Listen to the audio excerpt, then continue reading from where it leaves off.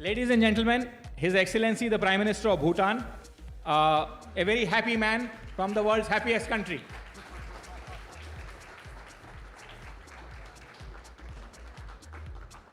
Grateful to have you, Prime Minister, and I thank you from the side of the millions of NDTV viewers.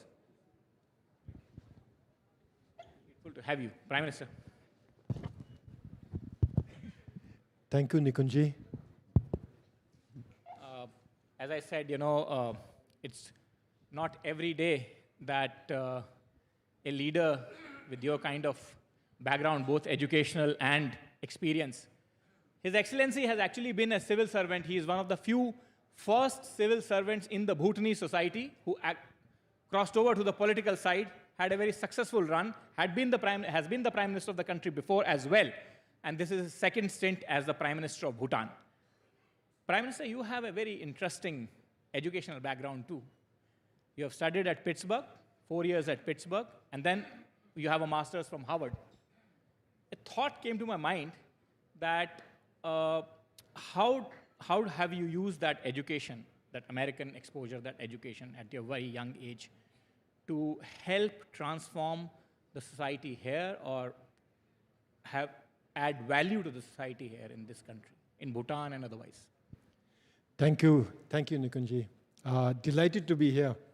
And I want to congratulate you and your entire NDTV team for putting together the World Summit. And congratulations on the inaugural summit. Who better than Prime Minister Modi to launch the summit? I am honored also and humbled, deeply humbled, to be included in your inaugural summit. I can see the summit grow from strength to strength. God knows the world needs NDTV and the World Summit. Thank you, Prime Minister. The question you asked about how did the University of Pittsburgh and then the University of Harvard, where I spent a year, how did they mold me to serve my country? Fair question. But the better question would be, how did India mold me to serve my country?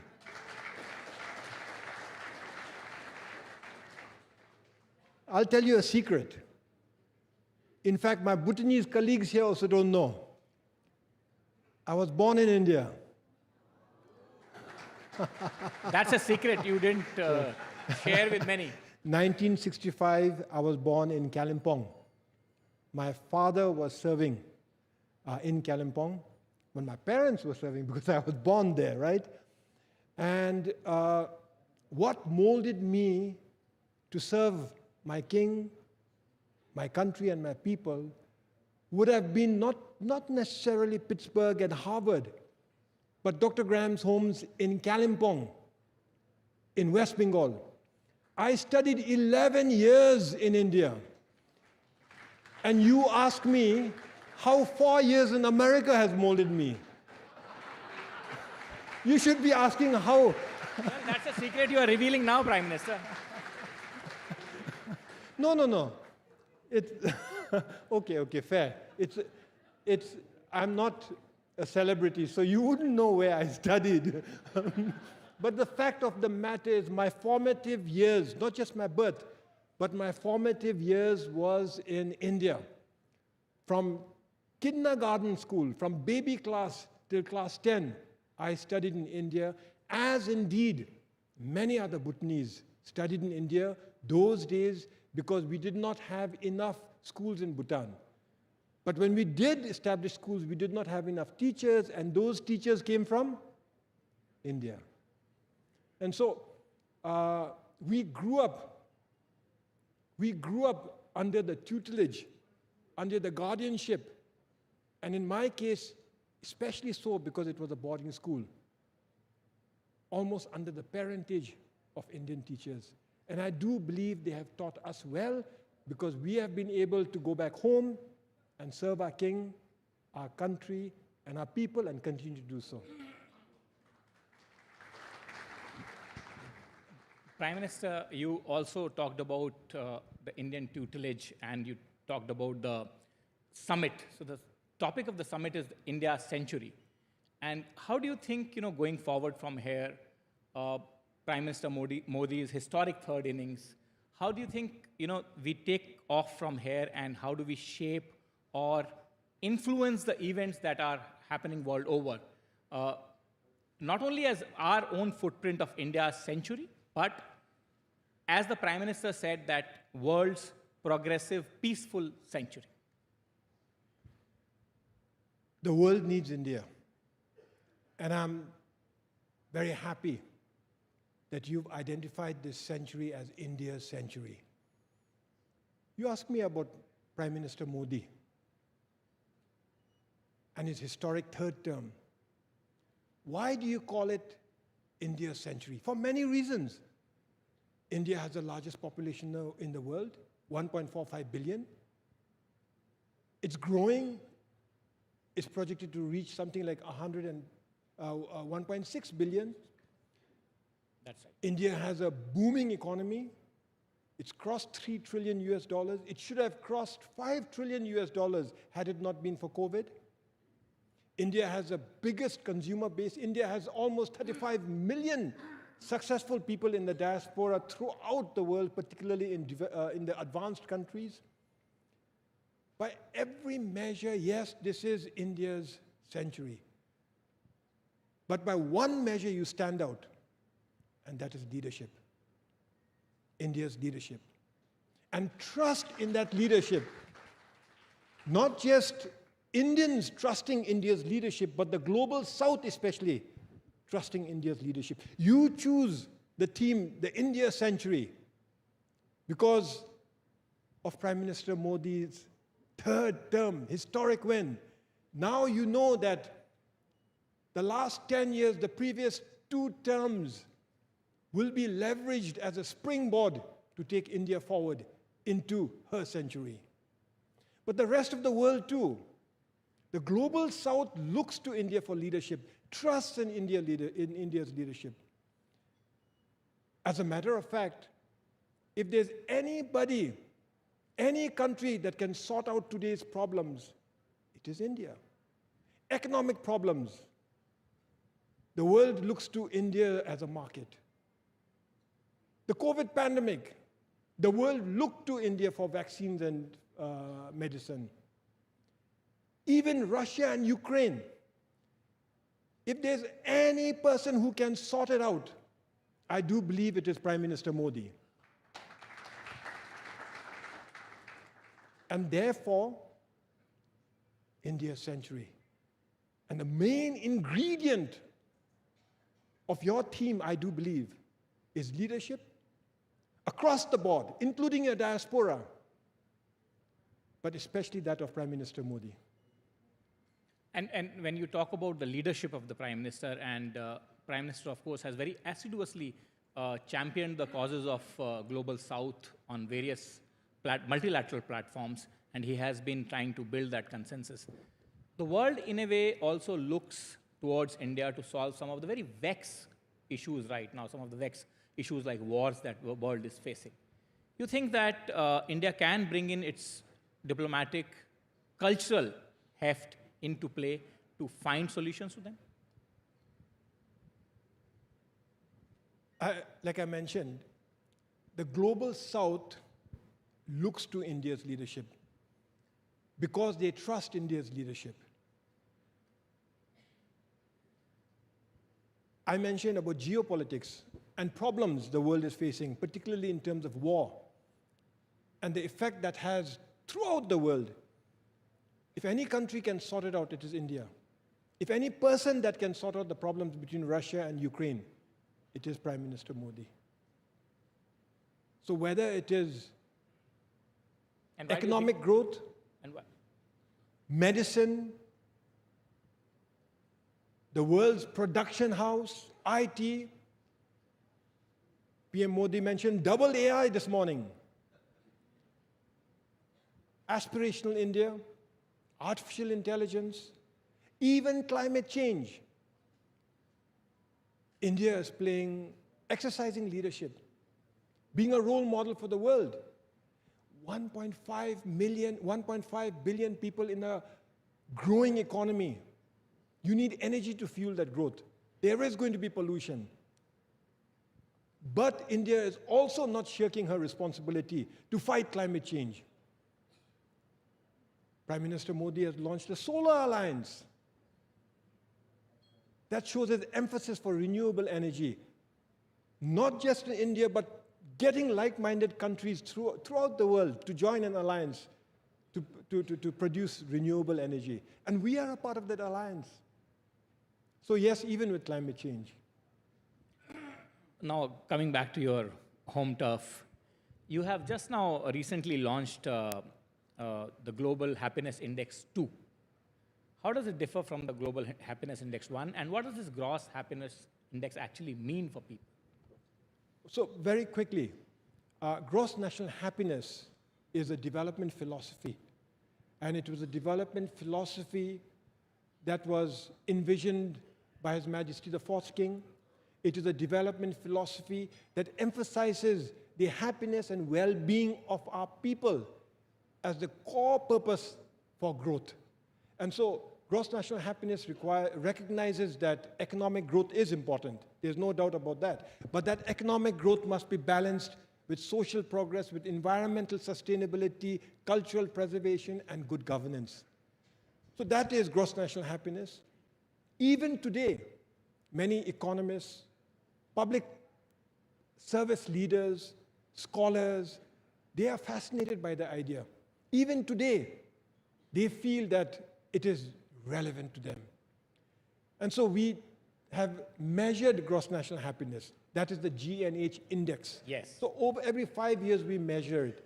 And the purpose is not to measure the happiness of the people. It is to measure the gross national happiness of the country. GNH situation of the country as measured by what people perceive, how people perceive it to be. So we have 9 domains that we measure. Health, education, living standard, environment, governance, then time use, psychological well-being, culture, community. These 9 domains are measured. They're divided into 33 variables, subdivided into 150 questions, and that questionnaire is rolled out in the survey every 5 years. You can imagine how difficult it is to collect the material, analyze the material, and then we come up with an index. For instance, 0.756. So every 5 years, that index has been increasing slightly, indicating that the gross national happiness of the country is increasing slightly. A good trend. But that does not mean that we are the happiest people in the world. You mentioned that something about me being happy, and yes, I am happy, and I'm happy to be here and among friends, and so you see me smile a lot, but we do have our challenges. And we are fortunate to have enlightened kings who have given us a balance between sustainable and equitable economic growth and everything else that matters in life. So what is GNH 2.0 you mentioned? Yes. So GNH is a development philosophy that we continue to implement. We strive to optimize the conditions of gross national happiness. GNH 2.0 is something that I thought of as taking GNH to the next level on 2 fronts. One is economic growth, and the other is urban living. And together, GNH 2.0 is basically an articulation, my description of His Majesty the King's royal vision, which is the Gelufu Mindfulness City. The Gelufu Mindfulness City. Yes, that's another issue that I wanted to talk to you about, the gainfulness, mindness, which the king has recently launched. Not an issue. You want to learn more about the Gelufu Mindfulness City, because I say not an issue because you will benefit from the Gelufu Mindfulness City as much as I will. The Gelufu Mindfulness City is a special administrative region which will have independence in government, in lawmaking, and judiciary independence. The Gelufu Mindfulness City is going to be a city. We call it a city, but it's going to be spread over 2,500 odd square kilometers. It has 2 protected areas, a national park and a wildlife sanctuary. It has rivers that can generate 4,000, 5,000 megawatts of renewable energy. It has forests, it has biological corridors, it's teeming with wildlife. It has paddy fields, it has an old little town. So that whole area is being developed and envisioned by His Majesty the King to provide for our next generation, to take gross national happiness to the next level, where people can live in harmony with other people from all over the world. But also, all these people will live in harmony with our nature and with our biodiversity. This is gross national happiness 2.0. I say it'll benefit you and all of India as much as it'll benefit me and all of Bhutan, because this city has been purposely placed on the border with India, along the border with India, Assam to be precise. I had reported to His Majesty the King almost a year ago, Your Majesty, why in Gelifu? It's beautiful. The land is pristine. It's a biological hotspot. There's potential for renewable energy. But why Gelifu? Why not in Thimphu? Why not in Paro? Why not in Pumtang? For those of you who have been to Bhutan, these places already have airports. Paro already has an international airport. Paro has the iconic Taksang, where tourists all over the world converge to visit. Paro has zongs and monasteries and culture and traditional way of life. It has everything. And His Majesty's answer was one word to me: India. Of course, I didn't understand it. And then His Majesty said, our future is linked with India. If we establish the special administrative zone anywhere else, it may succeed. It may find it challenging, we may find it challenging, but if we locate it along the border with India, the concept alone will drive its success, because our future is intrinsically linked with India. And then I understood that the Gelifu Mindfulness City is not about Bhutan. It is about India and Bhutan. India and Bhutan. And we have received the support of India's leadership, especially Prime Minister Modi. We received the support of Indian investors. A lot of them are interested. And of course, the Bhutanese, we are very excited to see this project to fruition.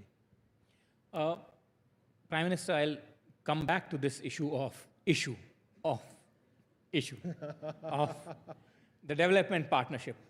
India, of course, and Bhutanese have always considered us as the largest, the biggest developmental partner. So one is this mindfulness city project that you have now said that it is linked to India intrinsically, as you describe it. What are the other key developmental areas where India and Bhutan are now working together to take this developmental partnership to the next level? What you call development partnership, I call friendship. We have many development partners, many countries, many multilateral agencies. We have one main friend. India has been with us. The mindfulness city is one area that we are already working very closely with India. I can see us working even more closely with India. But other areas are our 13th five-year plan. For the 13th five-year plan, the government of India is giving us an assistance package of 8,500 crore rupees. Extremely generous. Almost double that of what we received in the 12th five-year plan. This is going to finance much needed infrastructure. Roads, bridges, schools, hospitals, IT, and the like. In addition to that, the Indian government has rolled out an economic stimulus program.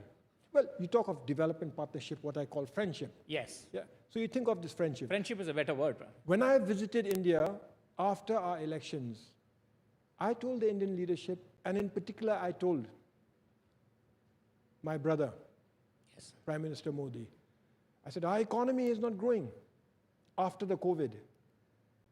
So we put together an economic stimulus program. And he said, how much? I said, our entire economic stimulus program is 1,500 crores. And he's given us the whole package. That's what friendship is about.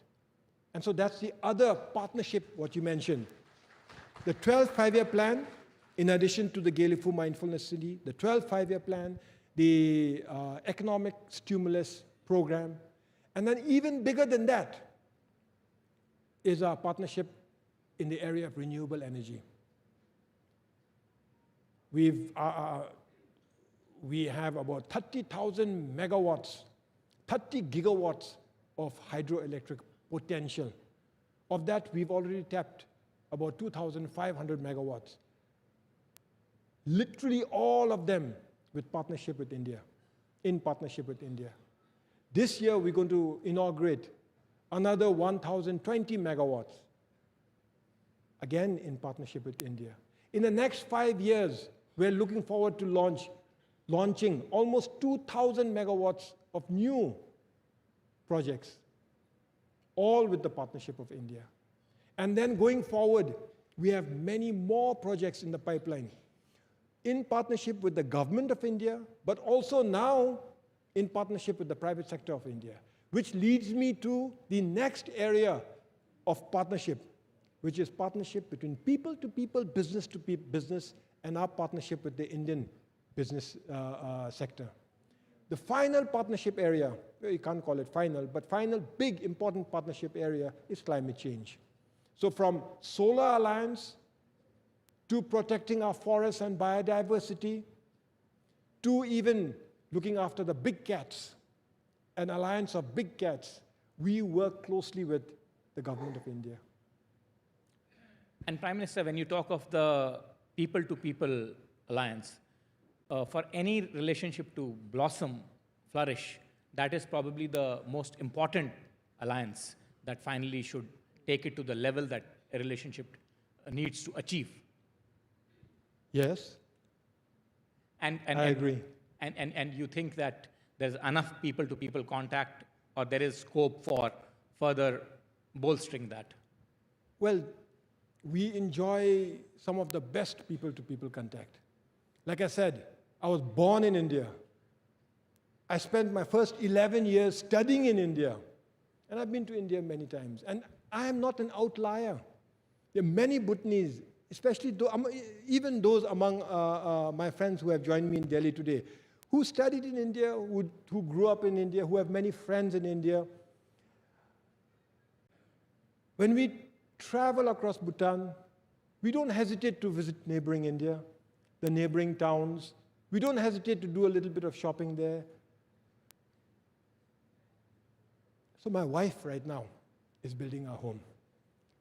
And she spends half her time in Siliguri, in West Bengal, because that's where she buys most of her stuff from. Shopping. Yes. Shopping. And truth be told, she does not really have to go there too often, because she telephones her friends in Siliguri, and her friends are the shopkeepers, and they send up the stuff.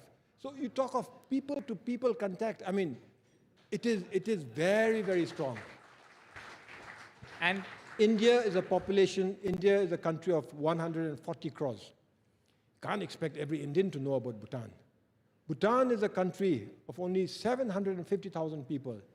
You rest assured, from the days of Lord Buddha, we were aware of India. And we reached out to India, those days for pilgrimage and spirituality. Today, we continue to go on many pilgrimages to India, but also now to see our economy grow.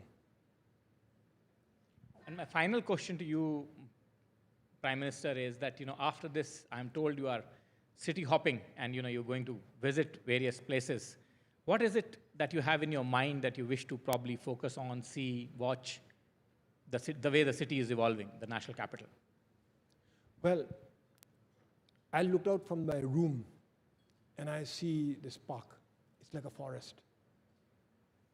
And every time I see it, I'm amazed that in one of the most congested cities of the world, so-called polluted cities of the world, you see a forest in the center of the city. And I can't get enough of this. The greenery, especially in New Delhi, I enjoy seeing this. But what you are referring to is my bus ride that I'm going to go on immediately after this. We are going to go on a bus that's driven by hydrogen fuel. And I'm really, really excited because this is the new, not just the new future, but the new India, to use renewable fuels to even drive transport. And not just to drive transport, but to be the world's leader in this cutting edge of technology. So I know that when I get on this bus, it's just going to be like any other bus. And therein lies the beauty of it. Because hydrogen fuel, not diesel, not petrol, not even electricity, is driving. Hydrogen is what's driving this bus. And the more ordinary it is, the more amazing I'm going to feel. What's its link to Bhutan? The less pollution there is in India, the less pollution we have to endure. Because most of our air, in fact all of it, comes through India, from the Indian subcontinent into Bhutan. And yes, we do bear the brunt of not just climate change, but also of pollution. And I am in a hurry to see India become an advanced nation. I am in a hurry for many reasons, not least of which is because you are my friends, but also because when you become advanced, automatically the air pollution is going to drop and we will enjoy even cleaner air. And so the bus ride is going to be highly symbolic for me on that front, but equally important, we hope to be able to manufacture green, renewable hydrogen for India using our hydropower energy, using green electricity from our hydropower. So no matter how you look at it, this may be India's century, but you can't avoid us. We are in it together. We are in this ride together. Thank you very much, Your Excellency. Thank you very much for sparing the time. And again, thanks a lot from the millions of NDTV viewers. Thank you. Thank you very much. Thank you, thank you. Thank you, everybody. Thank you.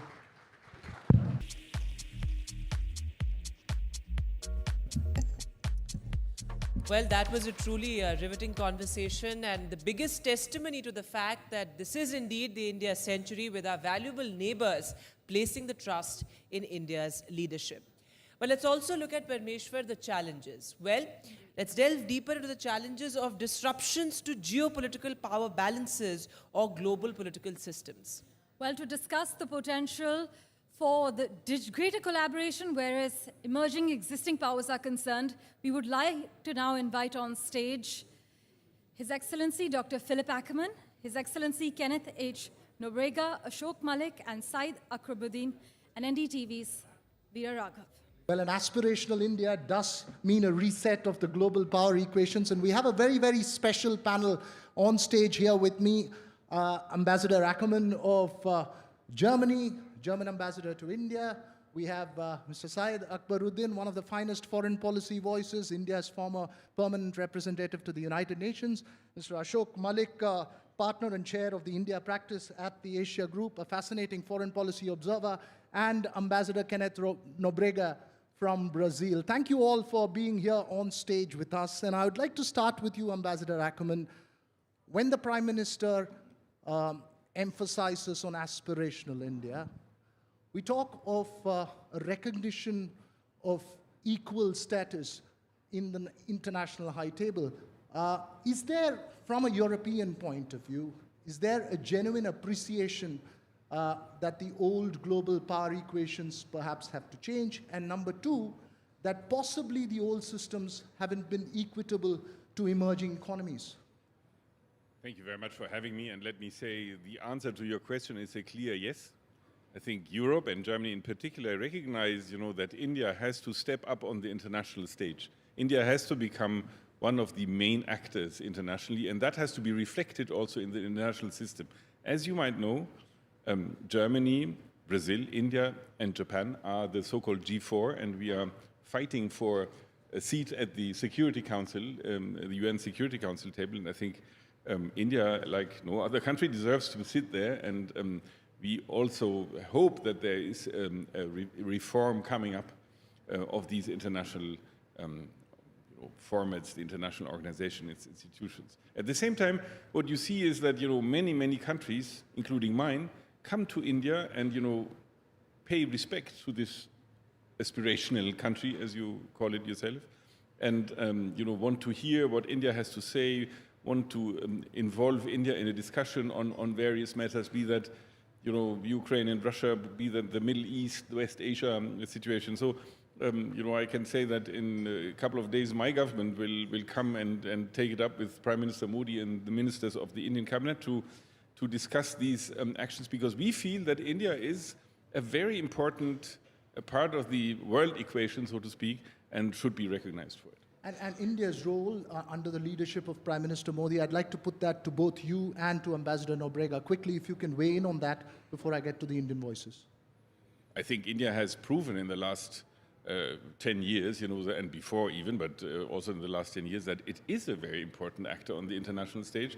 And, I just want to highlight the G20 presidency, where India has, excelled and has shown what weight it has on the international stage. Without India, the declaration of the G20 would not have been possible. It was a very, very difficult moment, very, very difficult environment with Russia and the West, and India somehow succeeded in getting a very satisfactory result. And I think that shows how strong the weight of India is.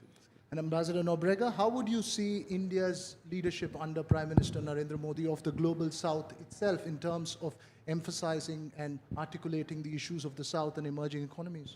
I think the vision of Prime Minister Modi regarding leadership of the Global South, and Brazil is ready to always to be the traditional partner of India in building bridges between the Global South and West.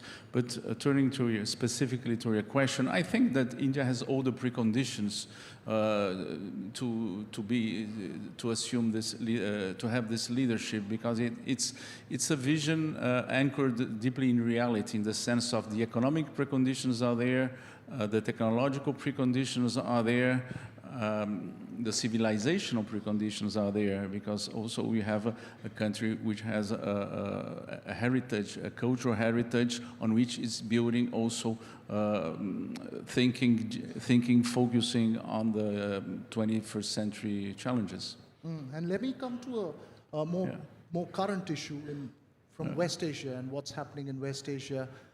What would be the consequences to the global power equations on that, Mr. Akbaruddin, if you can weigh in on that? Yeah. Well, West Asia is an order-defining moment for the present order because it is an issue which started off a non-state actor taking on a state actor. And so it shows that non-state actors have grown. While we have focused on state actors, non-state actors have now the capacity to attack state actors in a manner that we never envisaged previously, before the 21st century. Having said that, it is at the crossroads of history. It's an issue which has not been resolved for 70 plus years, and let's acknowledge that. Having said that, what is different today is that the fault lines in West Asia have changed. We all grew up thinking that the fault line was between Arabs and Israelis on Palestine. Today, the fault line has changed. It's now between Iran and Israel. It's a different fault line. It's a fault line which is going to have tremendous repercussions, not only for the region, but beyond that. So it is something that we all need to watch for. They say sometimes for decades nothing happens, and then in days decades happen. These are those times.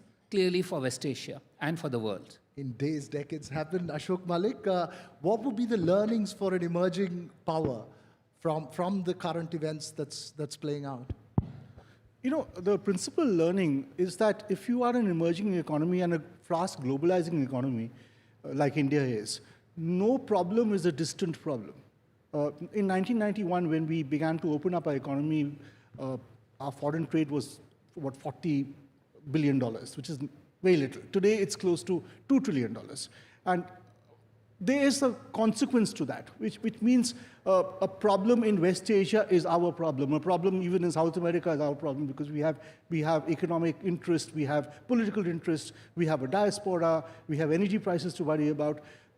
India has been watching the events in the Middle East or West Asia since October last year very carefully. It began with an outrageous terrorist attack.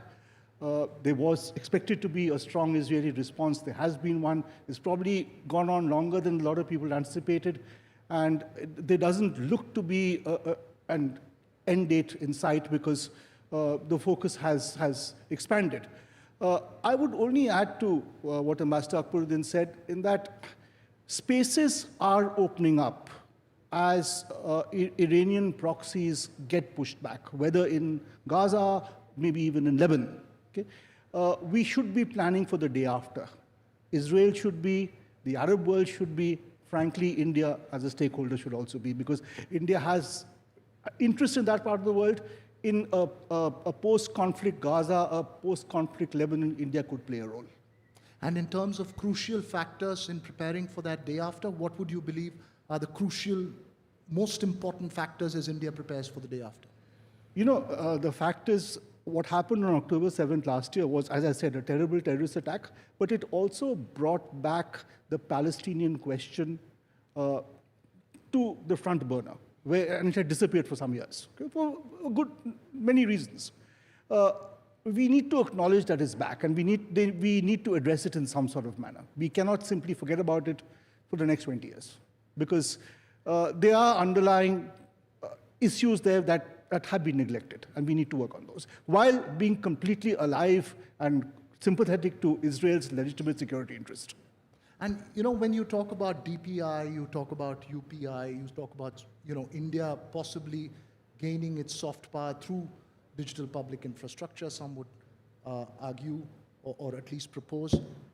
As we move forward, what would be the crucial challenges in dealing with the existing political system in terms of, if there is a reset? This morning you had Lord David Cameron also agreeing that there has to be a reset. But is that just on paper? Or do you sense that there is a genuine in-spirit acceptance that there needs to be a reset of the global order? Yeah, so I don't think there's a doubt that there needs to be a reset of the existing order. The challenge actually is how to reset it, not that it should be reset.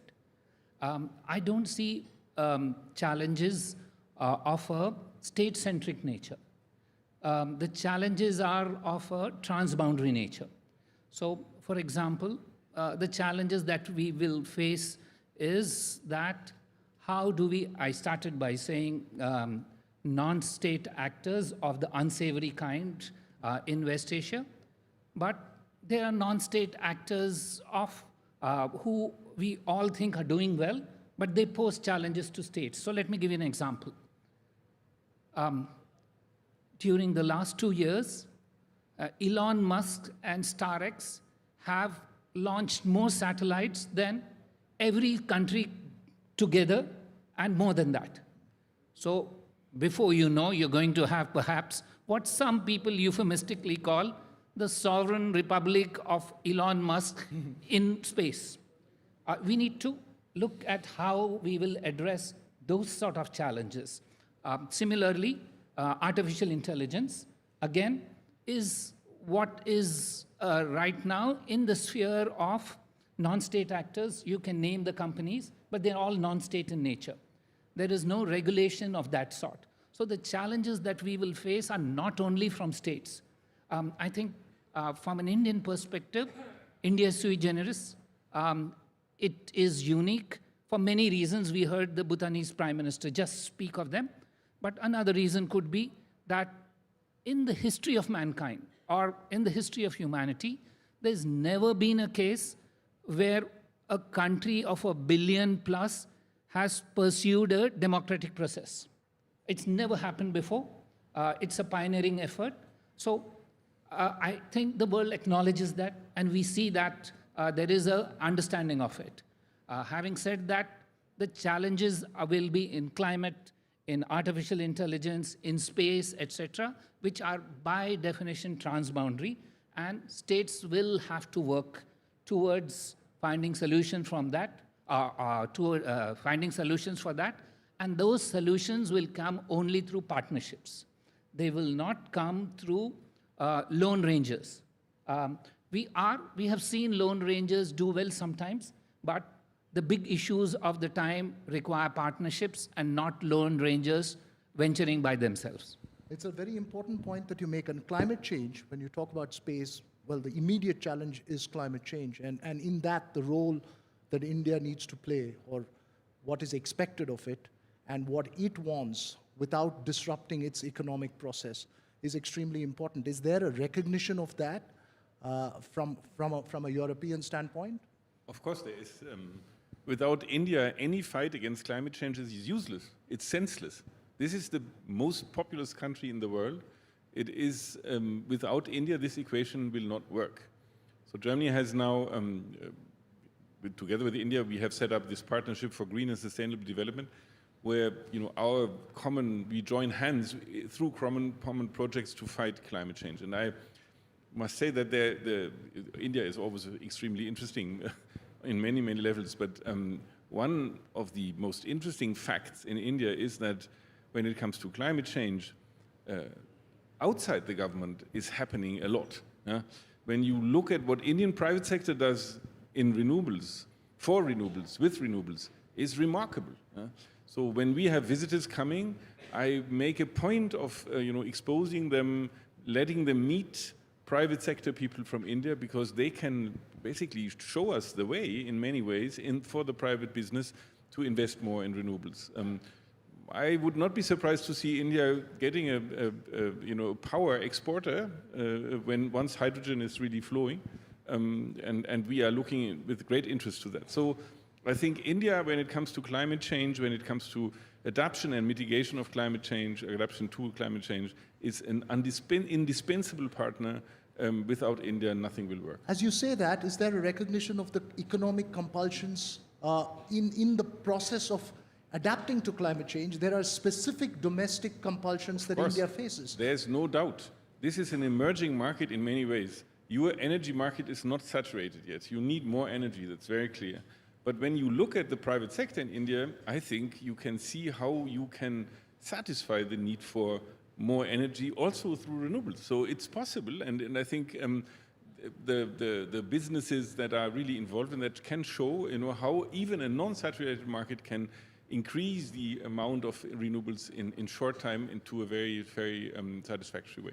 Ambassador Nobrega, in terms of country-specific compulsions as you adapt to newer systems to protect from climate change, is there a recognition of the country-specific issues that perhaps Brazil faces at the international high table, or is it a one-size-fits-all solution that's often offered?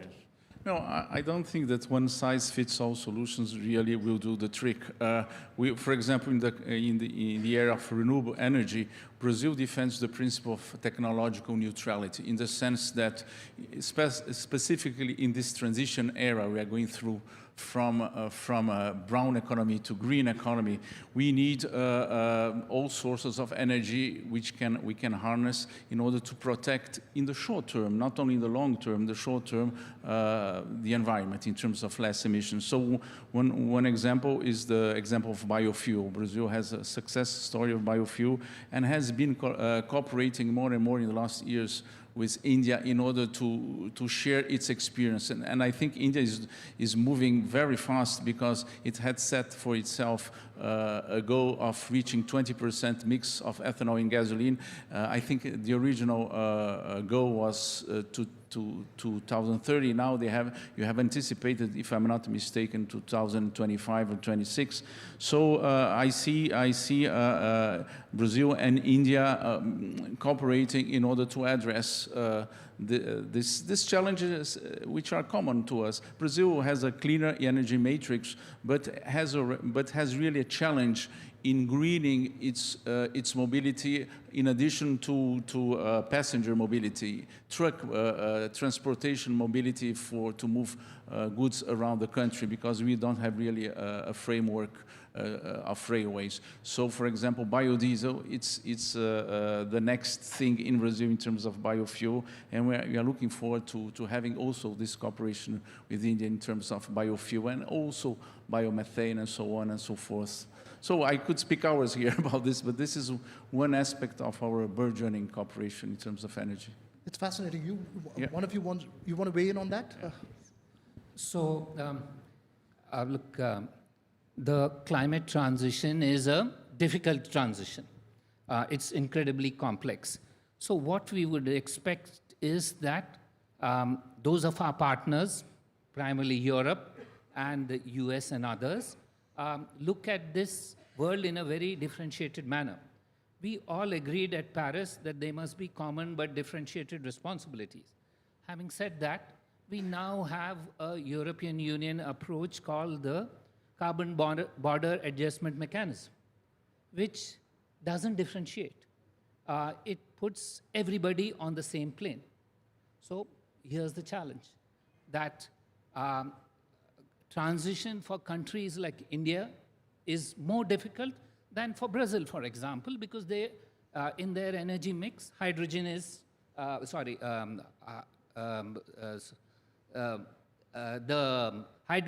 don't use as many hydrocarbons as us.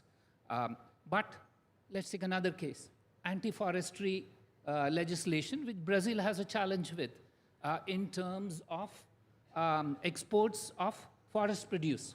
There are other countries in the global south, if I may say, who have challenges. Indonesia, for example. If you say geotagging is essential to export forest produces to Europe, Indonesia says, well, this is against our national legislation. So here you have what we would expect is, if these are common challenges, we need to work together in a differentiated manner, understanding each other rather than working in a unilateral manner. So I would request our partners who understand us better, who have transitioned much faster than us, to be more understanding of the needs of developing countries in general. Nuanced point that you're making there. As we talk about that unilateral approach that you just mentioned, Ashok Malik, I want to come to a bit of contentious issues as well. For instance, the India-Canada standoff that one has seen. What's perhaps the lesson for an emerging power? I mean, even when it comes to dealing with Russia, India needs to tread her path in international diplomacy. How delicate is it, and is the path getting more and more delicate, or is it getting clearer for India? No, look, India works with a variety of partners and talks behind closed doors and has very sober conversations with a number of partners. If you look at working with Russia, for instance, the fact that India bought crude oil from Russia, refined it, sent it back into the world, into European countries, to the UK, to the US, and helped soften global energy markets is something which is well recognized. And which was done with the conjunction and understanding of a number of European and of course the US government. I mean, the think tanks and the commentators may not have understood it, but the governments did. So these conversations are had behind closed doors by diplomats, by ministers in a sober manner. If the Prime Minister of Canada has certain problems with alleged actions from India or by people who live in India or originate in India, he has a right to those concerns. But there is a manner in which they have to be put forward. If there has been a murder on his soil, It needs to be investigated. When does a murder merit a prime ministerial press conference? There's a process of doing it. If he's pushed it to that level, he will face a response which is commensurate. That is unfortunate. I mean, other countries which have had similar concerns have raised these issues in a sober manner. So, Ambassador Ackerman, how does that view resonate with you? I think it is a very complicated issue between countries that are very close to each other. You should not forget, I mean, Canada and India have a long standing relation, and there is a lot of Indian people or people of Indian origin living in Canada. So it's a very unfortunate development, I would say, and I trust that, this, I'm not privileged to any additional knowledge of this, but I trust that there will be a way, that the two countries find again to a sort of more constructive, and I'm sure that they will happen at one stage. Ambassador Nobrega, this morning the Prime Minister, one of the message from the key message from the Prime Minister's speech was to be treated as equals. Sorry? To be treated as equals in the international fora. That was the emphasis, saying the days during Industrial Revolution, India lost out because it was occupied at that time. And now, of course, this is India's century. How does that view resonate in a country like Brazil? I think in our domestic discussion, domestic debate regarding the position of Brazil in the world, I think this issue also comes up. Now, we need to be recognized that we have a rightful place in the international context, which is commensurate to our potential and to our population, to our contribution to civilization, so to speak. So I think you have also this debate in Brazil.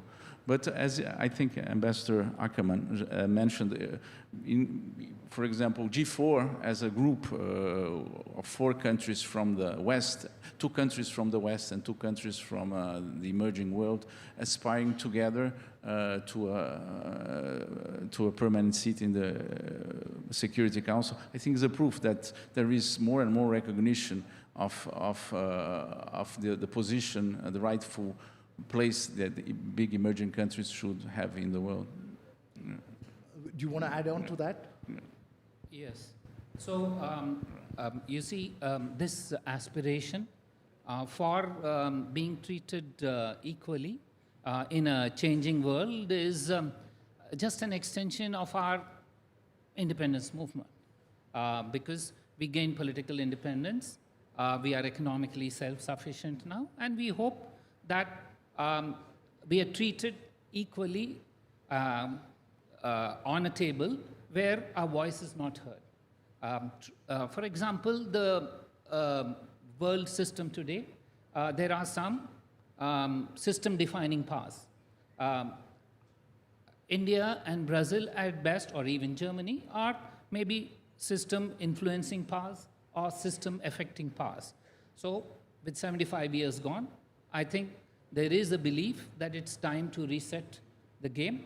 Having said that, and having worked on this reform with G4, etc., for several years, I consider myself from a generation of diplomats who have the lost generation. I started following this issue in 1990s, and I retired, and it was still on the table because we're doing business as usual. Business as usual will not lead to where it is.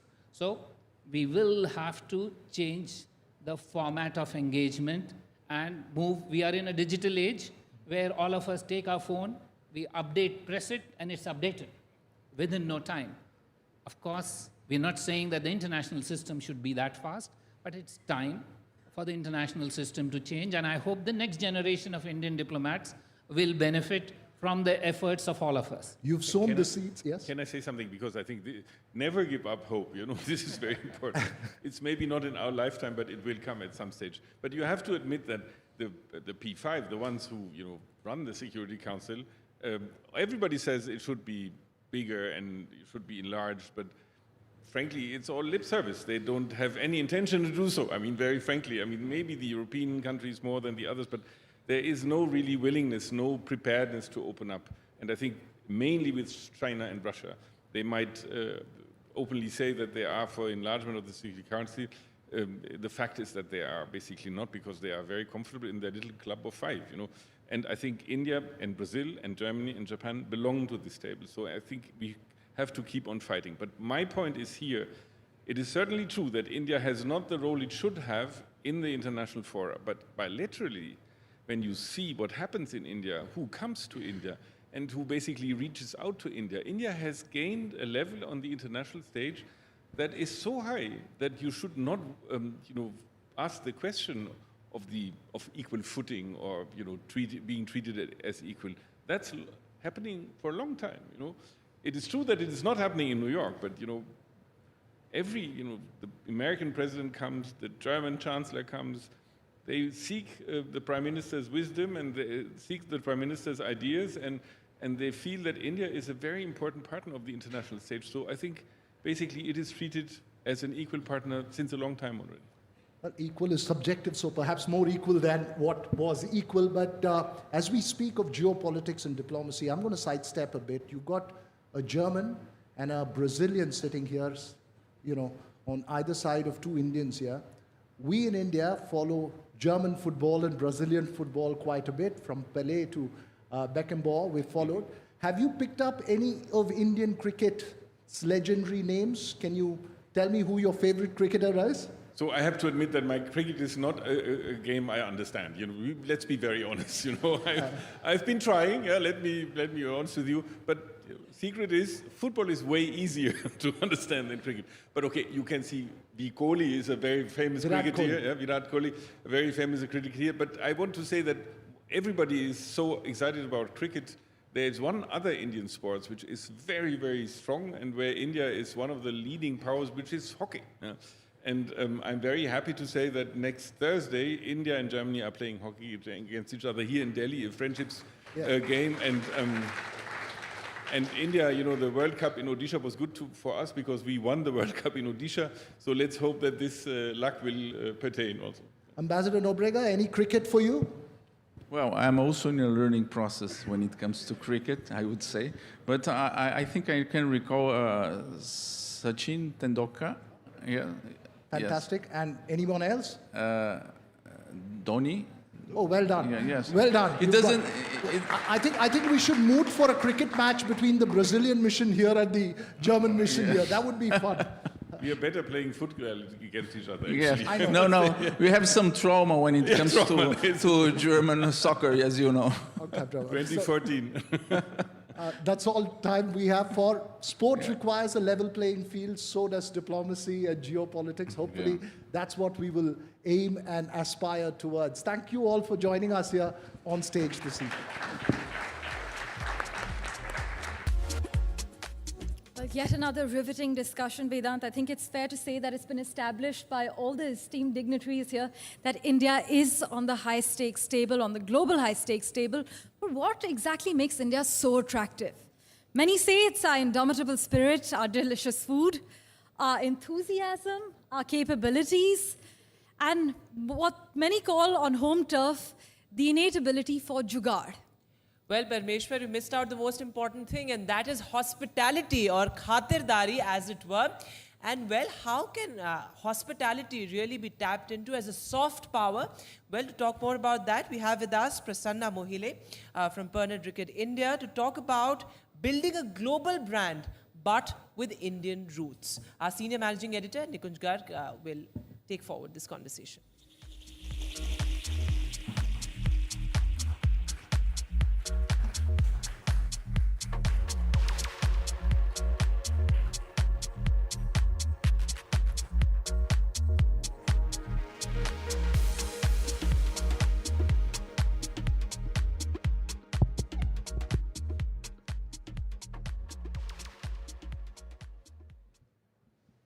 Ladies and gentlemen, I am now joined by a man who actually spreads happiness.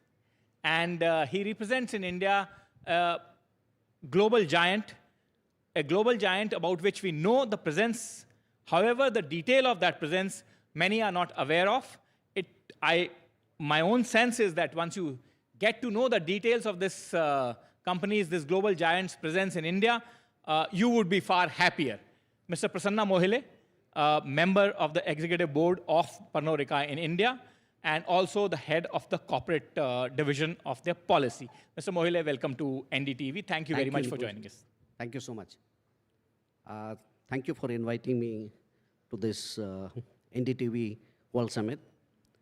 Congratulations, Nikunj, for the NDTV World Channel, which was launched today and which we witnessed.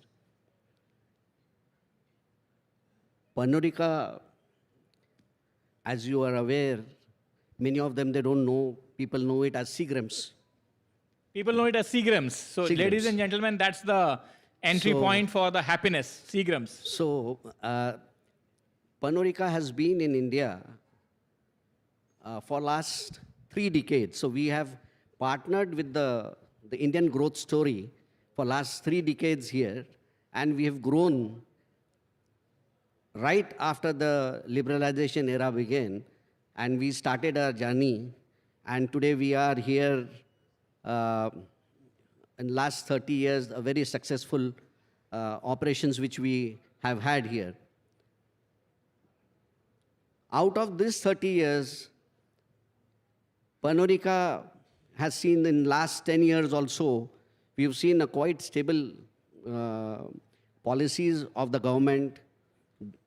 There was a stability there in the economic policies. Mr. Mohile, you actually are saying that you have been in the country for last 3 decades. Yes, we were there since last 3 decades. And what all has been your footprint, your activities in all these 3 decades that you have been in India? So we started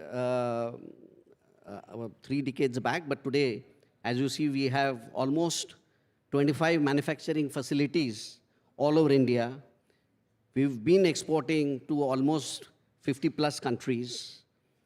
And we also have plans to invest further in this country, looking at the way the economy of this country is growing up. And let me also tell you that for Pernod Ricard, India is the 2nd largest market after US. Second largest market in the world that world, yes. And you were talking about the policy framework that you have seen in last 1 decade that have helped your company expand, and what kind of future plans that you have. So in last 1 decade, we've seen quite stable policies by the government of India and the various states. And we've seen the economy growing there. And as I say that Pernod Ricard has also grown with that. And that is what prompted us basically to invest further and expand further in India. Pernod always had a very, being a foreign multinational, always had a very global approach that we've been blending with the global spirit with the Indian preferences there for the consumers here, giving them that premiumization experience. And you talk about the global brand and the local experience or the local flavor to it. Tell me something, that one of the big challenge today for any industry or any product that is related to natural wealth is sustainability. Sustainability going forward is the big theme. What is the investment that your company is doing in terms of making your products more sustainable and less drawing from the natural wealth? So, Nikunj, basically sustainability is in the core of our operations, our values.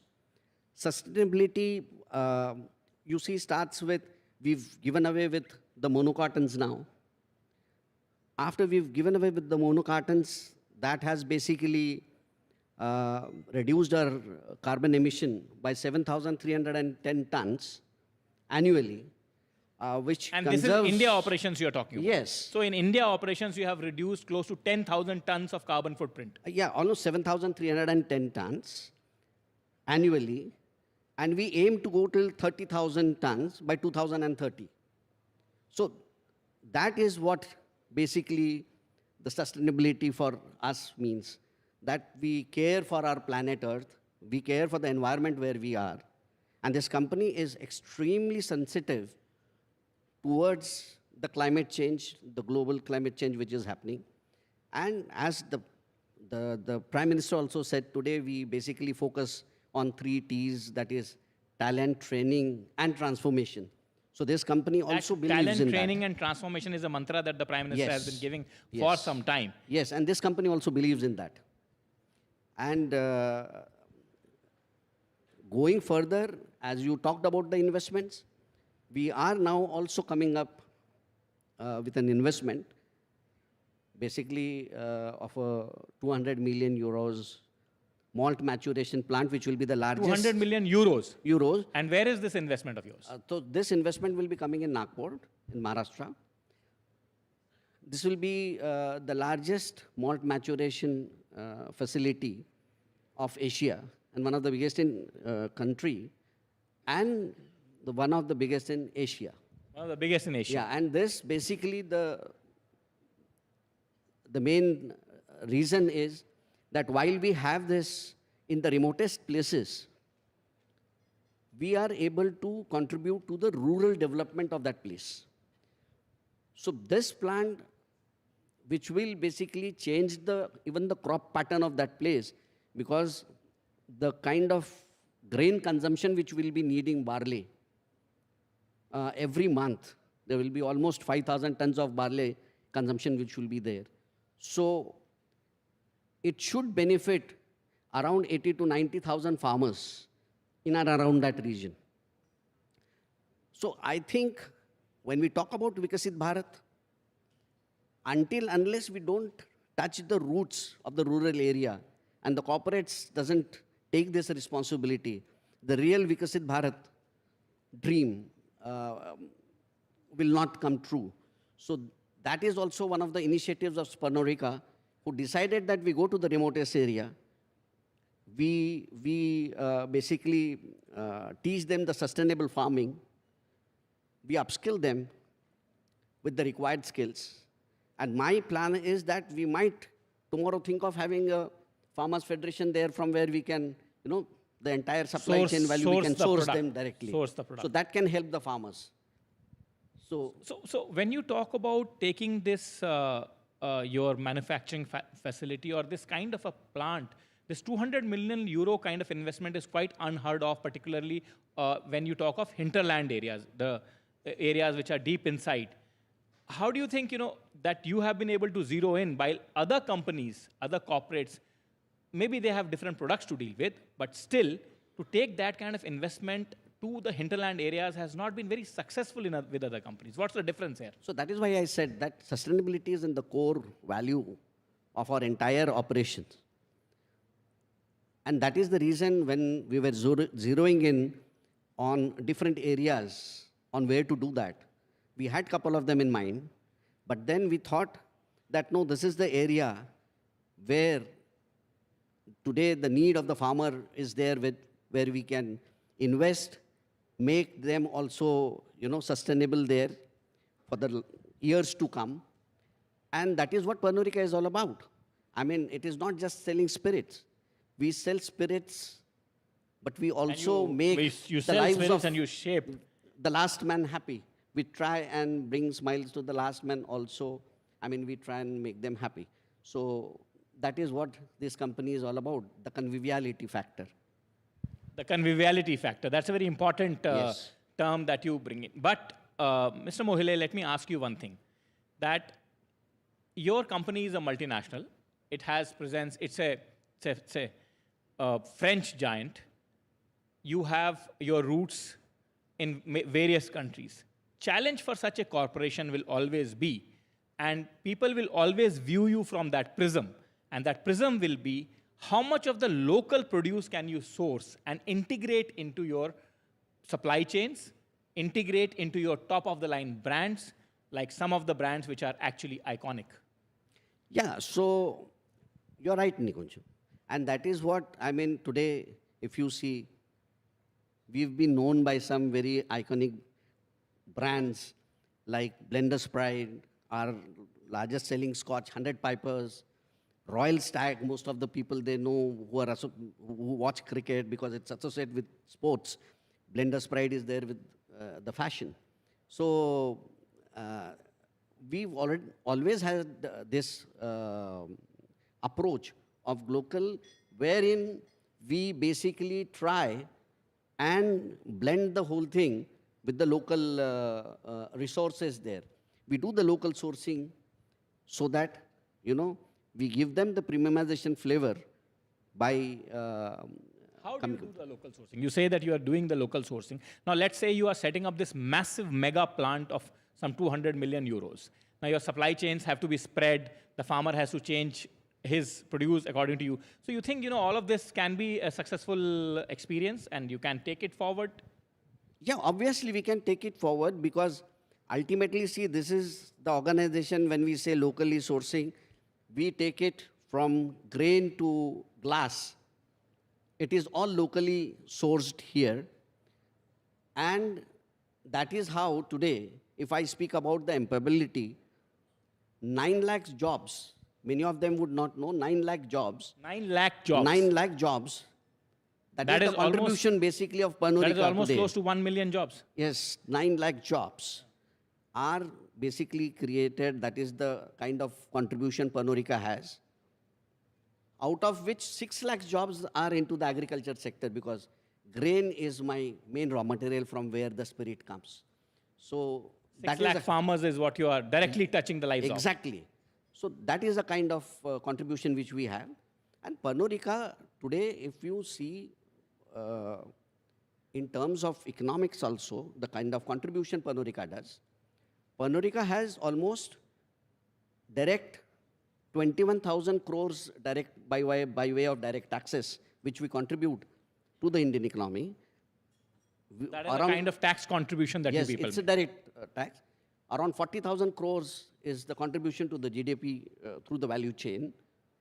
So we have a very sizable contribution to the Indian economy there, and we are growing. We believe today in the economic policies of this government, and that is why we are going ahead with all our expansions and investment plans here in the country. And that is how today India has become the second largest market after US. On our theme, India Century, you make a very important point that we believe in the policies that are being enacted in this country right now, the way the country is being run. And that is why you have your massive investment plan. Before I let you go, Mr. Prasanna Mohile, let me ask you one more question. And that is that many in your industry and many neutral observers have spoken about giving a sort of a structured industry status like FMCG or like IT-enabled services, etc., to Alcobev industry. What do you think, are the challenges in it, and how do you think the industry itself can benefit and then in turn benefit the country's economy? Good question, Nikunj. I mean, we were also figuring this out, that even after contributing so much, our only small request always has been that if we come into the mainstream sector, then probably, there will be more investments and more employability in this particular sector. And we can also leverage whatever the government programs are, government schemes are. So I think if we need this kind of a little status there as an industry tomorrow, so that we also get the benefits like what others get. So that is where you can probably leverage the various government schemes, where various government incentives, and probably catapult yourself to at a place where you are on the front rows of industry segments. Absolutely, absolutely. Thank you very much, Mr. Prasanna Mohile. Thank you very much for joining and joining the NDTV. Thank you so much. Thank you for having me here. And thank you. Keep spreading the happiness. Thank you. As my name goes, we'll definitely spread happiness all across. Thank you very much. Thank you.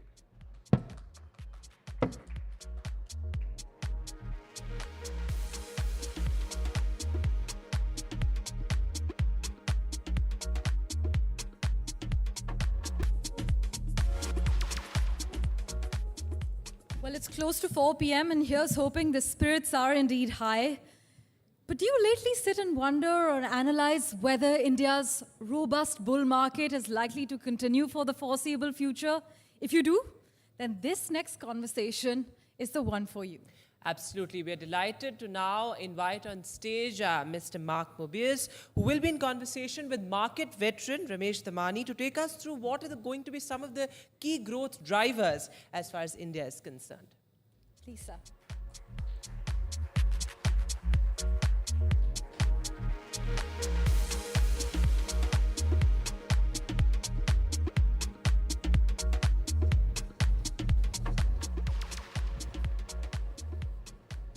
Good afternoon, guys.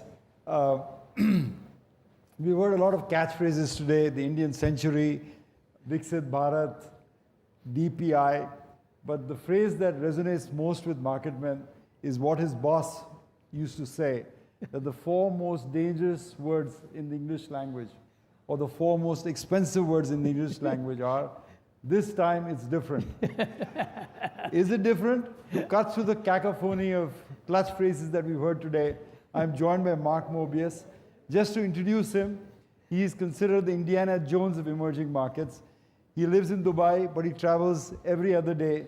He's written 12 books, and he's considered now the father of emerging markets. Mark, welcome, and thank you for the chat. Thank you. Nice being with you. Mark, I talked about Sir John Templeton.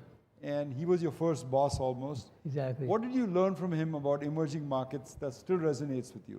Well, the first and foremost thing is that he was a global investor. You know, he said, look, if you want to find the best bargains in the world, of course, he was a bargain hunter, the best thing to do is look globally, not only look in the US.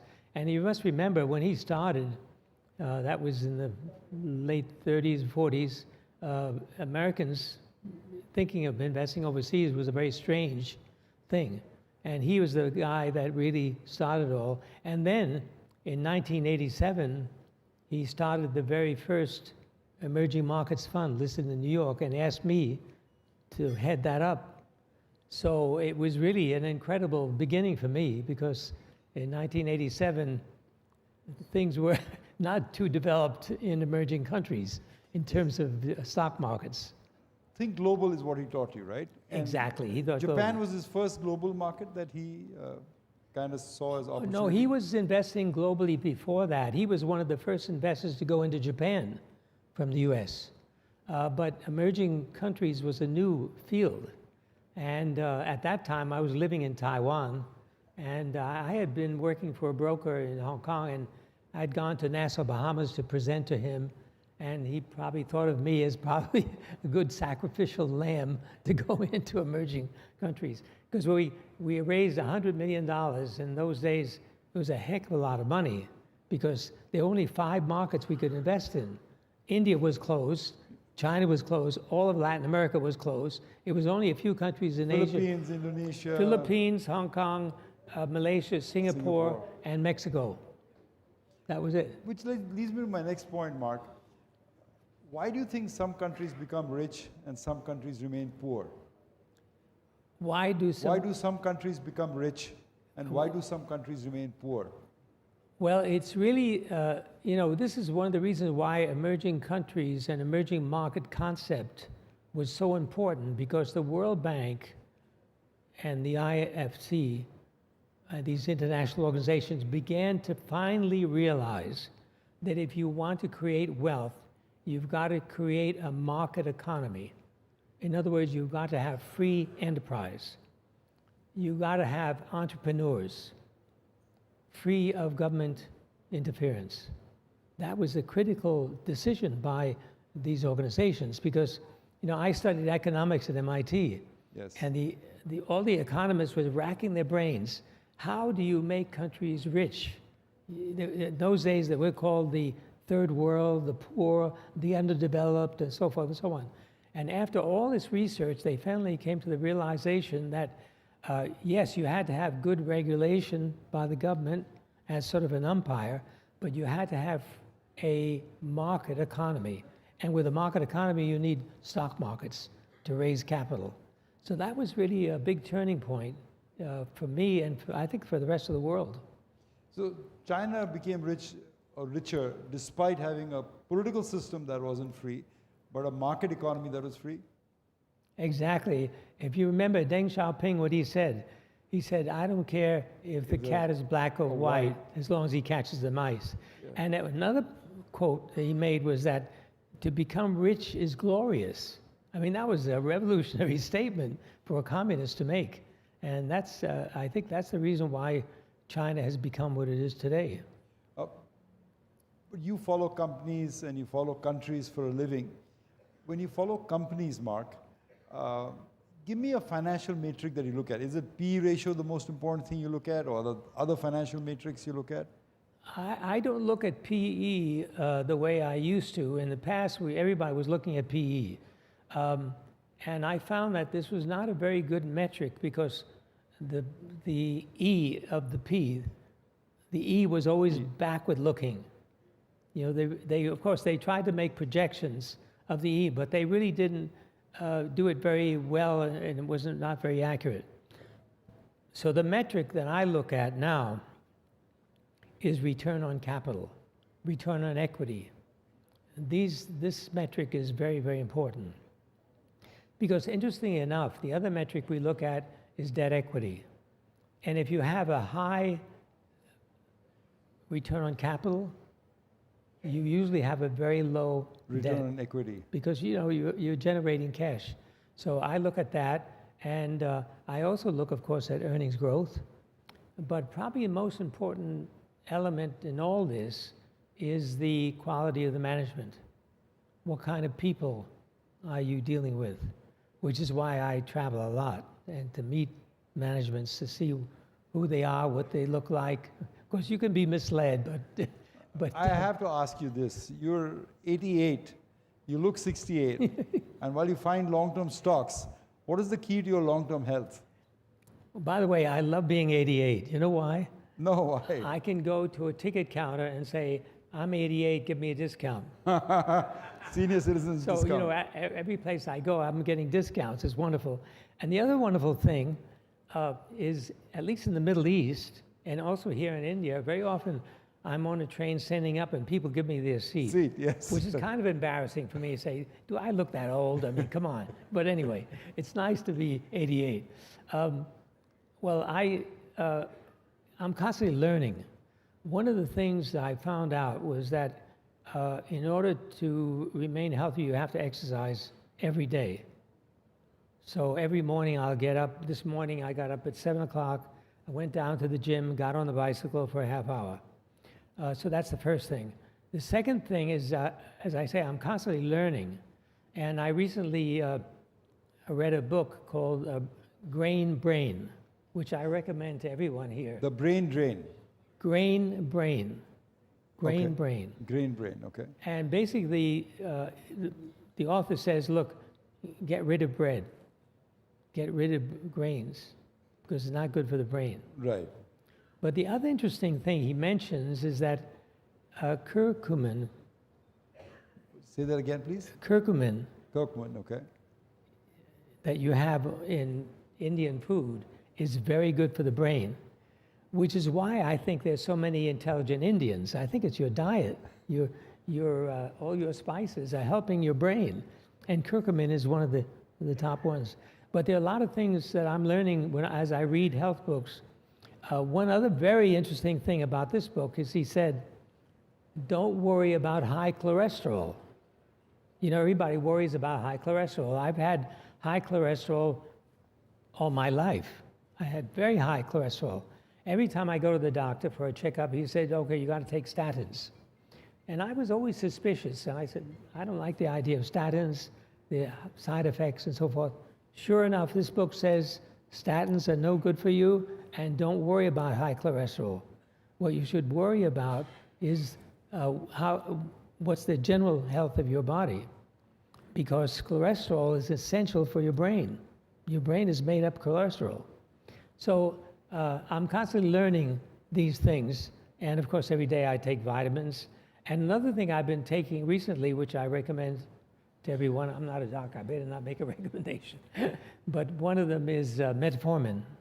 For diabetes. Metformin, because I've met a few doctors who treat diabetes patients, and they said that they found out that the patients taking metformin live longer. And you're proof of that. No, but I don't know whether that's the effect, but that's helping. But you talked about long-term longevity. But for the last 10 years, the Dow and the S&P 500 have outperformed emerging markets. So is emerging markets still a place to be? Actually, if you look closely, you'll find that India has outperformed the US market, has, S&P. And recently, with the resurgence of China, the emerging market, MSCI emerging market index is outperforming the US market. So the problem with emerging countries or emerging markets is that they're so varied. You lump them into one big pot, and of course the outliers tend to drag down the rest. And you've seen that in the case of China recently. But the bottom line is that emerging countries are still, on average, growing at double the rate of the developed countries. Now, if a country is growing at double the rate of another country, that stock market is going to do better over the long term. Mark, though, in your experience, do you feel there's a relationship between GDP growth and the stock market? Do they always move in the same direction? They won't move in the same direction, but the general trajectory will be that way. If you have a high growth country, you're going to get high growth companies and therefore high growth market. But can it be priced in at some point? Can the valuations, can the market GDP growth continue, say like in China, but the market not perform? Well, you must remember, in the case of China, the GDP has gone down. They've had a big downturn in the market, and of course in the GDP, and that's been reflected in the stock market as well. But one other important point, and by the way, our previous speaker made a very interesting, shocking comment. He said that the second largest market in the world for them, Bernard Richard, is India. Now think about that. Now here's a company that's not listed in India, I don't think, is it? French. It's listed in maybe the US or Europe. So what we're doing now is thinking, let's not just focus on emerging market stock markets. Let's look at the US market. Let's look at the European market, because a lot of these companies are making money in emerging countries. You know, it's very, Warren Buffett was asked the same question in '87, the year you started, and he said, my exposure to emerging markets is through Coke. Yeah, because exactly. Coke sells in 100 countries of the world. Exactly. Let me bring you back to India since you started on the topic. It's been the third term of Prime Minister Modi's government. The stock market is saluting him. What are the reforms that you think he got right? What he got right was trying to be all-encompassing to all the people of India through digitization. The first thing is digitization. That, I think, was a revolutionary idea and concept that included everybody. He was inclusive, and it accelerated what was happening in the market. I never forget, it was 5 years ago, when they were starting the program with the card, the magnetic card. I went into this little village. There were no roads. You know, the houses, you know, a very poor village. They were doing the ID. The Aadhaar ID. They were taking the eye picture, and of course, some people didn't have fingerprints.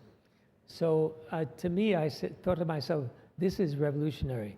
Because after these people got their card, they went around the corner to a representative of the bank and opened a bank account. Bank account. And now you can transfer money seamlessly. Exactly. UPI payment. Exactly. This is revolutionary. Digital infrastructure, of course, everyone has complimented India head and shoulders thanks to Modi's leadership. What other things did he get right? I think the other thing he did right was to open up more and more because I always think of India as the United States of India, because they're different states. Different states. I mean, it's mind-boggling when you think about it. Here, you're one nation, but you're all speaking different languages. And it's not only spoken languages, written languages are different. So what did he do? The first thing he did was unify the tax system, the cross-border taxes. GST. this is an incredible Incredible accomplishment. change, yes. This is something that, probably would have taken a century to Politically accomplish. impossible to do, and yet that went That through he did Parliament. that. It's an amazing accomplishment. So that set the stage for more communication between the states. I remember one time we were driving from one state, it was in the south, I can't remember what state it was. We were going from one state to another, and we stopped. The car stopped. I said, wait, what's happening? He said, we have to get permission to cross. Right, even for tourist car, rental this car, is buses. So, what he's done is begun the unification of a country, which is quite remarkable. But at the same time, what is really remarkable, I think, which is a great strength of India, is the incredible diversity. The fact that you have these different cultures, different languages, which results in incredible creativity. You must remember, at the end of the day, future is with creative people who are creative. The intellectually property owners. That's what's going to create wealth going forward. Mark, you've publicly said that you're very bullish on the Indian real estate sector, the Indian semiconductor sector. What's the case there?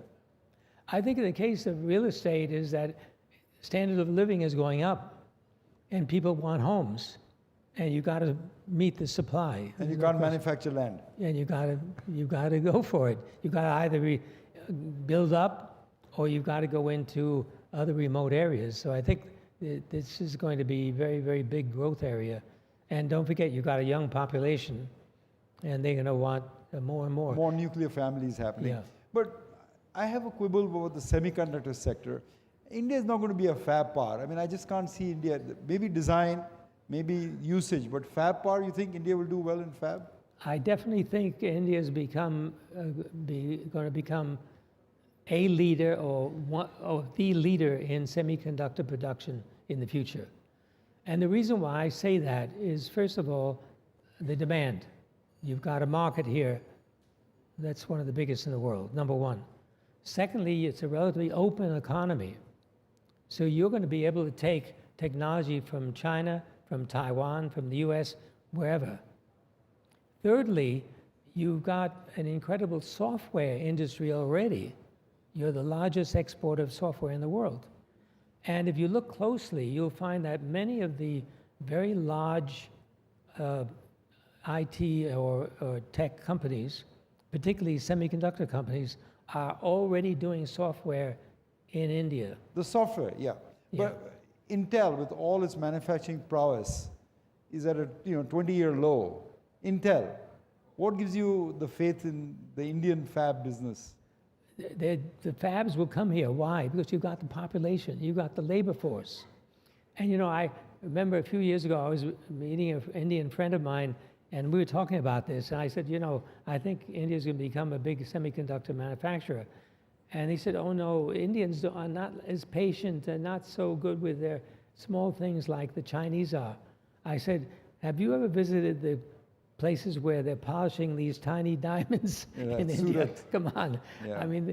They'll be able to do a very good job here, no question about it. But it requires huge amounts of capital. Capital, power, clean water. That's going to be coming. That's good.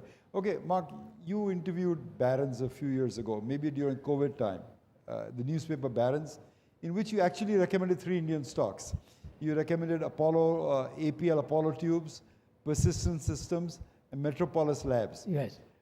What do you think of the 3 now? Would you still buy them, or are there any new ideas, particular stocks you care to share with us? I would still hold them, but I would look at some of the other companies that are coming up that are looking very good. It's really interesting when we do a scan, we do a global scan using the criteria I mentioned. Return on capital, return on equity. India, China, then the US.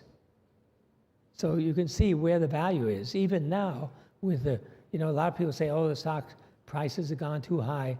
And I say, yeah, you're looking at it in terms of PE, but you're not looking at it in terms of growth.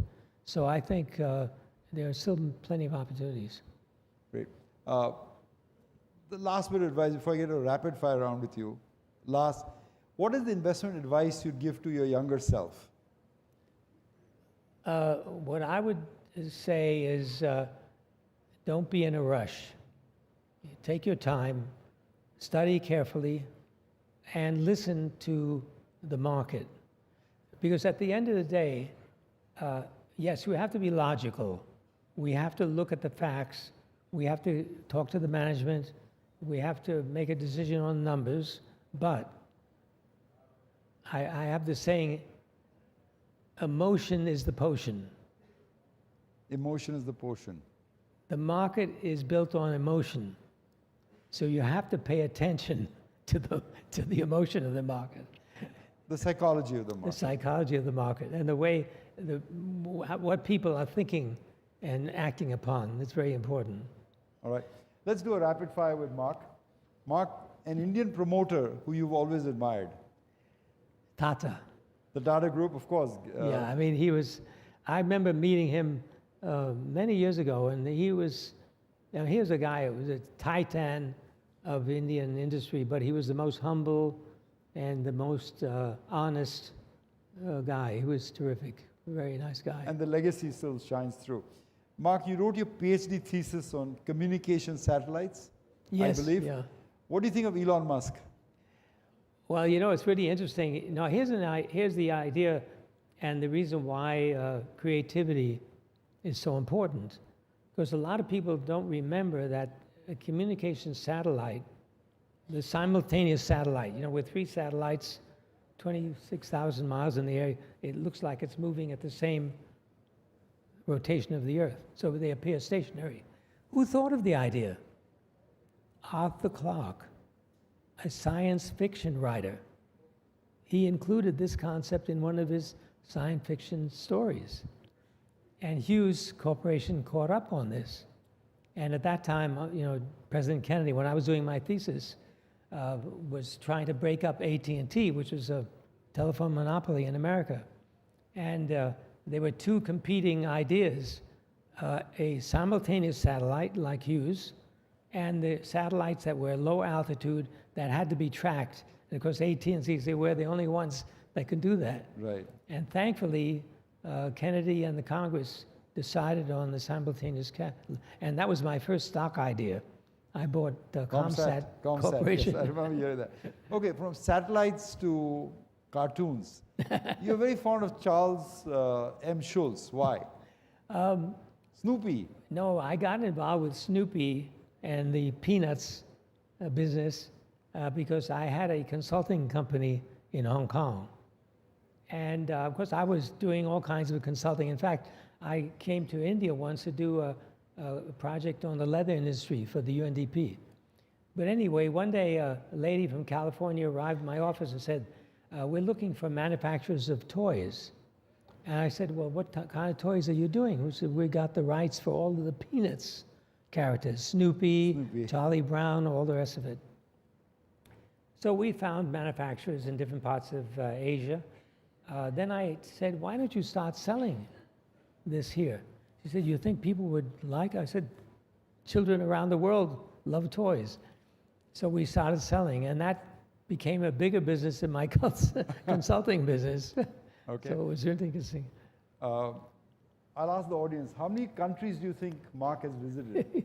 Shout it out. One more, not more than 74. Actually, it's been 112 countries, right, Mark, the last time I checked? Your favorite city in the whole world? You've been to 112 countries. Which is your favorite city? Favorite city? I like so many cities. Every city I'm in, I like. I like New Delhi when there's no fog. And Dubai, because you're settled in Dubai.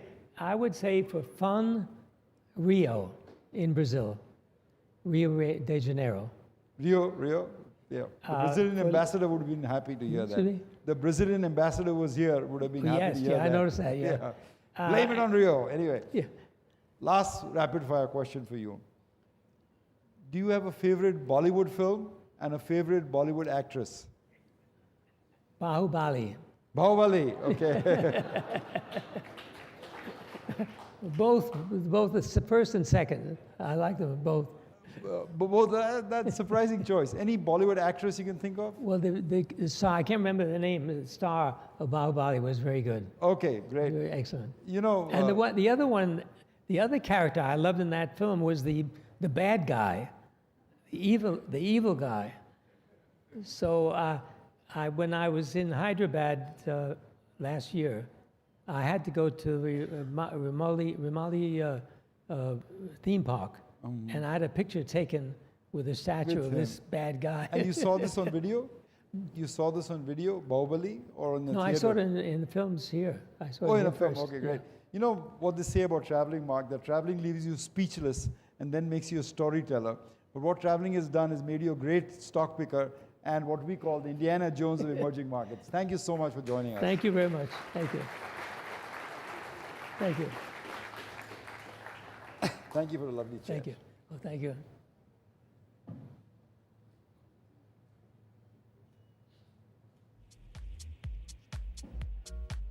Thank you.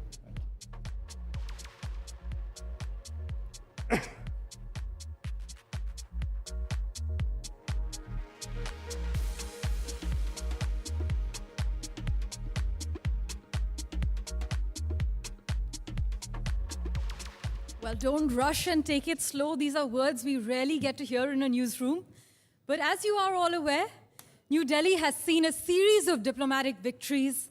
And as our External Affairs Minister has said before, where we have to take a stand, we do not hesitate, we do not come under pressure, and at the same time, there is a constant assertion of our relevance. Well, for External Affairs Minister Dr. S. Jaishankar, foreign policy is defined by a single two-word mantra, India first.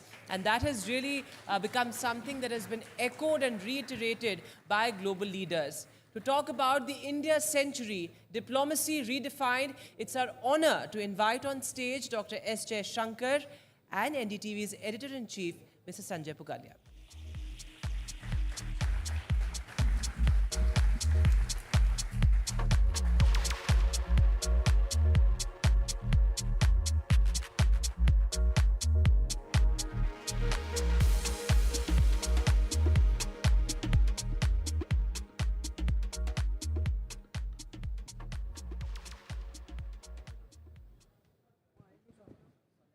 Hello and welcome to NDTV World Summit 2024. The theme is the India Century. You heard Prime Minister Narendra Modi this morning how he describes the India Century. Now we should understand and break it down how the whole thing will actually unfold looking at the global uncertainties. Here, Dr. Jaishankar is the best person to talk today. And just now a big news has broken. We will talk about it later. Thank you, External Affairs Minister Shri Jaishankar ji, for sparing time for us. Let's start with equations, how it works globally. We all know that current global order is being challenged majorly by various forces. How do we see ourselves, our West, which itself is now in a very difficult situation vis-a-vis India?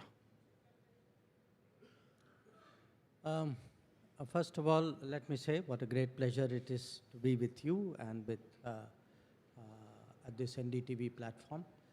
So, let's look at your theme first, India Century.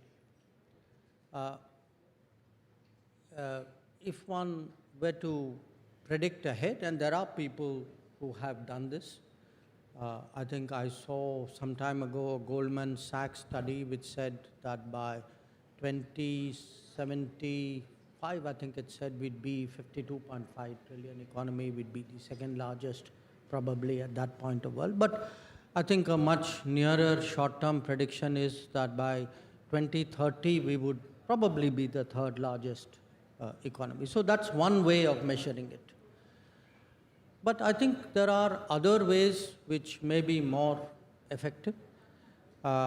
If you look today at the big debates of technology debate, AI debate, semiconductor debate, I think the importance of Indian talent and skill is growing really almost day by day.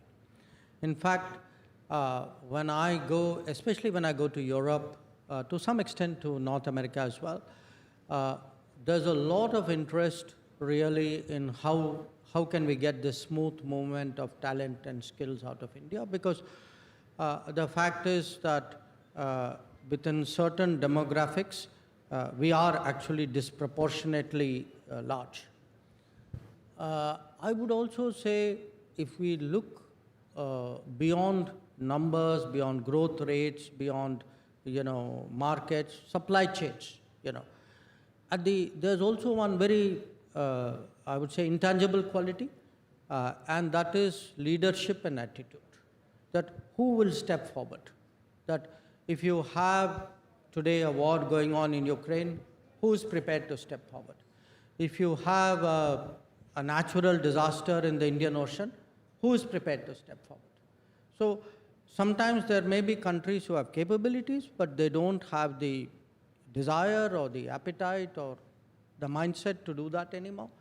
So I think if you add all of this, you are somewhere in that zone which you are looking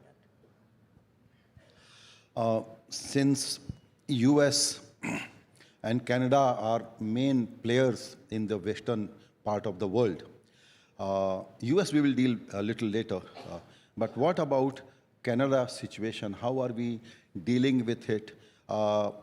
Now, have we contained just it? imagine, some time ago you would have said, Canada we will deal with later, let's talk about the US. So now, for some inexplicable reason, you are saying US baad mein baat karenge, chalo Canada ki baat karte. US is not problematic for us. No, that's true, I agree. I agree. Yeah. US is not problematic for us. But Canada is, even though it's a lightweight. Unfortunately, I agree there also. But such a wonderful people-to-people relationship, and now it is a struggling economy and whatever. But why Trudeau will be doing this? I think, that's a question you need to have Trudeau here, not Jaishankar, to answer. I can only speculate. Look, to some extent, I think there is a general Western issue, and to some extent, a very specific Canada issue. I think the Western issue has been, after all, let's be frank, the world order after 1945 was heavily Western. I mean, it was before 45 also in an imperial colonial sense. And after 1990s, it was again very, very Western.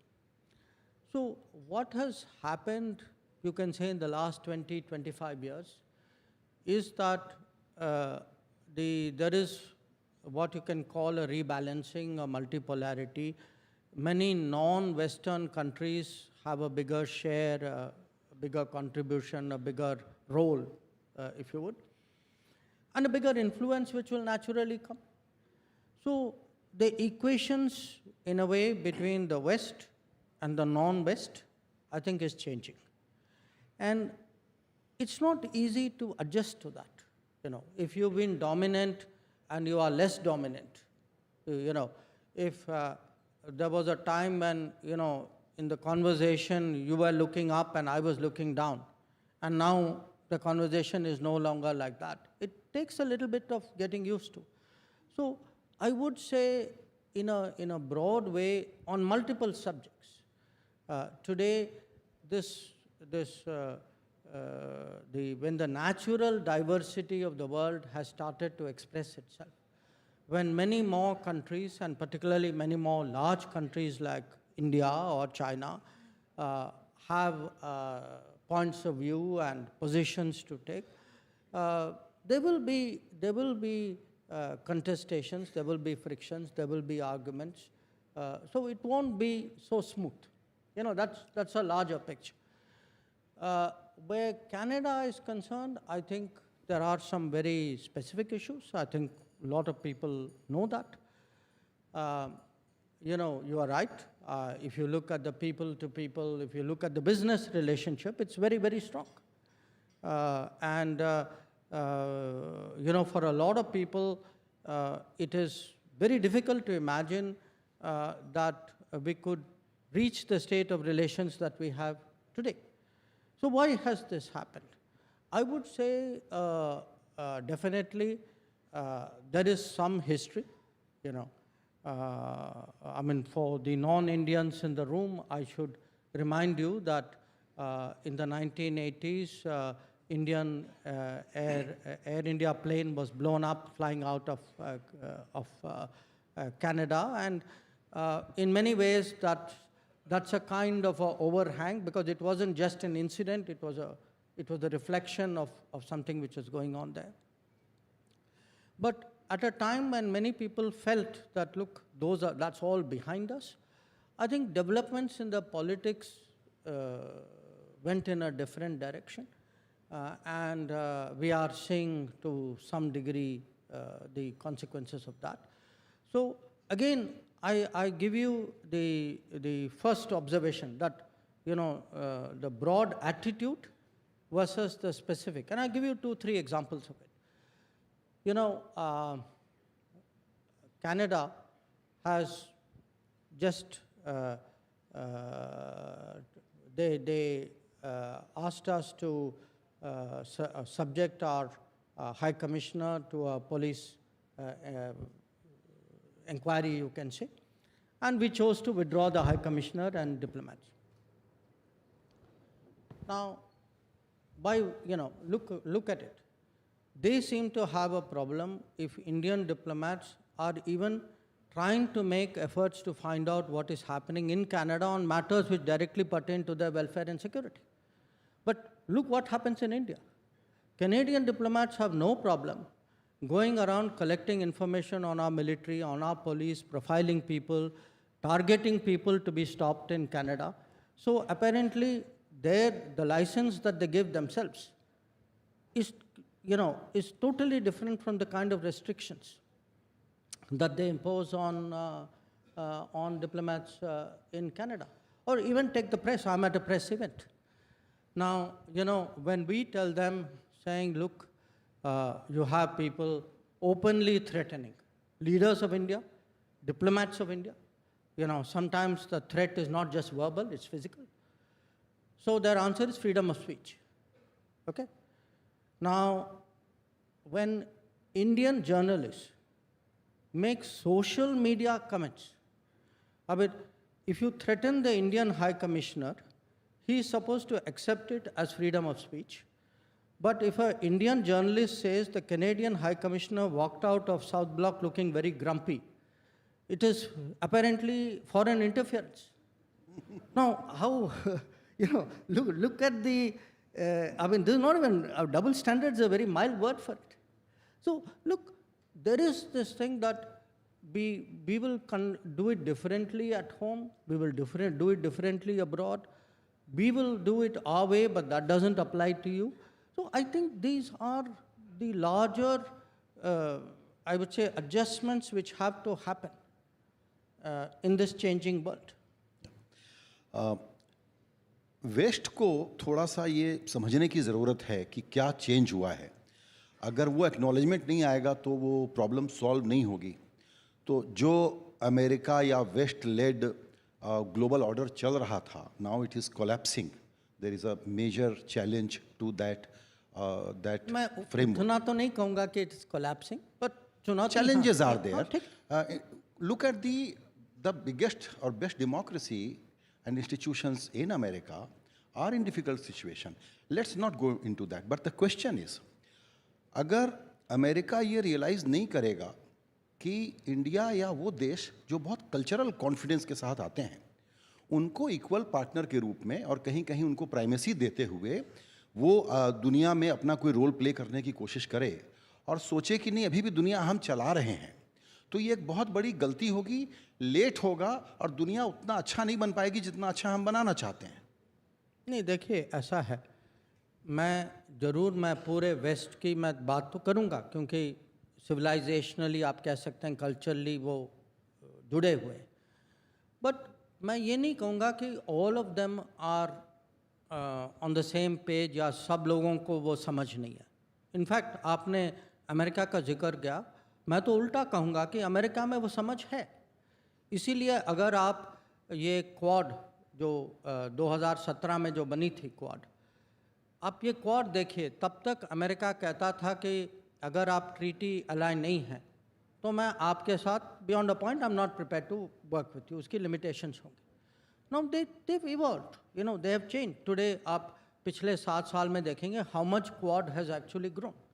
So I would say this, when I go to Europe, when I go to definitely US, North America, there are countries which have understood this. There are countries today who say there is a value to working with India. There are countries who say, okay, this is our interest, this is India's interest, let us find a meeting point. Now, the unfortunate thing is that didn't get through in Canada, or maybe the political compulsions overtook that. I mean, as I said, I can only speculate on the reason. So I would not say, पूरे waste को समझ नहीं है कि जो उनकी order जो है वो चल नहीं पाएगी हमारे बिना. You see, we will all come to understandings. We will, world is a very practical place. तो वो समझते हैं, बहुत लोग एडजस्ट भी करते हैं, कोई कम करते हैं, कोई ज़्यादा करते हैं, कोई कुछ सब्जेक्ट में करते हैं, दूसरे में नहीं करते. So all of that will happen. But it is just in this spectrum, मैं कहूँगा Canada is way behind. Right. अब चलते हैं चाइना की तरफ, जहां आज एक बड़ा डेवलपमेंट हुआ है. फॉरेन सेक्रेटरी ने ब्रिक्स मीटिंग के ठीक पहले he has announced that some agreement has been reached for disengagement and patrolling. So I'll be very keen to know some details, how it will work. Well, I think what Foreign Secretary has said is what I can also say, that for those who have not heard that we reached an agreement on patrolling, and with that, the disengagement, we have gone back to where the situation was in 2020, and we can say with that the disengagement process with China, you can say has been completed. So, so far I would say that's as much as I can share with you. I'm sure in due course iske details वगैरह निकलेंगे. So will now India be able to patrol in the areas of Galwan, Depsang? No, you see, there are areas which for various reasons after 2020, because they had blocked us, so we had blocked them. So दो तरफा था, Bob. So what has happened is we have reached an understanding which will allow the patrolling. For example, you spoke about Depsang. That's not the only place. There are other places also. So I think the understanding, to my knowledge, is that we will be able to do the patrolling which we were doing in 2020. Right. So what does this disengagement will finally mean, and how do we now see India-China relation going forward? I think it's a good development. It's a positive development, and I would say it's a product of very patient and very persevering diplomacy.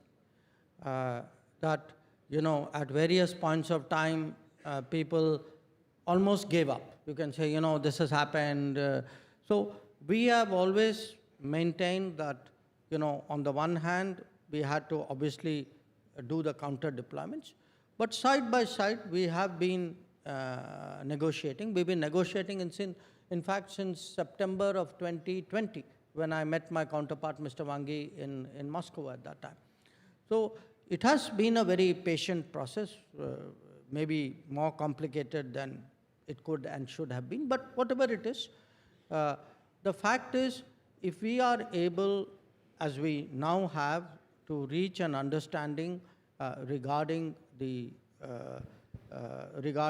patrolling, regarding maintaining observing the sanctity of the LAC, then I think what it does is it creates a basis that the peace and tranquility, which there should be in the border areas, which there was before 2020, hopefully we will be able to come back to that peace and tranquility. And that was our major concern, because we always said that if you disturb the peace and tranquility, how do you expect the rest of the relationship to go forward? So we'll have to see. I mean, ye abhi jo understanding jo thi, it was reached only today. So I think we have to see what the consequential. Yeah, so we think it is a very important development. So will it be right to speculate that it will have a positive impact on trade and investment? No, look, I would say right now it's your right to speculate. It is my caution as a minister to be careful in responding. So it has just happened, there will be now meetings to see what should be the next steps. Okay. So I wouldn't go so fast. Okay. Understood. Yeah. So let's look at the big picture again when we talk about India's century. So how do you see India-China engagement and relationship going forward? Because if India's century has to be defined as really India's century, this whole balancing game between America and China becomes very important. How India is going to play that game? I would take your question in a way in three parts. India-China, India-America, and India vis-a-vis China-America. India-China, I mean, in a way, if you look at it, we are the only two countries with more than 1 billion people. We have a certain civilizational history, and all of that people know. And today we are on a track of, I would say, economic recovery or rejuvenation. And there is no question anybody who's predicting, if you are predicting developments of this century, I mean, definitely you cannot leave India and China out of that equation. We are very, very prominent, very key almost in a way, I would say. But here is the challenge for us, which is that we are neighbors. We have unresolved boundary issue. There are, they have been rising. We have also been rising. So if two neighboring countries, two large neighboring countries rise next to each other in the same time frame, it's not easy. There are very, very few historical parallels for that. So managing this double rise, you can say, that too in proximity. If one was in some other part of the world, it's a different issue. I think these will require a lot of skill and a lot of deftness and diplomacy. And the truth is, our capabilities will change, our influence will change, our ambitions will change. Both of us will naturally want to be bigger and more visible and more effective in the world. So how do we get an equilibrium in our relationship? I think this is one of the big issues for us and for them. On India and America, I would say, starting with President Clinton's visit in 2000, we broke out of that American mindset of India-Pakistan hyphenation. And since then, from Clinton to Bush to Obama to Trump to Biden, actually you will see India-US has grown steadily all this time. I would particularly, as someone, I've been dealing with this relationship for more than 40 years, I would particularly say last 10 years, and I'm not saying it because I'm politically part of the government now, but the last 10 years, see, a lot of the ideological hang-ups that we had vis-a-vis US, we were able to put that behind and forge ahead much more confidently than, because a lot of the constraints were also self-imposed on our side. So I do think today that there is a very, very strong convergence between India and US. It is strategic, it is political, it is very deeply technology driven. When I look at the future of technology and what it means for global balances of power. I think it's certainly an area, a domain which will be very important. If you look at the people-to-people relationship, the size of the community out there, that has changed. So I'm very confident that that relationship will do very well. It won't be automatic. I mean, बीच में कुछ problems हो सकती, but I'm confident we will always be able to deal with those issues. Now you have US, China. Clearly there's a very sharp rivalry between them today. So these are calculations that they have made about each other. I think where we are concerned, we have to make calculations from our interest point of view. That we have to look at the world situation and say, okay, what are the decisions, what are the choices, or what are the issues on which, taking this step will help me in what manner. And I think that's really what we would like to do. That at the end of the day, if we are looking at a foreign policy which has a very sharp sense of what is our national interest, but also a sense of what is global interest, I would definitely say we would make those calculations and take those decisions and create, the right partnerships which will serve our interests. Right. अभी दूसरा जो century में ये देखना होगा कि Russia के साथ कैसे हम इंगेज हो रहे हैं और क्या होने वाला है दोनों के बीच। उसके पहले चूंकि आपने टेक्नोलॉजी का जिक्र किया, तो एक सवाल मैं पूछना चाहता हूँ आपसे। बहुत लोग इस सवाल को बहुत सिनिकल सवाल कह सकते हैं, लेकिन गवर्नमेंट के पास जो टेक्नोलॉजी, कंपनीज के पास defence strategy, this will work out well, no problem. Pharma, etc., it will work out all well. But when it comes to big tech, AI, that kind of technology, even American political establishment is now not in a position to contain what is happening globally. I find it very complex task where India, despite having great public digital infrastructure, when it comes to the big tech, the entire world is now suffering in many ways, in many layers. I see this as a big monster. I don't know, what are your thoughts on this? Containing this is very important, and India can play a great role. That's why I'm asking this question. See, we have actually demonstrated in this decade what can be the benefits of digital public infrastructure. And it's actually been revolutionary in this country, that very, very small things, shuru hua passport se, driving license se. Today, look how much faster your income tax is. Look at, any kind of entitlement. And it's interesting, Initially, you would say, yeah, IT, digital, these are for rich people will benefit more. But actually, it is the common citizen. It is the most vulnerable, the lowest income person who's gaining the most actually from digital progress. That today, if you have a payment of, say, Kisan Samman Nidhi for the seeds and fertilizer, usko bina cut ke, bina rishwat dete, he manages to get it into their account. Okay? So, their health today, Ayushman Bharat, the housing, Awas, even the food entitlements. So, what has happened is we ourselves don't fully realize, because, I would say all of us sitting in this room, we do not avail of all the benefits and the programs which actually the government today extends. Because I'm in the political world and I go out there and I see this for myself, I can tell you there's a sea change out there. And even last 5-6 years, you can see the change. So we have done exceedingly well in this respect.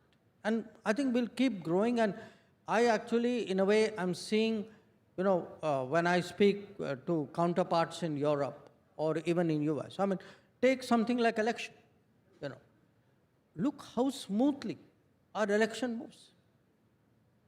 And look at the digital preparation.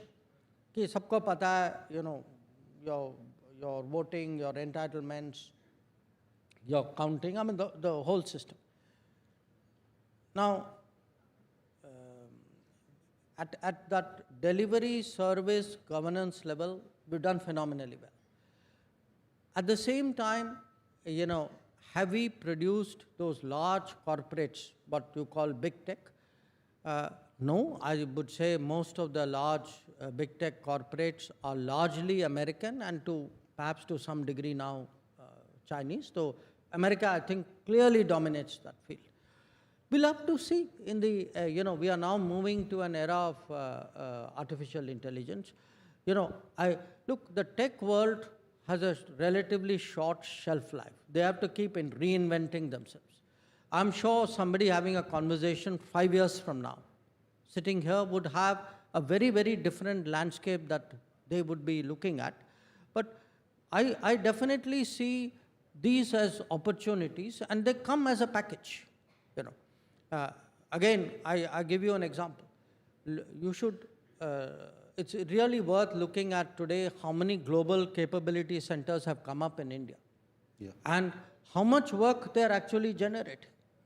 That I think their share of exports, I read a report and which was quite dated. I think at that time was 120 or 130 billion dollars. Now that's one example. Look at semiconductors. Again, we missed the bus. We had one establishment in Chandigarh which was 40 years old, and we actually had done virtually nothing in the semiconductor field. Till last year, we started the semiconductor mission and started pushing. Now, you can't be the 5th largest economy or at the end of the decade, 3rd largest economy and say something as important as chips. I have no contribution, I have no production, I have no companies in this field. You can't do that.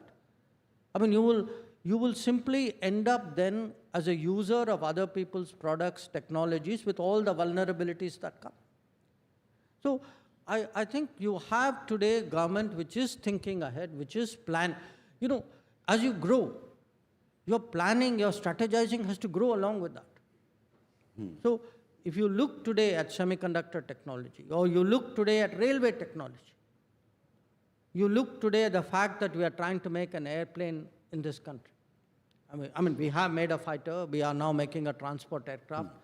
So a country like us, if this is your century, there must be a manufacturing backbone to it. There must be a technology, emanating from it.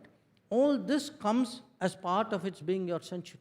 You cannot do an India century based on service.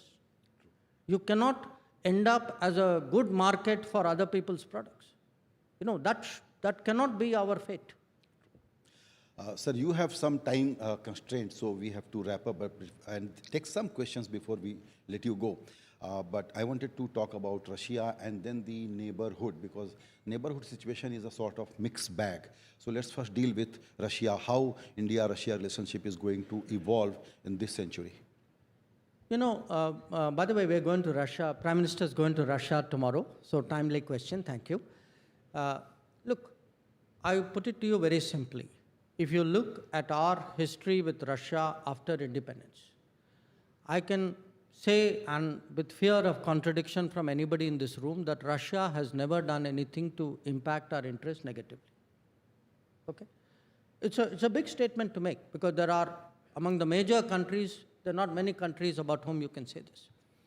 Now, today, Russia's situation is different. I think Russia's relationship with the West has obviously broken down. So you have a Russia which is turning much more towards Asia. So we have to ask ourselves, if Russia is looking more at Asia, should Russia not have multiple options in Asia? Should we, as an Asian country, not take, what is good for us in national interest?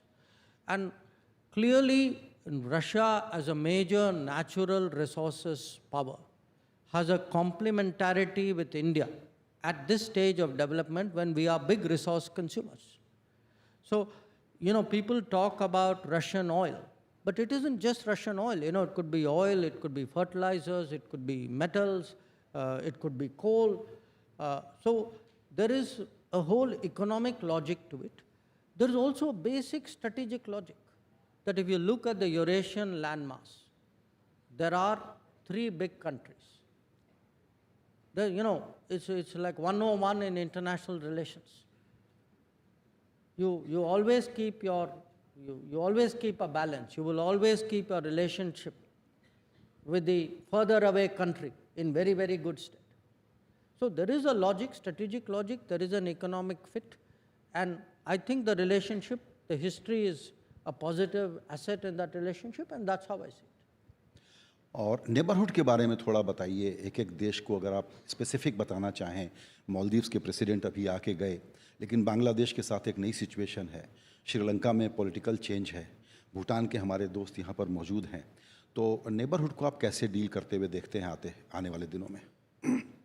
देखिए, neighbourhood में हमें ये भी मानना चाहिए कि आज जो है हमारा नेबरहुड ज़्यादातर डेमोक्रेटिक है, जिसका मतलब है कि वहाँ पॉलिटिकल चेंजेस होती रहेंगी, जो पहले की सिचुएशन नहीं थी। तो आज जो है we have to build a strategy which says okay there could be changes of government, and because of the history, because of our size, because also many common things we have, we will often be the subject of their politics, even if you don't want to be. Okay? So we have to accept that and factor it into our policy. So there will be ups and downs. So 10 years ago, 11 years ago, when Prime Minister Modi came to office, in fact, one of the early discussions we had was, how do we prepare for a neighborhood where there will be changes, where there will be controversies? And the answer is, if we can create a record, not just an image, a record of being the country which is a reliable friend, that, you know, कोई भी संकट आए, भूकंप आए नेपाल में, मालदीव्स में water crisis था, श्रीलंका में मडस्लाइड था, या कोविड के समय में पीपल नीडेड वैक्सीन, और during when the Ukraine war started there was a fertiliser problem. So at times of trouble, if the neighborhood understands, okay, there is this country, India, it's a generous country, it's a large country, it is willing to step out, it will not get into, I will do what you are doing for me, not that kind of reciprocity. I think if we create that kind of record, which I believe we have, I mean, and to me the sharpest example is Sri Lanka. I mean, when Sri Lanka got into trouble, within a matter of weeks, we stepped forward, and we stepped forward without subjecting Sri Lanka to, I would say, political, economic, and other conditionalities. So today in Sri Lanka, we have seen a very, very big political change in Sri Lanka. Okay, a party which has never formed a government on its own is today in power. But when I went and met the president of the party and the foreign minister of the party, for them, they actually said that, look, for us, every Sri Lankan in our minds, India was the country which stood by us at that time when the rest of the world was debating or looking away or negotiating. So with each of these countries, we will have, you cannot have this many countries and have their own politics and not expect problems. Now, there is also an issue in India that every time something happens, somebody will stand up and say, see, your policy has failed, you have a problem.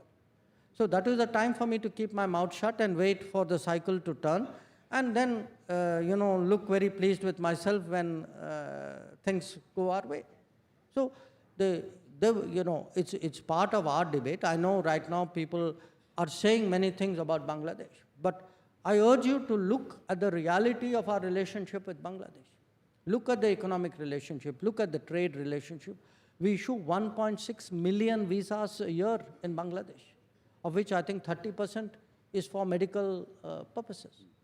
So, the more we invest in our neighborhood, if today this neighborhood is, a country somewhere is producing electricity, another is buying it. One is refining petroleum, another is purchasing it. If a waterway runs from here to there, I use your port, you use my port. If, your tourists come to me and my tourists go to you, this is how you build a region. And I would say, the country which has set an example for the region is Bhutan. Because if you look at it, Bhutan started, it was actually Bhutan which had the wisdom to say, okay, let's collaborate, we will generate electricity out of Bhutan, and you commit to buy it. So there is a lesson which all of us have to learn, and sometimes, जी जब मैंने पहली बार आपका interview किया था तो मैंने कहा हमारी पूरी बातचीत हो गई, पाकिस्तान का नाम ही नहीं लिया। चलिए, अच्छा था ना? नहीं, लेकिन अब मैं इसलिए ले रहा हूं क्योंकि आप जाके आए हैं और स्पेकुलेशन अगेन हमारा काम है करना कि नवाज शरीफ फिर बुलाएंगे प्राइम मिनिस्टर को। सॉरी, स्पेकुलेशन क्या था? नवाज शरीफ फिर बुलाएंगे प्राइम मिनिस्टर को। मैं उनसे तो नहीं मिला था और मैं गया था वहाँ SCO की मीटिंग के लिए, और जैसे मैंने पहले से बहुत स्पष्ट रूप से कहा था, I am going there for a SCO meeting, I am a good SCO member, I will be very supportive, and it was a Pakistani presidency of SCO, we were very supportive of it. All of us had an interest कि SCO की proceedings जो है बहुत smoothly चले, तो गए वहाँ, मिले सबसे, हाथ मिलाया, had a good meeting और आ गए वापस। चलिए ठीक है। तो इंडिया सेंचुरी के जो बड़े बड़े कंपोनेंट हैं, दुनिया के देशों के साथ रिश्ता कैसा रहेगा इस सेंचुरी को डिफाइन करने के लिए इंडिया के नज़रिए से, उसमें फिफ्थ सबसे इम्पॉर्टेंट फैक्टर है हमारी इंटरनल सिचुएशन, इंटरनल डायनामिक्स, हमारे एस्पिरेशन, वो कैसे पैन आउट होंगे? देखिए, मुझे अगर आई एम बीइंग अगेन, आपको लगेगा कि यह पॉलिटिकल स्टेटमेंट है, but I am actually political science student, तो कभी कभी मैं I look at it slightly academically. See, if one looks from 1950s, there were actually, you can say, many lost decades of this country.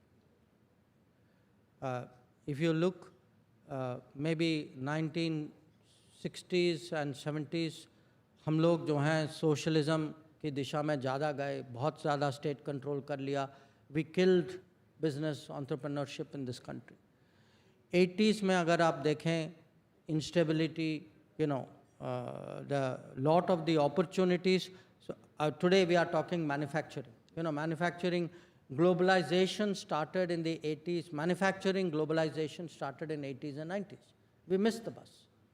In fact, 80s and all through till late 90s, because of political instability, because of, I would say, ideology, because of policies of various kinds, we actually did not do as well as we could have. We fell behind, particularly if you were to do a comparison with China at that time.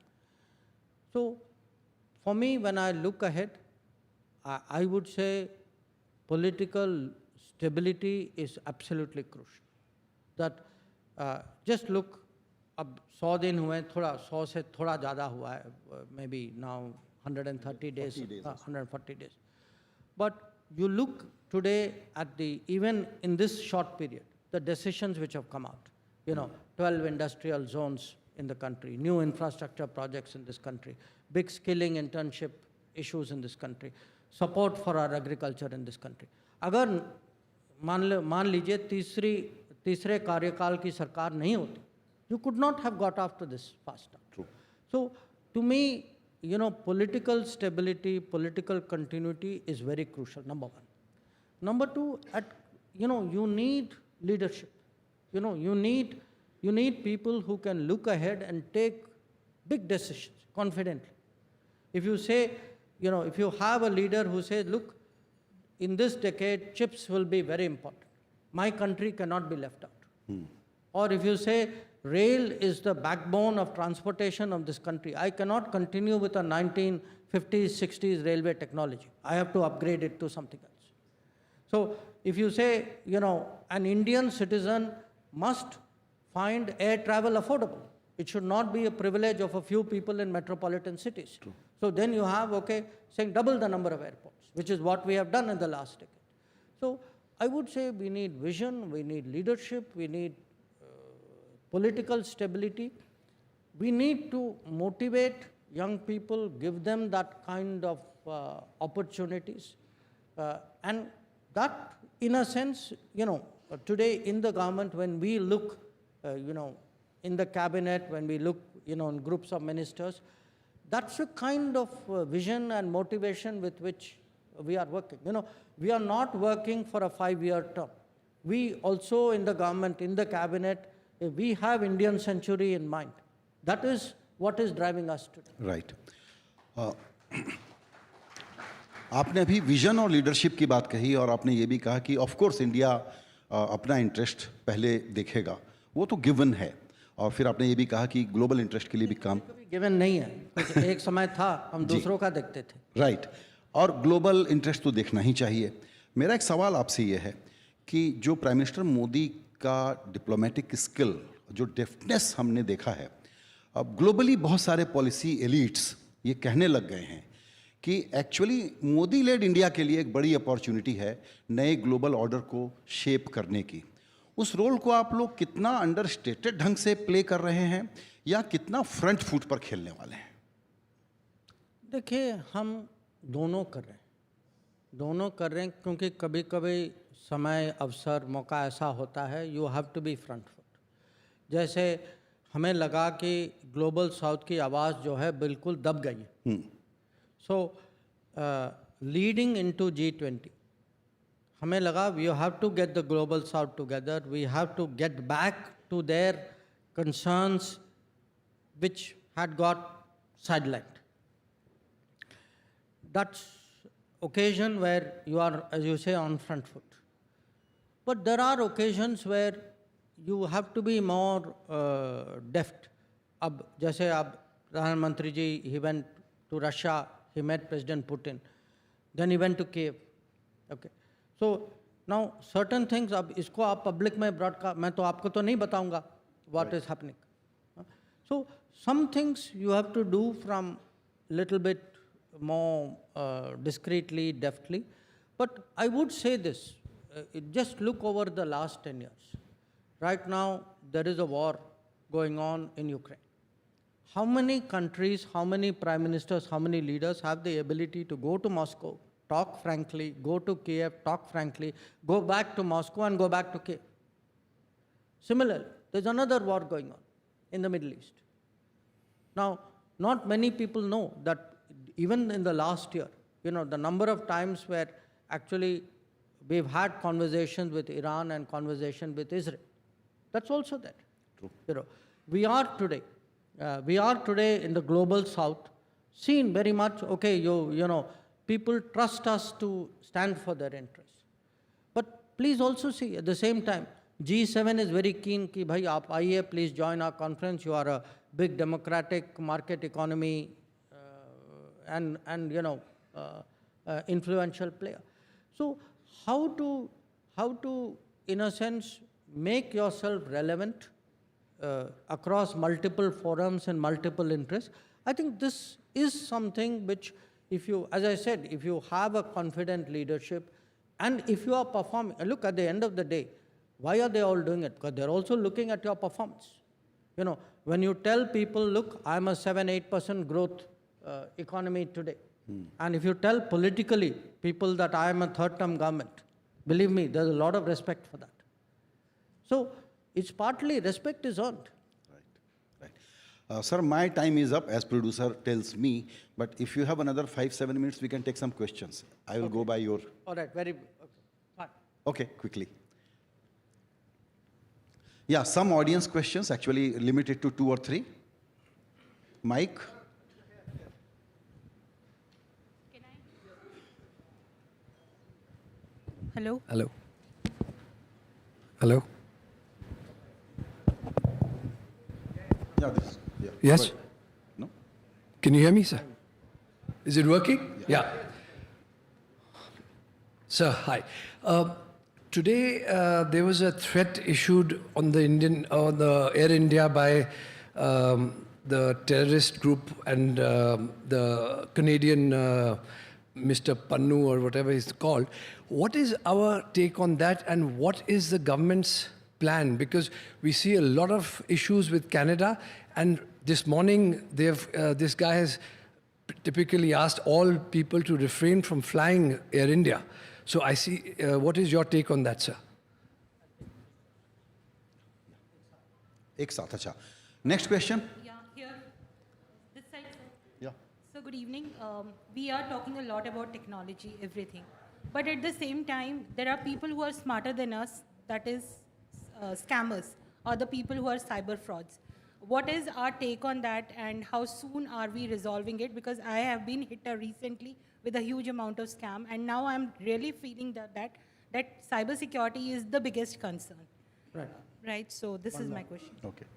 One more question, last. Yeah, good evening, Jashankarji. We have family and friends living in Canada. So how all this is going to impact our families and friends living in Canada? Thank you. Okay. Okay. Let me start with that question. Look, I'm not aware of today exactly the specificities, but the broad point is, we have seen, this would not be the first time, we have seen threats to our airlines, we have seen threats to our parliament, we have seen threats to our diplomats, we have seen threats to our High Commission, to our leaders.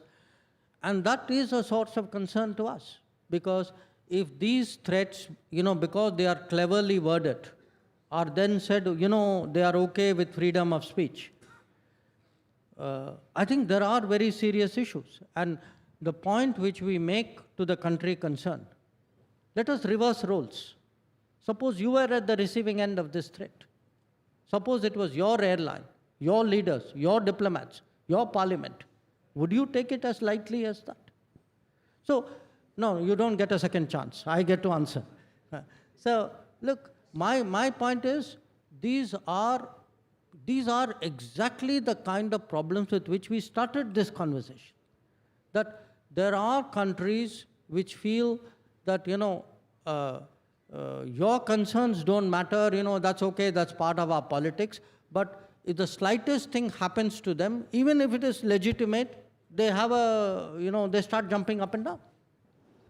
So, as I said, when I see today you're talking of something as egregious as the threat to the airline, I'm talking of something as simple as social. I mean, if a government can list out, 20, 25 Indian journalists, saying these journalists are today interfering in my country because they have made social media posts. And this is the same government which then tells you, a threat to airlines is part of freedom of speech.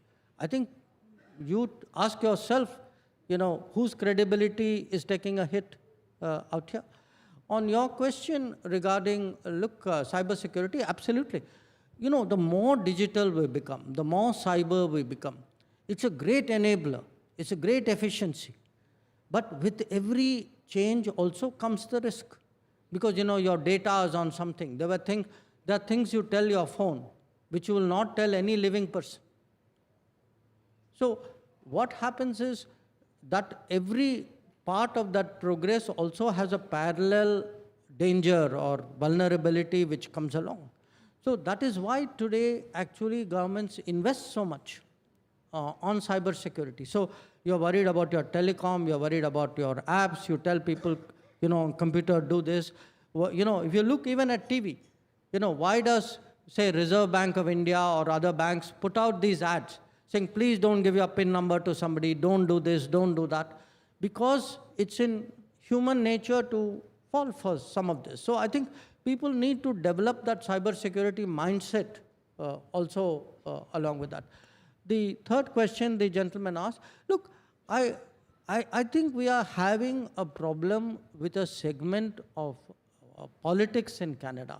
I don't think, I would not take this into, about families being safe. I think, people-to-people relations, we would like to maintain it. I think we need to sort of narrow this down to and define this problem for what it is. So I would not be so anxious. Thank you very much, sir. आज सुबह prime minister ने ये बताया कि India century का उनका vision क्या है और आपने बहुत अच्छे तरीके से बताया कि वो कैसे इम्प्लीमेंट होगा. आपका बहुत बहुत शुक्रिया. Thank you.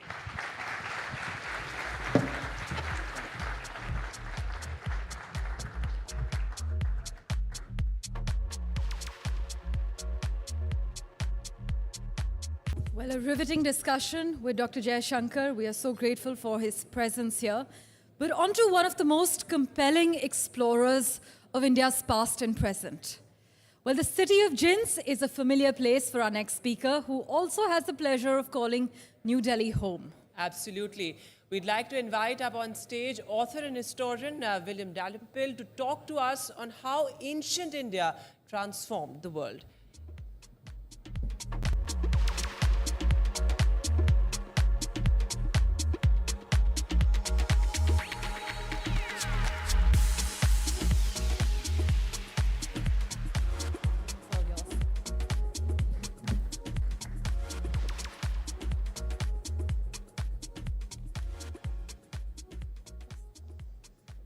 We'd like to also call upon Vasudha Venugopal right after Sir's done with his session. Straight on? Yes, yeah, please. Very good. Wherever you're more comfortable. I can stand. The Golden Road. So this is not about the Indian century. It's about the Indian millennium, stretching from around 250 BC to 1200 AD, when India was the center of the world. Think, first of all, look at this extraordinary image which just turned up in an archaeological excavation in Egypt. You can see very clearly that it's the Buddha's head. But everything else about this extraordinary sculpture is surprising. The marble is carved from marble in what is now Turkey, from Proconnesian marble in the Marmara Sea. It was constructed, we can tell, from the drills in Alexandria on the Mediterranean shore of Egypt. And it was found in an Isis temple on the shores of the Red Sea, at the port, Berenike, where generations of Indian sailors and entire fleets of Indian merchants used to land to bring their goods to the Roman Empire. It seems extraordinary that a Buddha would turn up in Egypt, but it should not be so when you consider that just as the Buddha's head is found in Egypt 6,000 miles to the west of India, so Angkor Wat, 5,000 miles to the east of India, is entirely an Indian planned project. In the galleries of Angkor Wat, you see the Battle of Kurukshetra, the Battle of Lanka, images of Krishna and his gopis, inspired by stories first told in the area here around Delhi. Why is this not better known? Why is it a surprise that India dominated Asia for as much as 1,000 years? Partly the story is clearly about colonialism, about the way that Macaulay and others like him said that a single shelf of good English books was worth the entire native literature of India and Arabia. But I think there are other factors too. Look here at this map, which people continue to reproduce in map after map, book after book, of what is said to be the Silk Road. We are told that the principal trade east-west in ancient times was this single line which ran from the Mediterranean to the South China Sea. Even its modern edition, which is called the Maritime Silk Road, which is the dotted line which runs down from Guangzhou through the Malacca Straits, bypasses India. The line just dots around the peninsula. It's the contention in this book I've just written, The Golden Road, that this is an entirely false premise. Memorize for a moment this map and the route it takes, and compare it with the actual shape of Roman trade with India, which is revealed by a new map put out by Oxford University this year. Here is a map of Roman coin hoards discovered by archaeologists. As you'd imagine, the center is Gaul, Spain, Greece, Italy, southern England, tapering off as you go northwards into Scandinavia and Germany. There's a lot of coins around the Mediterranean, a little tail down the Nile, a couple in Yemen, and a scattering in what's now Afghanistan. But look at India in the bottom right-hand corner. India is dotted with Roman coin hoards. In fact, it's now clear that India was the principal trading partner of India. India and Rome were the principal trading partners of each other in the early millennia BC. This book takes three big Indian ideas which traveled around the world. And the first, and in many ways the most successful export of ideas which India oversaw, was the spread of Buddhism. Out of the Gangetic Plains, in the mid-5th century BCE, then projected even further by the soft power of Ashoka. Ashoka, in 250 BC, converts to Buddhism, and in his reign, you see missionaries being sent out far afield, as far as Cyrene, which is modern Libya. You also see Buddhism spreading southwards. It's at this period that you see the first Buddhist monasteries in the Deccan, the famous and utterly beautiful Padmapani from Ajanta. You see the first Buddhist monasteries. This is Bhaja in about 150 BC, cut out of a rock face, cut out of living rock, but showing the exact lineaments of the bamboo and wooden architecture, which we have now lost. This is dated 150 BCE. Then Ashoka sends his son Mahinda to Sri Lanka, and after preaching outside Anuradhapura for a week, the great stupas of Anuradhapura begin to be constructed, and we have recently discovered on the hilltop of Rajagala in central Sri Lanka the original stupa of Mahinda, with his name in Brahmi script on this very crude, very, very early stupa, one of the very first outside India, if not the first. In time, Sri Lanka becomes the center of Buddhist activity, and you see the projection of Indian ideas through Buddhism out across the oceans, out to Burma, to Thailand, to Malaysia. And by 100 AD, India is locked with Rome in a very regular trading relationship. The geographer Strabo talks about a fleet of 250 trading vessels waiting in the Red Sea at Myas Hormuz, at the top of the Red Sea. You can see the place here, waiting to sail to Sri Lanka. Pliny, the historian, talks about the astonishing drain of gold from Roman pockets into those of India. And in the periplus of the Erythraean Sea, which is like the Lonely Planet or the rough guide of these centuries, there is a great intimacy. The Romans know every port on the west coast of India. They're particularly focused on Muziris in what's now Kerala, on Barigaza in what is now Gujarat, and on the mouth of the Indus. And it's not just the Romans and the Indians who are training. There are Ethiopians. Here are images from Amaravati of these extraordinary, handsome Ethiopian envoys turning up with gifts at the court of some Indian ruler. And we know the figures. The Muziris papyrus, which is a new discovery, gives the detail of one cargo. It's a shipping invoice taken out by a shipper in Alexandria about a single container that he was going to place in 150 AD for a ruler for a merchant in Alexandria. He was going to send 10 tons of ivory, pepper, spices, a thing called nard, which was used in perfume. And what's extraordinary about this document is it reveals the actual values of these objects.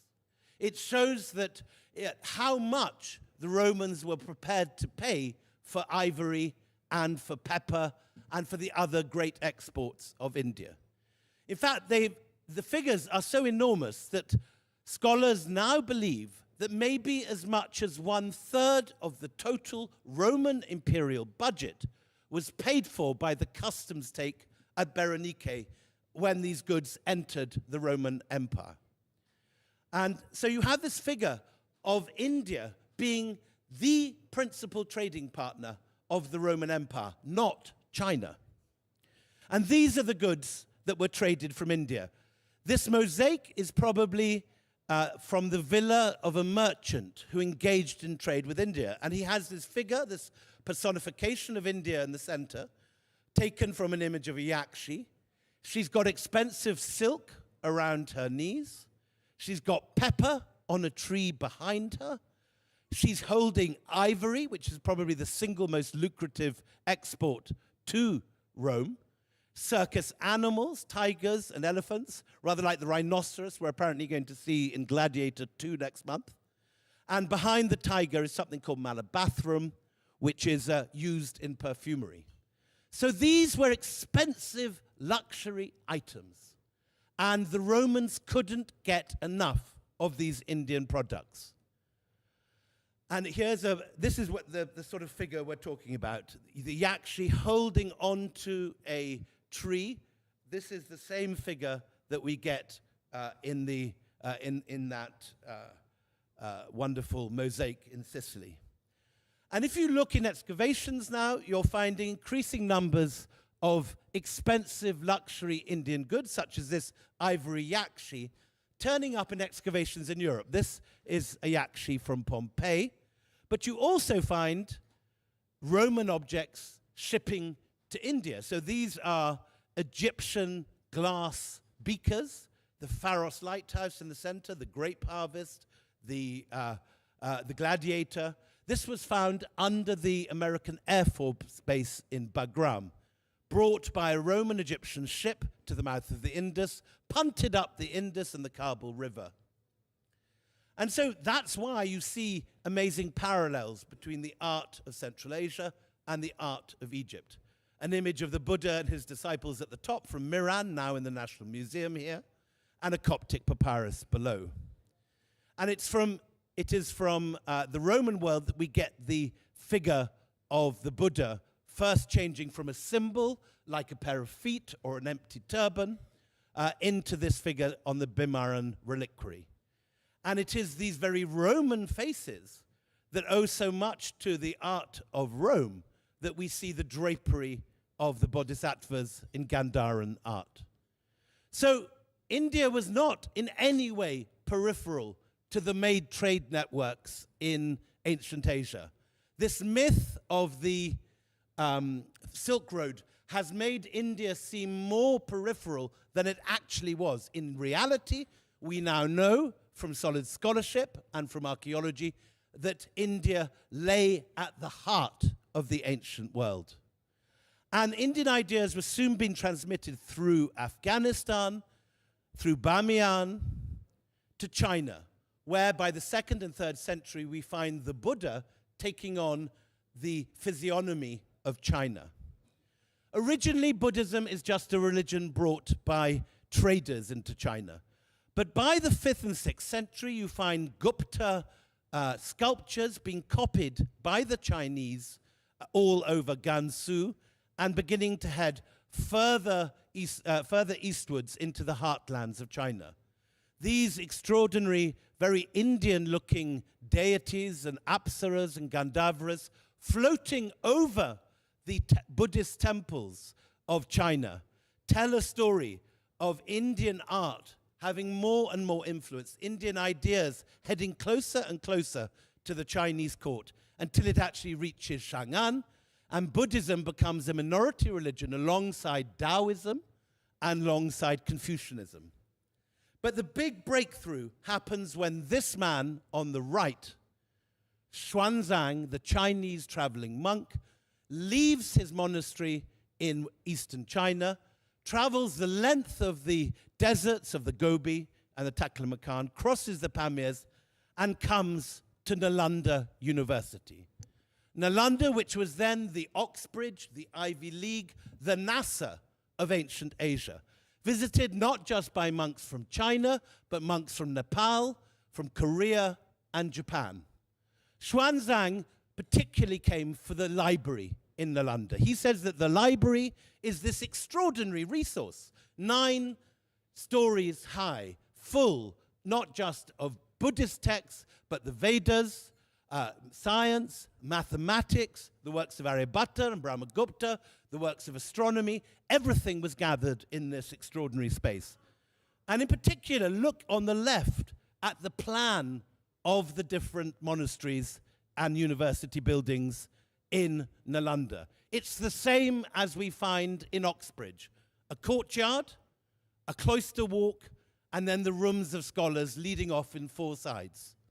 This plan passes from the Buddhist Mahaviharas like Nalanda into the madrasas of medieval Islam, and ultimately ends up in Oxford and Cambridge, where you see the same plan being used throughout the Middle Ages. Xuanzang can't believe his luck. For 20 years, he travels and studies and gathers the learning of India at Nalanda. And then he takes it back to China.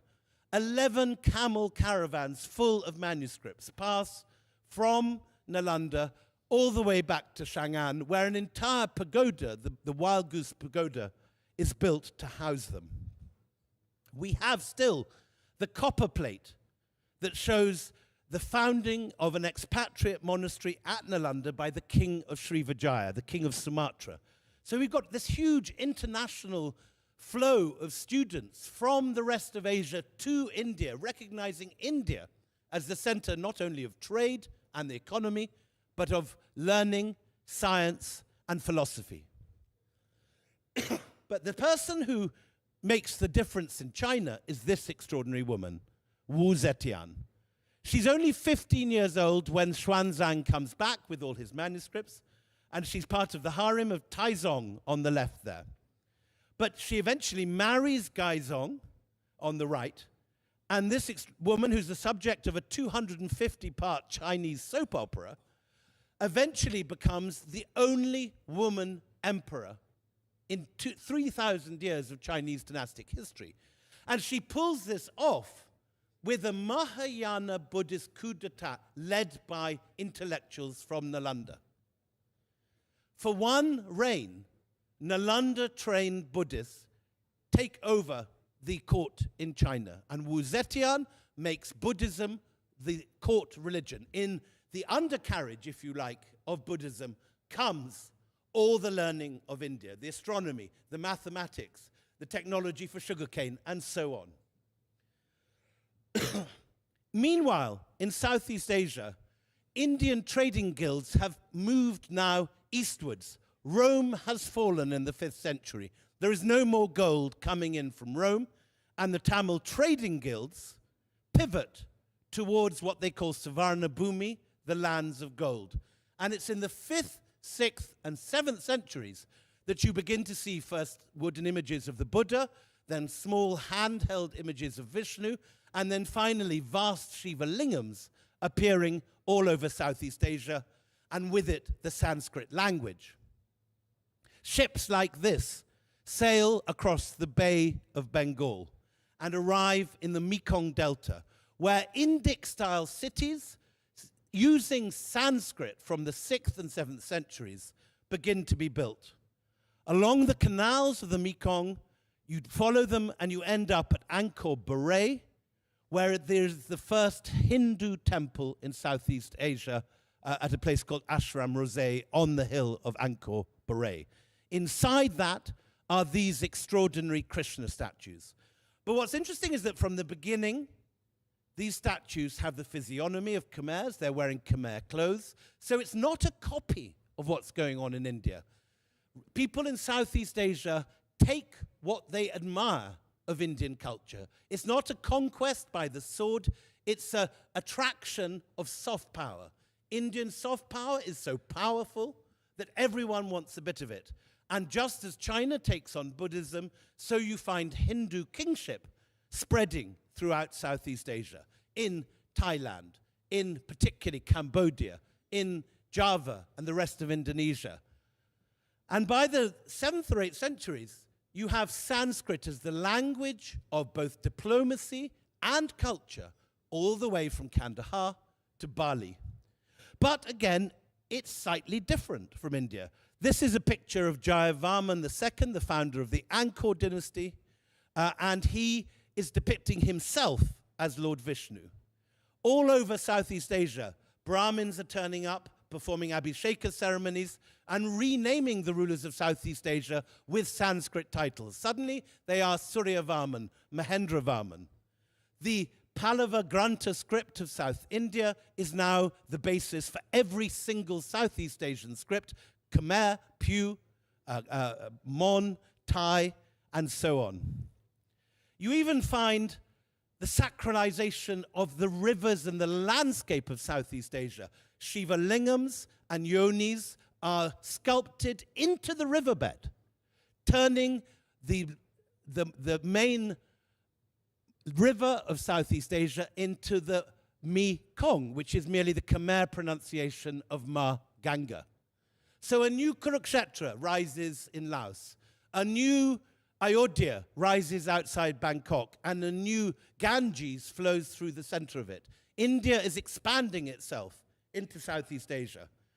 A temple at Mahabalipuram on the left is built in almost identical form in Gedong Songo in Java just 5 years later. Images of the Ramayana rise outside Prambanan. And these grow to be larger and bigger than the temples of India, because the states in Southeast Asia, the Khmer Empire and Srivijaya, are larger too. So Borobudur, the most sophisticated monastery in Southeast Asia, and famously Angkor Wat, the largest Hindu temple in the world, in Cambodia, not in India. But finally, one last gift, 0, and the numbers we all use. Invented in Gupta India at the time of Chandragupta II, passed by them on through Gwalior and through early inscriptions in northern India to the Arab world. Here's the map we should all know in our schools. It's the numbers we all use today, and 0, passed from Brahmi to the Gwalior inscription I just showed you, and then inform modern Devanagari, the Arabic script still in use in Saudi Arabia and Iraq, and the Western Arabic numbers formed in Morocco and Spain, which become the modern European numbers today. In Europe and America, we call them Arabic numbers because the Europeans got them from the Arabs, but the Arabs got them from India. They passed through the Barmakids, who were previously Buddhist abbots in Afghanistan. They convert to Islam, take over as viziers in Baghdad, and then they send to India for the works of Brahmagupta and Aryabhatta, which turn up in the 770s. These spread through the Arab world via the translations of Al-Khwarizmi, who writes a book called the Compendious Book of Calculating by Completion and Balancing according to Hindu calculation. That book is known simply as Algebra, from which we get the word algebra. The name of the translator, Al-Khwarizmi, gives us our word algorithm, but all are rooted in the learning of ancient India. And along with chess, these ideas pass in Al-Khwarizmi's version across the Arab world. On the right of the picture, you've got Sindh, where the copies of Aryabhatta and Brahmagupta are brought from. They arrive in Baghdad in the center of the map, if I can get the pointer here, and then they pass all the way up to Spain by the 10th century. But it is this young man, Fibonacci, who brings it to Italy. Fibonacci is brought up in Algeria, and he uses the Arabic numbers, but he knows that they are in the invention of the, here is Algeria on the left of the map. You can see Pisa at the top of Italy. He knows they are the invention of the Indians, and he calls them the 9 figures of the Indians and the extraordinary 0 through which any number up to infinity can be expressed. And Fibonacci goes back to Italy, where they're still doing long multiplication using Roman numbers, MCMVVX times XVVVV. And he explains how to calculate in what he calls the modus Indorum, the Indian method. And it's through Fibonacci's fame and the Liber Abaci that he writes that these numbers are taken up by the Emperor Frederick II, and a second edition is produced, which includes money lending, usury, the interest rates, the Indian method of accounting, and these different forms of Indian learning pass through Italy, inspiring the rise of the Medici banks, and ultimately the rise of European finance and companies such as the East India Company. So you can argue that the East India Company is using Indian weapons, Indian innovations against India. But the East India Company is another story for another day. Thank you very much for that quick canter.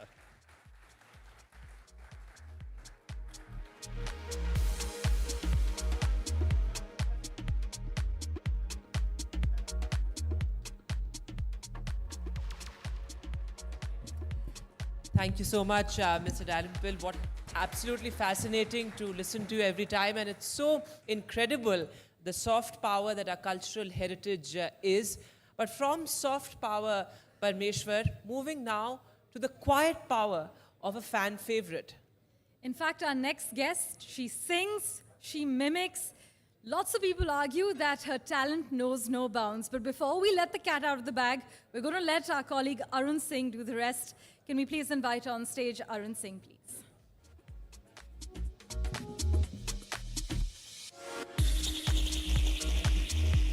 Good evening, ladies and gentlemen. My name is Arun Singh. And from making us all fall in ashiki to haunting her haters with 3-2, she is a blockbuster in every sense. On screen, online, and in our hearts. She's one of those rare stars who just connects with people both on and off the screen. She's got the Kapoor ka talent, the Shraddha of millions, and the charm that makes us say, okay, Janu. Let's give it up for the incredible Shraddha Kapoor, a talent who keeps winning hearts and setting new benchmarks with every project. Zordar taliya, guys. We need a bigger applause than that. Give it up for Shraddha Kapoor. A very warm welcome, Shraddha. Please have a seat. Haha, how are you? I'm very well. Good evening, everyone. How are you all? Khana wana khaya? Everybody is charged with their lunch. नहीं तो ऐसे होता ना खाने के बाद की good, you know. You नहीं, want but I'm sure एक yes. आधे घंटे की झपकी. Sorry, you had your chai also. यार मेरे बिना चाय पी लिया.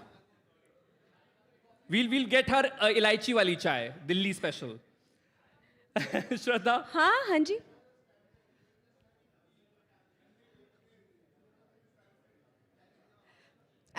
There was a stampede that you created.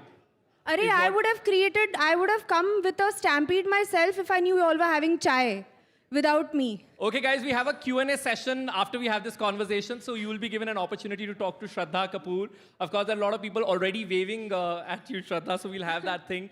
But, you know, 93.7 million followers on Instagram, maybe more. This is what I checked last evening. And then 3-2 has Indian box office's #1. It's #1 Hindi film of all time when it comes to the box office collection. So she has beaten our Prime Minister Narendra Modi on Instagram. You've beaten Shah Rukh Khan when it comes to Jawan at box office. How does that make you feel? See, first of all, the two gentlemen you're speaking about are phenomenal in their own fields. Give it up for them as well. They have been idols in their own right. We have an absolutely fantastic leader leading our country.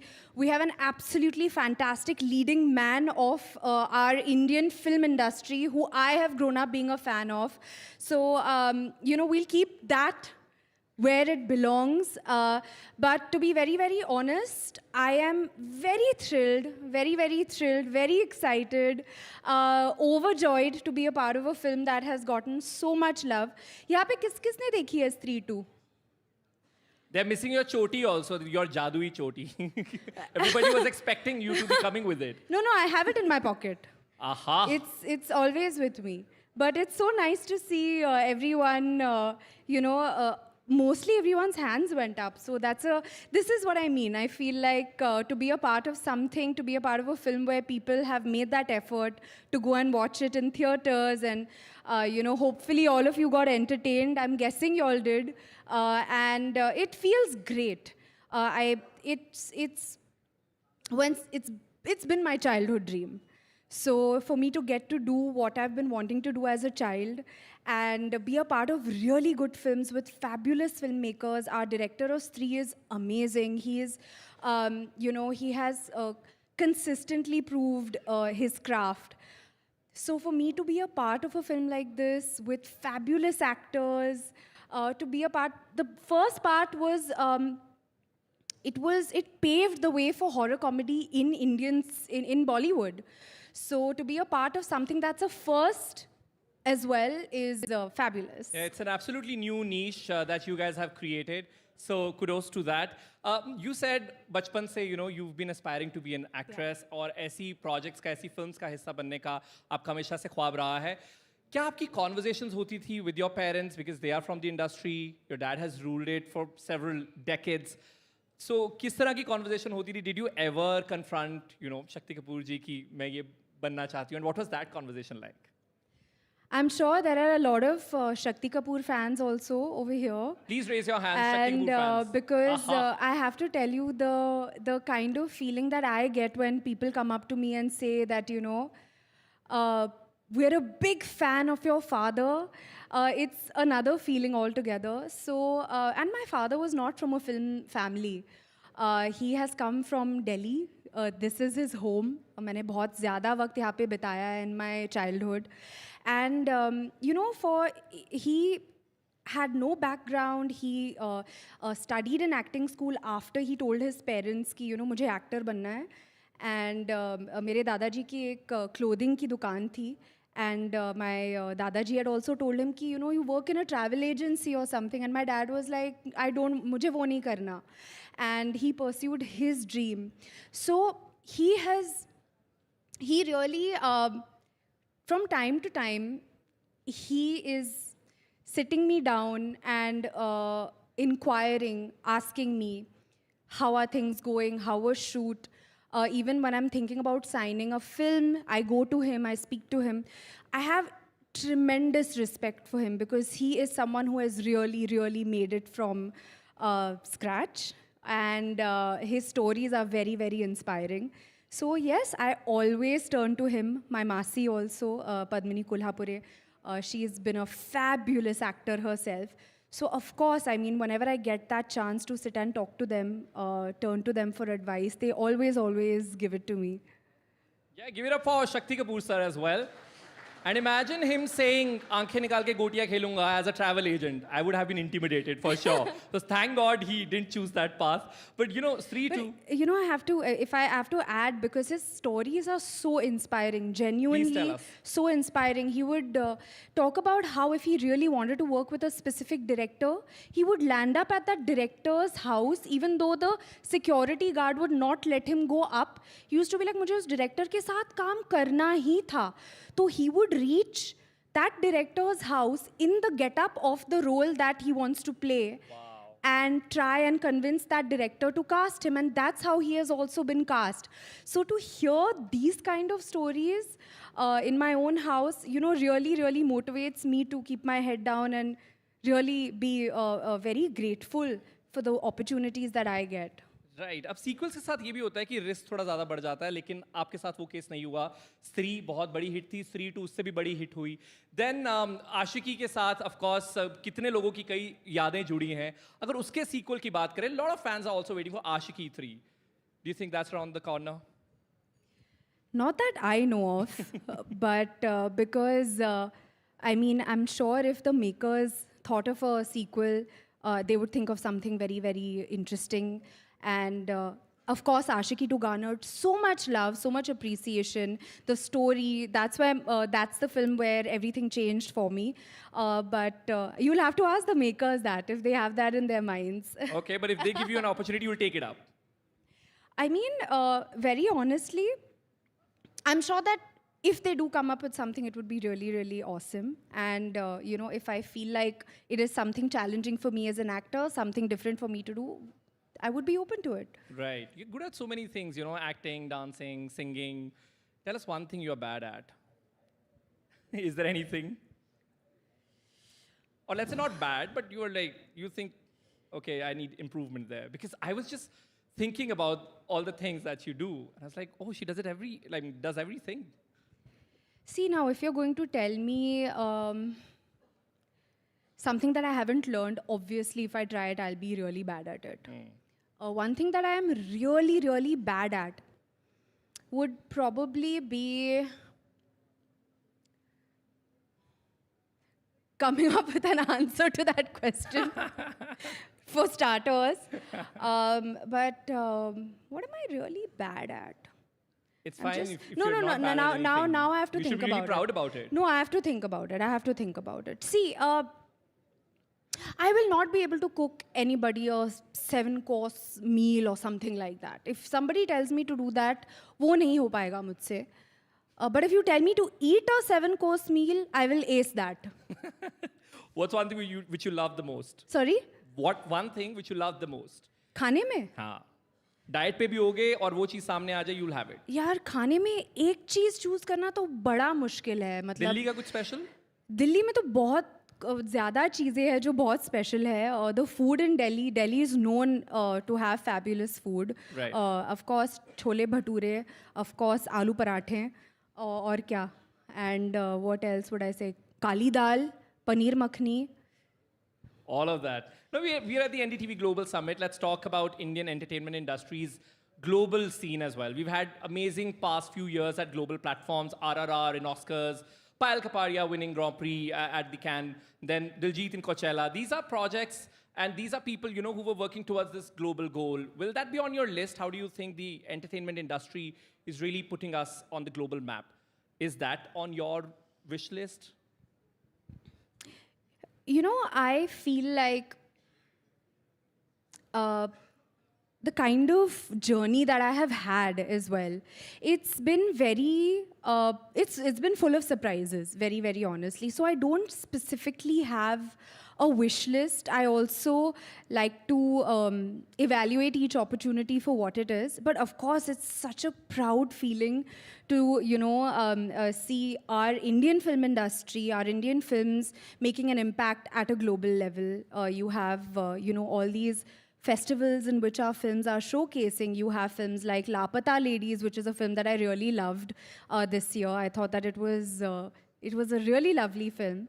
And definitely through our films, you know, you get a glimpse, not a glimpse, you actually get an entire idea of how our traditions play out in our films with our elaborate wedding sequences and even an evolving India you also get to see in our films now as content is evolving with the rise of OTT. I feel OTT has also played a big role in putting our films in shows like Sacred Games, Delhi Crime, you know, to make conversation at a global level.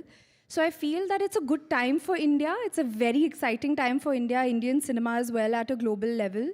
And I would love to be a part of that as well if I'm offered a film that does that. Lovely, we'll be waiting for that. And since you're talking global, all of us are also fan of her accents that she pulls off.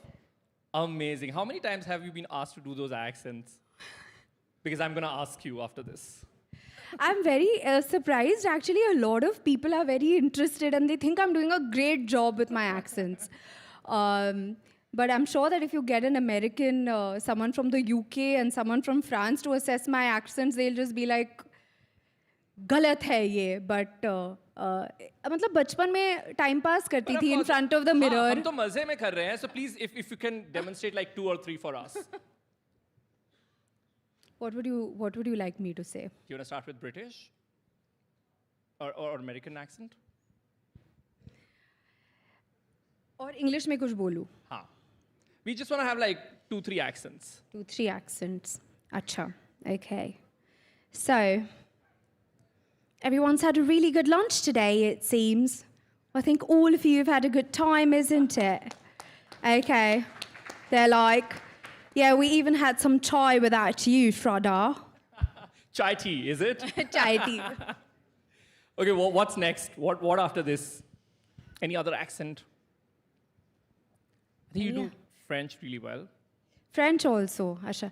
I think it's, I try to do a French accent. I don't know how good it is, but, I try to do it. But I don't know. Do you think it is okay? It's nice to be in Delhi, but when do you think it will stop raining? I don't know. It's just raining in Bombay and it's October and I don't know. Give it up for Shraddha Kapoor.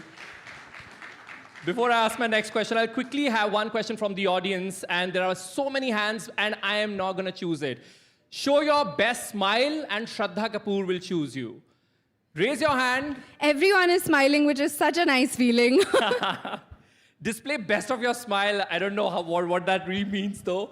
But show us your smiling faces. Shraddha, who do you want to go to? You have dimples. That's why you should be chosen. That's your reason. It's an advantage. Yeah, and what's your hard work behind that? Genetics.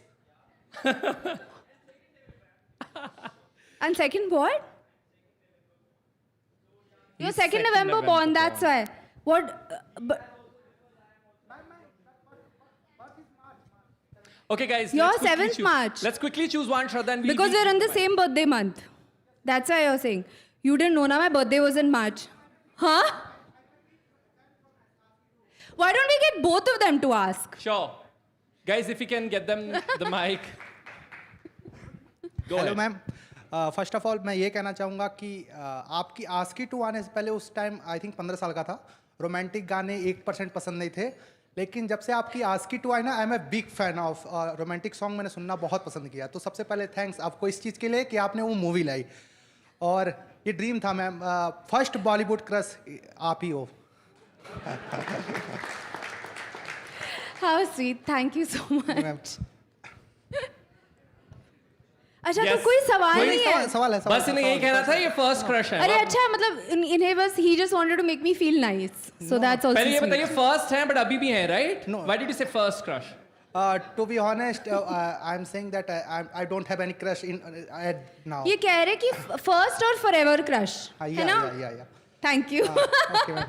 Okay. We have another gentleman that Shraddha wanted him to ask the question. Yeah. Hello. I want to ask, you're looking so pretty in this business that I have. Oh, that's You know, I have to say, I really wish it could work. Where you could just be like, I have 2 dimples, and let's just, and you could just get anything. I tried my best. So I want to ask, recently you started a jewelry brand, and what was that idea, and what's the goal according to, you want to take it globally, and what it contributes to Indian century?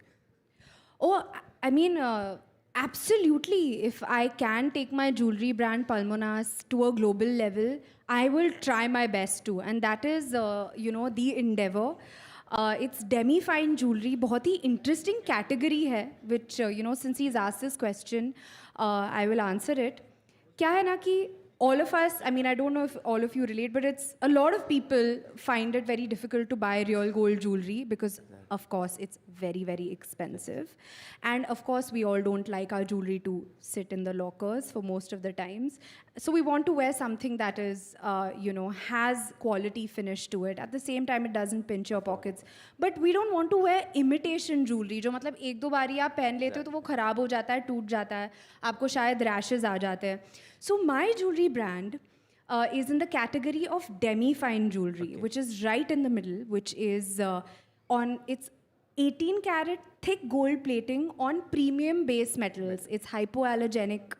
It is tarnish free. It is waterproof. We give you lifetime warranty. So my brand is offering some really fabulous things. We also have jewelry for men and accessories for men and women also. Shraddha's fans get a special discount coupon. So Maybe I'm getting one. Absolutely.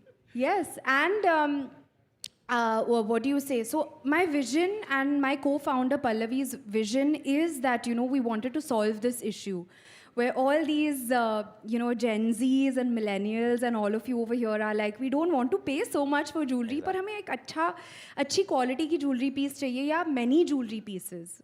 So definitely our vision is, to solve this issue and give really trendy, really good quality jewelry options to everybody out there. One more question from this side, and then... I'm wearing Pulmonas earrings. That's why I asked. Lovely, not so subtle plug-in. Please, one question from here. Yes. Hello. कैसे हो आप? मैं एकदम मस्त हूँ, हमेशा मस्त हूँ. आप कैसे हो? मैं भी बहुत अच्छी हूँ. I am your biggest fan. Thank you so much. One thing, my mama loves your Chum Chum song. Okay. Thank you. That's very sweet. Do you have a question, ma'am? Yeah. You have a question? One thing, आपके भी आधार card पे वैसी वाली photos होती हैं. आपकी बहुत अच्छी फोटो है. यार मैं नहीं दिखा सकती आधार वाली फोटो किसी को. नहीं दिखा सकती, बिल्कुल नहीं. आप देखोगे तो आपको मतलब आप बोलोगे कि ठीक है, मतलब दिखाना नहीं चाहिए था. मैंने इन पर्सन देख लिया, आमने सामने देख लिया, तो आई थिंक ये सही है. इतना सही. Let's meet. After this we will meet. After this you want to see my photo, Aadhaar card photo? I can't show you, beta. No. We'll meet, but I'll not show you the photo. Yeah, sure. Thank you. Thank you, ma'am. You have a question? Yeah. Shraddha ji, मैली, और बहुत ही जैसे भाई ने कहा था कि आपकी वो फिल्म थी कि तेरी गलियां, जिस तरीके से बहुत ही एक तरीके से जो यूथ है वो ज़्यादातर बहुत अटैच हो जाता है, क्योंकि हर एक इंसान जब सोचता है कि हर एक एक्टर में होता है कि उसकी स्माइल बहुत अच्छी है, वो जब एक तरीके से डांस करती है, लेकिन आपके अंदर ही जब आप रोते हैं ना, और तो आपको अच्छा लगता है वो रोना जो आपका वो ऐसा रियल वाला रोना है. एक बार क्लैप कर दे एक बार ज़रा. तो वो जो रोने की जो आपने ये स्माइल है, ये बहुत ही बेहतरीन वाली, जो जिसे जब आप रोती है ना मुझे क्लैप करने का मन करता है. तो बस ये मैं कहना चाहता हूँ कि ये क्या नेचुरली होता है या आप बिल्कुल इस सच में बहुत दर्द भरा है मुझ में. आप ग्लिसरीन यूज करती हैं? मैं मजाक कर रही हूँ. That's essentially the But question. I mean, no, honestly, it's my job. It's a part of my job. So, जो भी सीन होता है, if you have to cry, उसमें हंसना होता है या रोना होता है, वो करना पड़ता है. तो it's a part of my job. बहुत अच्छा. हमेशा Thank you. आपके ऐसे मूवी बनते रहे और हम देखते रहे. बहुत बहुत शुक्रिया. Thank Hi, you. Shraddha. I'm Dr. Adrita. The reason I can get to ask you a question because I'm a dentist and I'm a smile designer. So, like you were saying, you were looking at the smiles. So my question to you is... So then you can also judge my smile, right? Absolutely. Lovely it is. How much would you rate it? 9 on 10 maybe. Oh God, why did you cut one mark, ma'am? So I have to work on that one. What is the one? Being a dentist, I'll have to look at your internal oral cavity properly. Oh no, वो मत देखना. Ma'am is straight. नहीं, वो मत देखना. मैं अभी से, I admit, मैं confess करती हूँ, मेरे पास 2 cavities है. See, I got you. So I'm the zonal head. मीठा बहुत पसंद है. Okay, ठीक है, ले लीजिए आप 1 point. What's your question, ma'am? Yeah, the question is, like growing up, were you scared of scare movies? Scary movies? Yeah, and how was your experience actually taking part in one? Because now, as of now, I don't have the courage ever to watch a scary movie. So I haven't seen Sri 2. So how was your experience seeing that or working in it? You know, a lot of people, even after Sri, the first part, people were, little kids would come up and ask me that, are you really a ghost? Should we be scared of you or no? And it's interesting that people had this kind of a reaction because I am very scared of watching horror movies myself. And I have watched Sri with my hands on my face, myself. So Sri 1 में जब मेरा चेहरा बदलता है, I was scared of seeing myself transforming. So I am very scared of watching horror movies. And I have been as a, little kid, since I was a little kid, so I'm petrified of horror films. Okay. Since you're talking about Stree 2, आप लोगों ने real locations पे भी कई जगह पे shoot किया है. कोई ऐसी भूतिया location थी या because रात को भी जब shoot कर रहे हो, कुछ ऐसी situation थी where you guys felt scared या आप में से किसी ने कोई prank कर दिया and then it was difficult for everybody else because at the end you are in that kind of situation where horror situations are being shot. You know, in the first film, in the first part, there was actually an incident on set, which, you know, we spoke about. By incident, you mean like somebody एक experienced था something? कुछ मतलब paranormal सा incident हुआ था set पे which you know मैं directly मैंने एक्सपीरियंस नहीं किया था but Raj and my other co actors you know we had heard about it that unfortunately a light man felt somebody pushed him from a height. He was okay at the end of it, but there was nobody there. So, of course, you know, this is what happened on the first film. But in the second film, ऐसा कुछ नहीं हुआ because, you know, I had my choti also ना with me, so I think the bhoot must have got scared.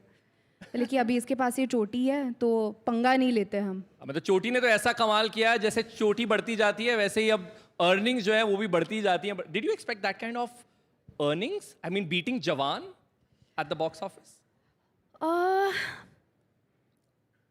You know, very honestly, after being a part of this film and after reading the script, Stree 2, it was so important that we cracked a sequel that was not just created for the sake of a sequel being created. You know, मतलब कि चलो पहला भाग इतना successful था तो दूसरा बना लेते हैं.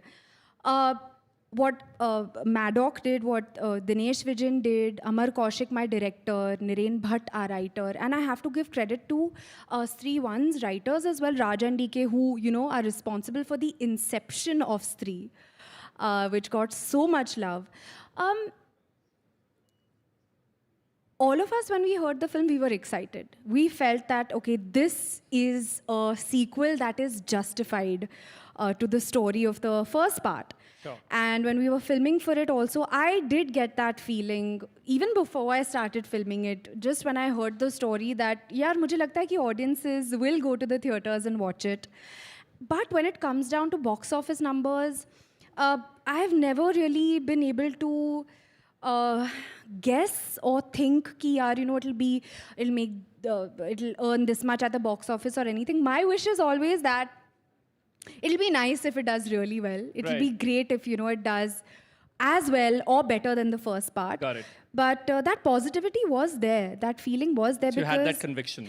because it was there because we knew we're a part of a great film, a good film. And I really feel like a good film makes its place in the audience's hearts. Right. Yes. My last question before I wrap this. Has any of the senior actors, artists reached out to you, complimented you for Stree 2? And if you can share who it was? Anybody that you know, compliment state? By the way, did Shah Rukh Khan, did you meet him by any chance since you've beaten Jawan?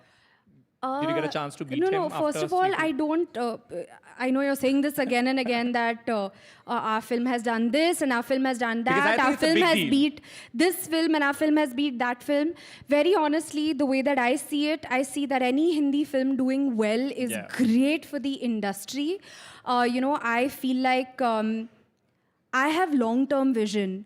It's, of course, very, very exciting to have one film that does well, but it's even more exciting when your industry is doing well. Yeah. And it's even more exciting when collectively a lot more films do well. So I would say that I got a very, very lovely call from Tabu ma'am.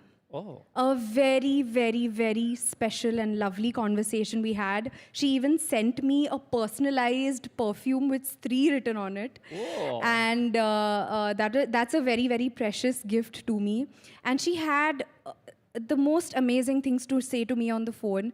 She is a perfect example, Tabu ma'am, of really, really making you feel, or rather, this is how she made me feel. She made me feel so proud of you know, being a part of this film. She made me feel empowered. I mean, she is one of the most iconic actors we have, right? So for it to come from her was really, really special. Lovely. And how many of you want her to wrap this with a little singing?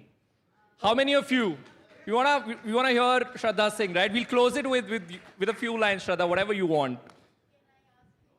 Yes. Yes, Surely. ma'am. Yes. I'm completely out of time, though, ma'am. Keep it very quick if somebody can reach. Yeah, I know. I'm getting her a mic. If someone can quickly. I can repeat her question. Yes. Yes.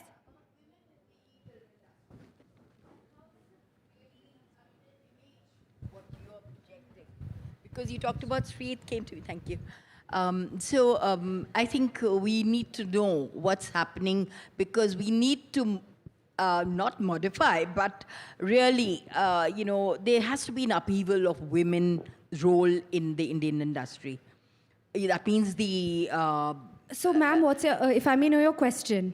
Yeah, because I was saying there's a lot of pay parity, there's disparity, that's being talked about, the Me Too is being talked about, but even the image which you're projecting sometimes doesn't really match with what India is all about. Sometimes we feel.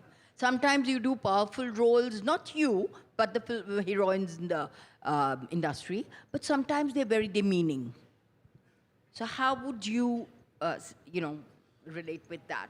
What is your reaction to So, ma'am, if I may, I feel like I didn't get a specific question from you. There was a lot that you said. Yeah. If you could make your question specific, a very, very specific question, I would be very happy to address it. Yeah, there's three issues which were coming. One was that, of course, we're talking about the Me Too movement. How do you see? Because, we're talking about equality or equity. So I think representation of women, the way... Women in equity. And number two, the demeaning roles which women have to take up compulsorily. Why? If I may ask, any specific demeaning role that you can point out to? Well, any specific one?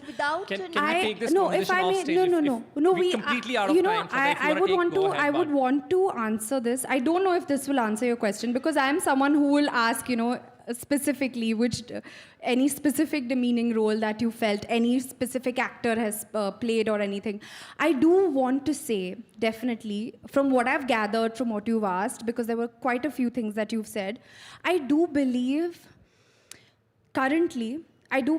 that our industry is evolving, just the way India is evolving, just the way Indian society is evolving. I feel like this conclave is also about, the evolution of India and also the impact that it's making at a global level.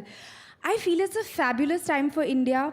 The same way I do believe it's a fabulous time for the Indian entertainment industry as well. I do believe that the way that Indian society is evolving, automatically even entertainment takes its inspiration, the stories, the narratives from Indian society as well. So if you see the trajectory of Indian cinema, if you see the trajectory of Indian society, it is parallelly, there is evolution happens, over time with that. So coming back to my point, I do believe, keeping this in mind, the way that we as, it's a fabulous time for India in 2024, where we are.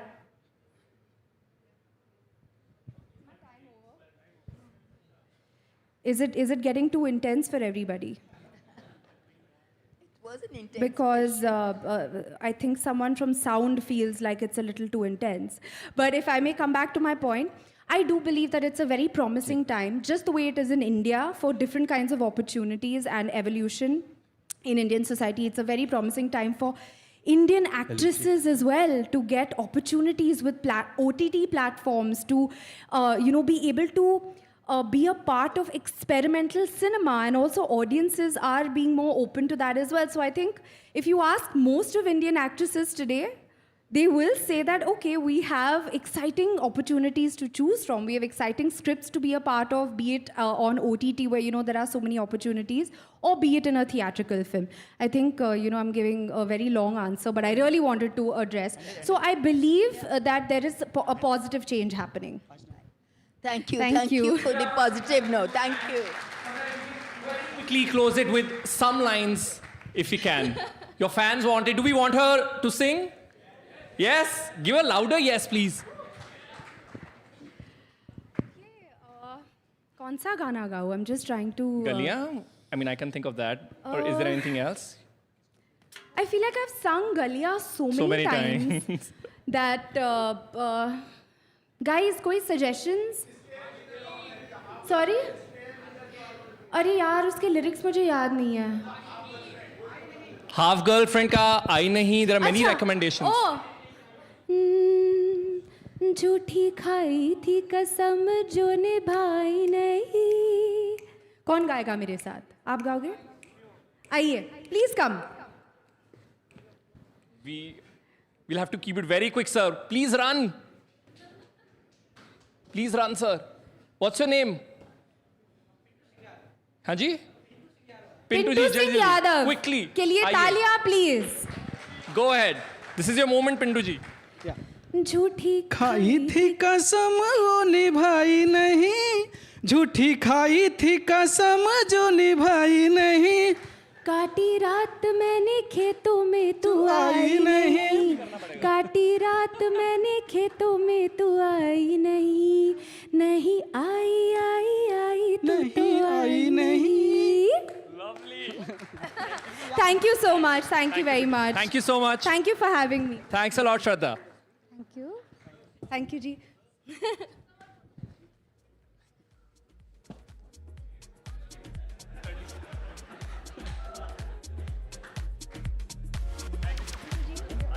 Thank you so much, sir. Thank you, Pintu ji. बहुत शुक्रिया. मस्त photo आया है. मस्त photo. Go. Okay, sure. Sir, we'll take it up, sir. I think इनका अगला session शुरू होने वाला है, sir.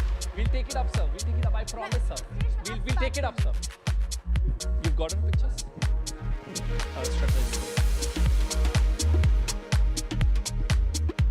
Thank you. Thanks a lot, Shraddha. Thank you. Thank you, everyone. Thanks a lot, guys. Thank you, everyone. Thank you so much. Thank you.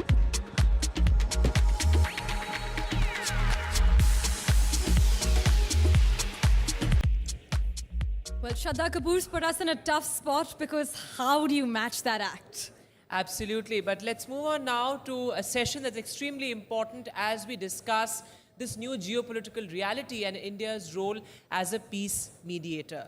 Well, Western leaders say Hamas leader Yahya Sinwar's death could open the door for a possible ceasefire in Israel's war on Gaza.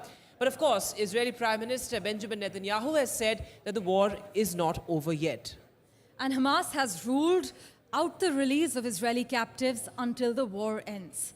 But to discuss all this and more, we'd like to now invite on stage Israel's ambassador to India, His Excellency Reuven Azar and NDTV's Gauri Trivedi.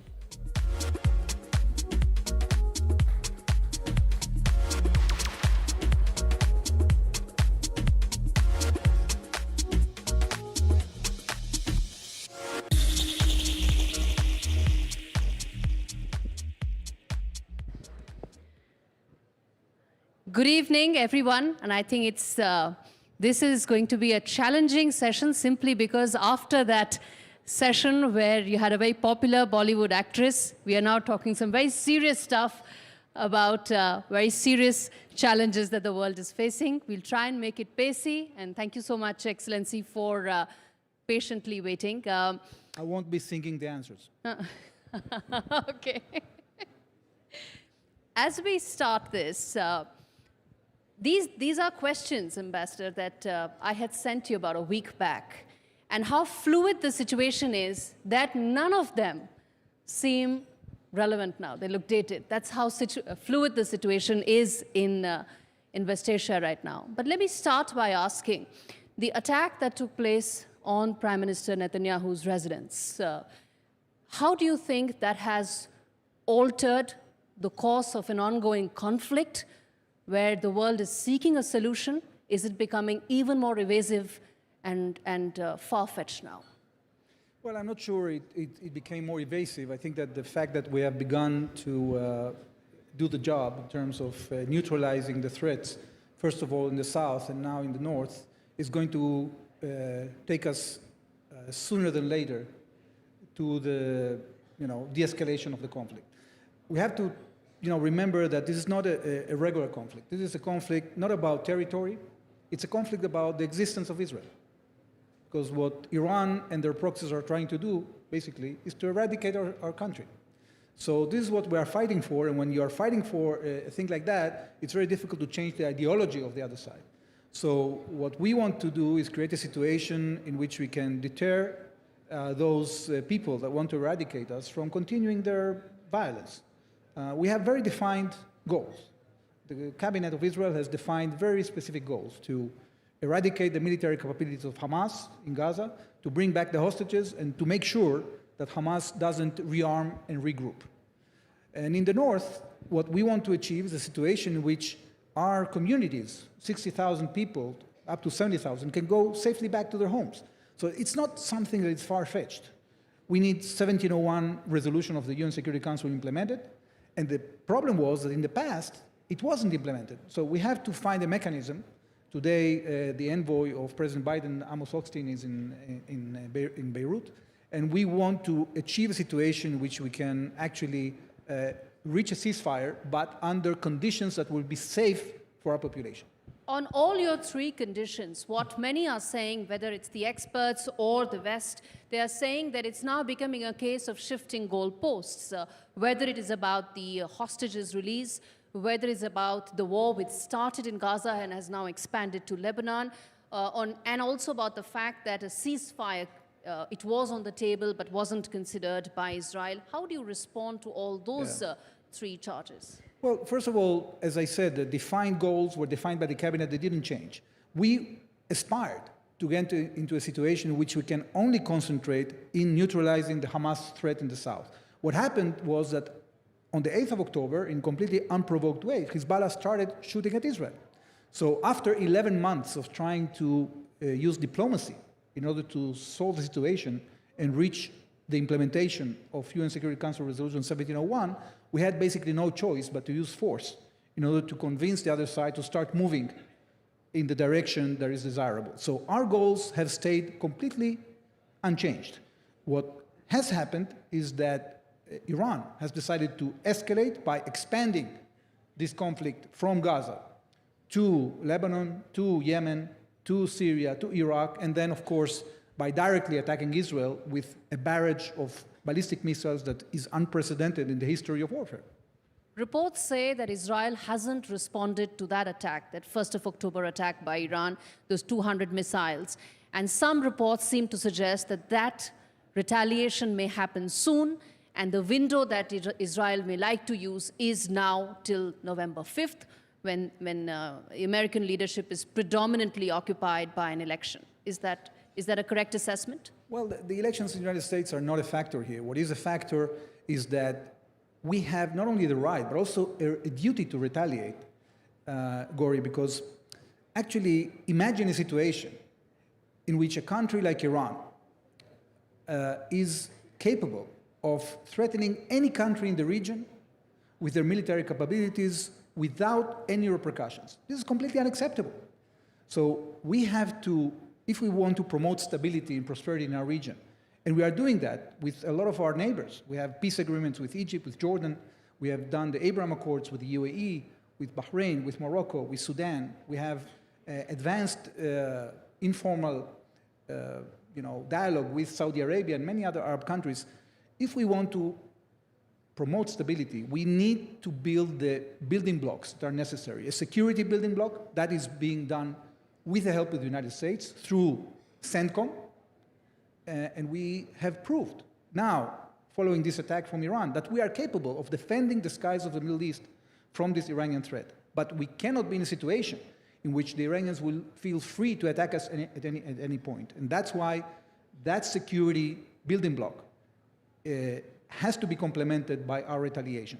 And if we have a security parameter, a security building block, then we can have political stability, and then on those building blocks we can build the economic stability.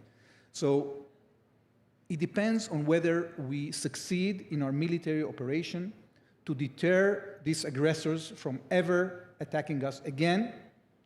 And if that succeeds, then not only the countries of the region, but also India and other countries in the world will feel more comfortable to invest in our region. Because imagine that any investment is hindered or is menaced by these unprovoked attacks that are coming from Iran and their proxies. That's completely unacceptable.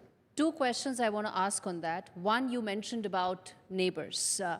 There are now many experts who feel that the present situation and the ongoing conflict has opened doors for Iran to build some connects with some of the other states, and traditional rivalries between the Saudis and Iranians in the past, some of them could be probably ironed out, if not completely, then enough to ensure that there could be an anti-Israel united front. How do you respond to that? Well, I think it's not realistic, and I'll tell you why. Because many countries in the region see in Iran a threat. They are not feeling threatened by Israel. On the contrary, many countries in the region see in Israel an opportunity to build this security regime and to acquire the capabilities that they need in order to create a prosperous and stable society. So there is a conflict between Sunnis and Shiites in West Asia.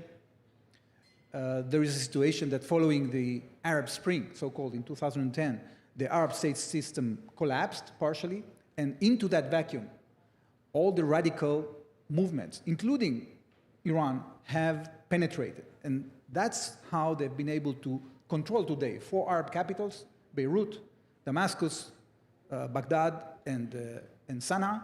And in this way, they are undermining the existence of Sunni Arab countries. So if we do not show resolve, if the Western powers do not show resolve in countering this aggression, of course, many countries will have no choice but to court the Iranians, because they will be afraid from an Iranian attack.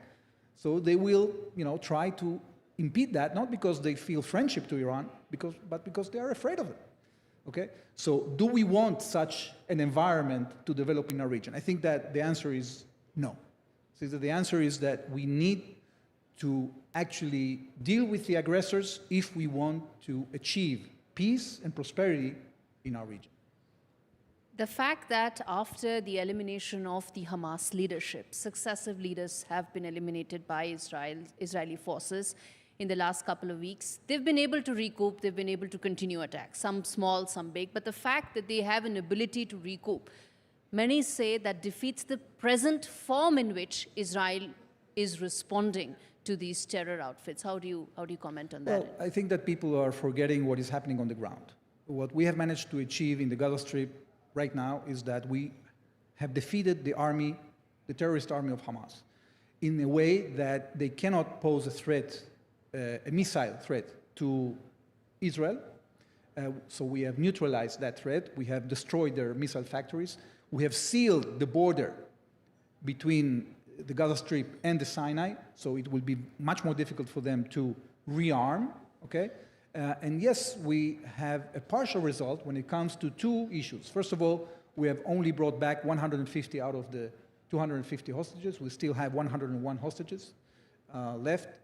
And we have not yet found a way, an efficient way, to remove Hamas from government. So there are now attempts by the IDF, in coordination, of course, with the government, to create new situations in which we will be able to, for example, distribute humanitarian assistance, so Hamas cannot actually hold the population hostage like they've been doing so far. So there's still some way to go. But in terms of the military balance, this completely changed in the Gaza Strip. In the north, we have somewhat of a similar situation, because the IDF has managed to clear between 1 and 3 kilometers from our northern border into Lebanon, and they have discovered there huge amounts of weapons, silos, tunnels, and the infrastructure that an elite force of Hezbollah called the Radwan forces were preparing in order to invade Israel. So this is very clear, and that's, of course, on top of many other things we've done in Lebanon. So right now, the balance, I think, is changing in Israel's favor. We have to find a way to continue our operation in order to achieve the goals and achieve, possibly, political and diplomatic arrangements that will make sure that I this was coming to just that, sir, which is that, one, that it's been a year in terms of the collective punishment approach that Israel has been following, right? It's largely what do you mean by collective punishment? In the fact that, there's also a large civilian toll for Gaza. But that's not collective punishment. People sometimes are confusing between 2 things. Okay. The fact that, unfortunately, in wars, there is collateral damage, and especially in situations in which you have terrorist organizations that are breaking any rule in the book, are hiding behind civilians and firing at civilians. They are using ambulances to transfer terrorists. They are using hospitals as military bases. When you have terrorist organizations that operate in such an immoral way, the civilian toll will be bigger. Is bound to be high.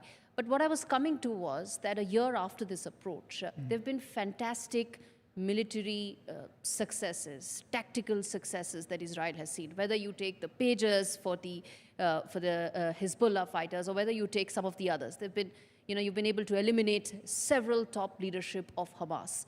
But how do these tactical victories translate into long-term political outcomes that can create the stability that the region needs? Well, that's a very good question. I think that we will need cooperation from international stakeholders, and we will need a situation in which the military success is so decisive that the other side actually, out of fear for the survival, will want actually to achieve a diplomatic outcome. That's very difficult to achieve, especially in our region, because you are not dealing here in diplomatic negotiations between two countries.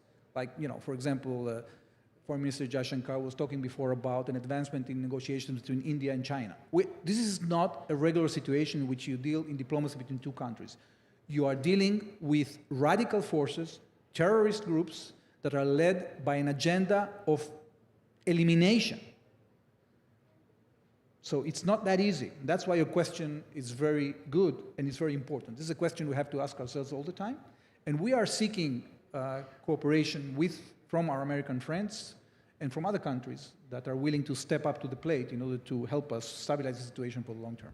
But many Western countries are now asking for an arms embargo as far as Israel is concerned. So in that, where do you fit in the political outcomes that Israel aspires for in terms of a long-term solution, even as it wishes to continue these look, I think military that it's a bit confusing, the situation. I think that many of those countries that have stated statements like that, first of all, are not in the first place selling us any weapons, and if they do, it's pretty minor.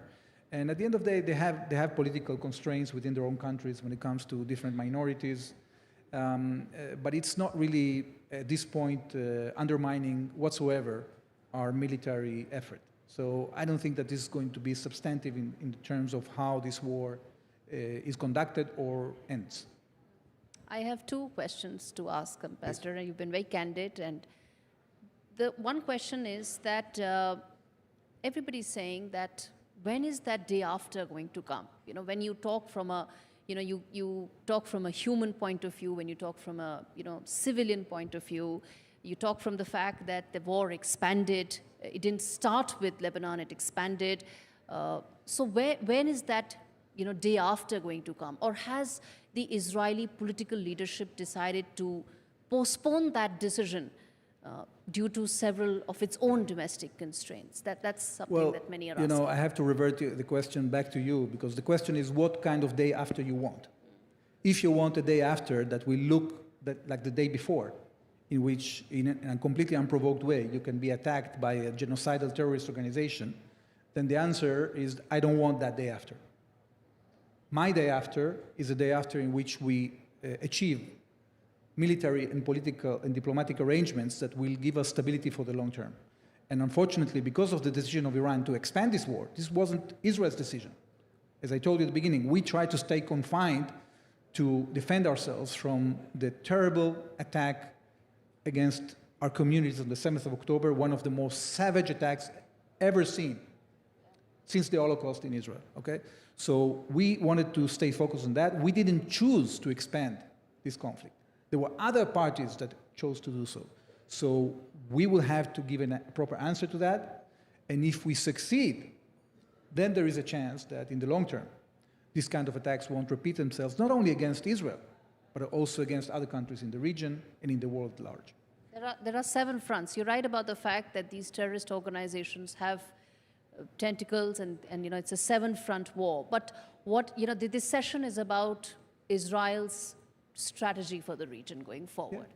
What is that strategy against as I said it before, it's building blocks. You have to have a security building block, We are building it together with our neighbors and our American friends. We have great intelligence cooperation. We have operational cooperation. We are trying together to defend the skies of the region, to secure trade in the region. So that security building block is it has expanded substantially following the Abraham Accords. It's going to continue to expand. That's number one. Number two is political stability. If we have a good outcome of this military confrontation, we'll be able to expand the Abraham Accords to include other countries in the region that want to join the wagon of prosperity and stability. And if we achieve in doing that... Saudi Arabia, is that accord still on track? Yes, and if we achieve in doing that, then we are going to have the possibility to implement larger projects, global projects like IMEC, that are going to connect India with Europe and vice versa. So nobody is going to enter into this adventure of investment if we don't build the building blocks that are necessary. And that is our strategy. Okay. Then this conclave, this summit, it talks about the India century. And I must ask you this, Excellency, that in a conflict where many developed countries seem to have said that at this stage, political outcomes look not very much feasible on the table for them. Some have even said that maybe countries like India or India can be at the forefront of possibly bringing stakeholders on the table. How do you see India's role in West Asia, and especially for this conflict? Well, I think a substantial role for India, because India is a rising power.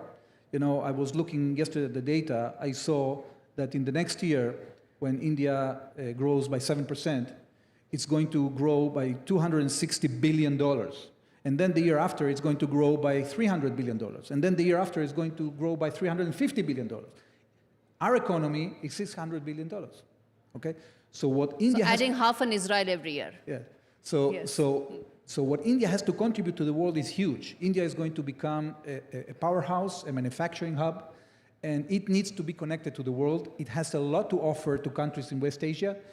I've seen how India has been working very well to increase the links with the UAE in the last year.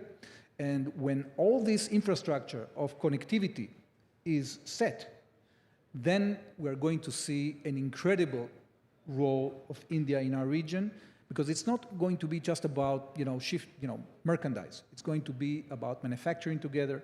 It's going to be about establishing, as we speak, there are communication cables, optic fiber, that are being built between Europe and India. So there are many aspects of this that are going to bring a lot of prosperity to our region, and we depend on the goodwill of India, on the investments of India, on the cooperation with India, and therefore that role is going to increase every year. All right, Excellency, thank you so much for speaking at a time when there's enough and more that's happening in the region, and we are hopeful that this conversation could possibly bring a new dimension to a conflict that the world is wanting to end, but unfortunately doesn't look like ending anytime soon. Thank you, Excellency, for taking. Thank you, Gaurav.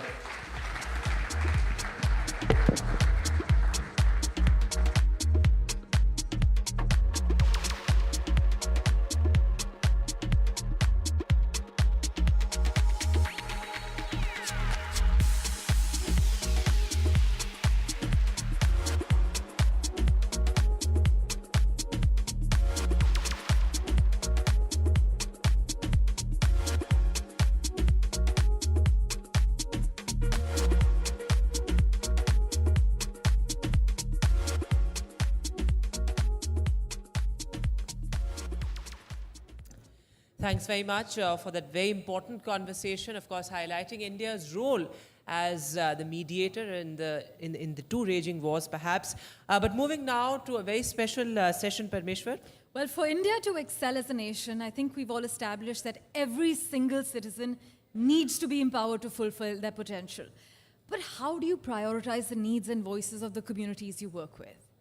Well, to tell us more about this, we are delighted to call on stage Dr. Payal Kanodia. She will be in conversation with NDTV's Vasudha Venugopal.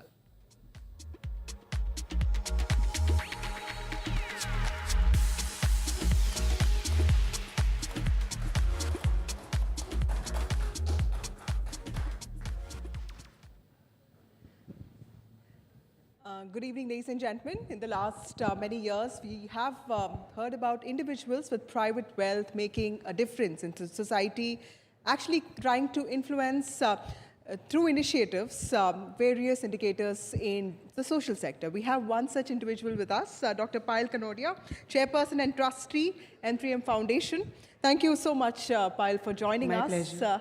And I was going through the work that you guys do, and in fact, I was also talking to some of my colleagues, sustainability, scholarships, and sanitation. Tell us a little bit about what the foundation does.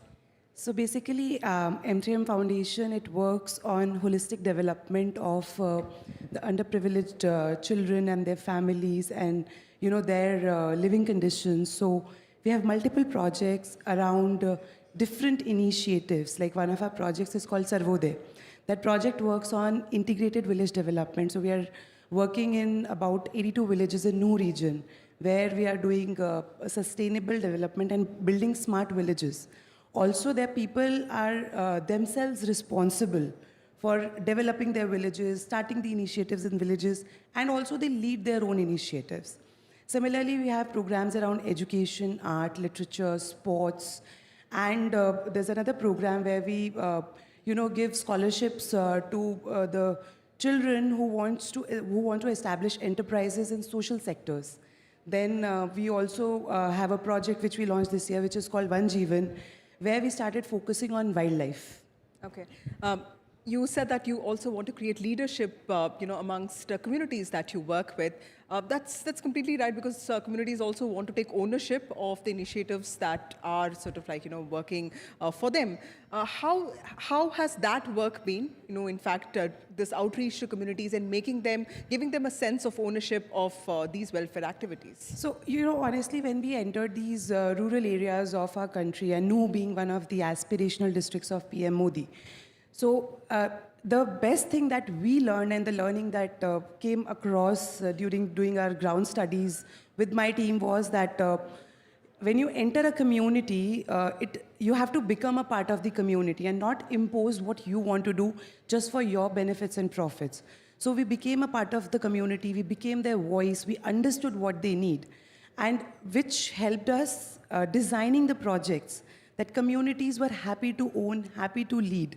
And today, when we sit down and see the results of those projects, the women are entrepreneurs, they're more independent, they are running their village panchayats, they are running community kitchens in their villages. They also have, we call it Sankalp Vatika, so they grow their own vegetables. And to my joy, I learned it last week only that a group of women has actually gone ahead and purchased a small farm of their own where they are cultivating oyster mushroom and many more vegetables. And now they go and sell it in the market. They are making many products like that. They have their own dairies. They are learning to make organic manure, Jivamrit, and a lot many more things. So this is one beauty of it. When you work with the community, with their consent and involve them, they take the ownership beautifully. Absolutely. Also, Payal, one of the interesting things that you do is One Jeevan. Wildlife is an area which has a lot of regulation, so it's not easy to work there as even for NGOs.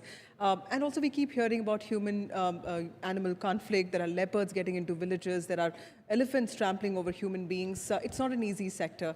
Tell us a little bit about the kind of work that you do. Which are the states that you work in? So this is the project that we launched this year, and it was one of my own dream projects where we wanted to work on saving wildlife, because I've always believed that we just cannot work, by saving humans or working for humans.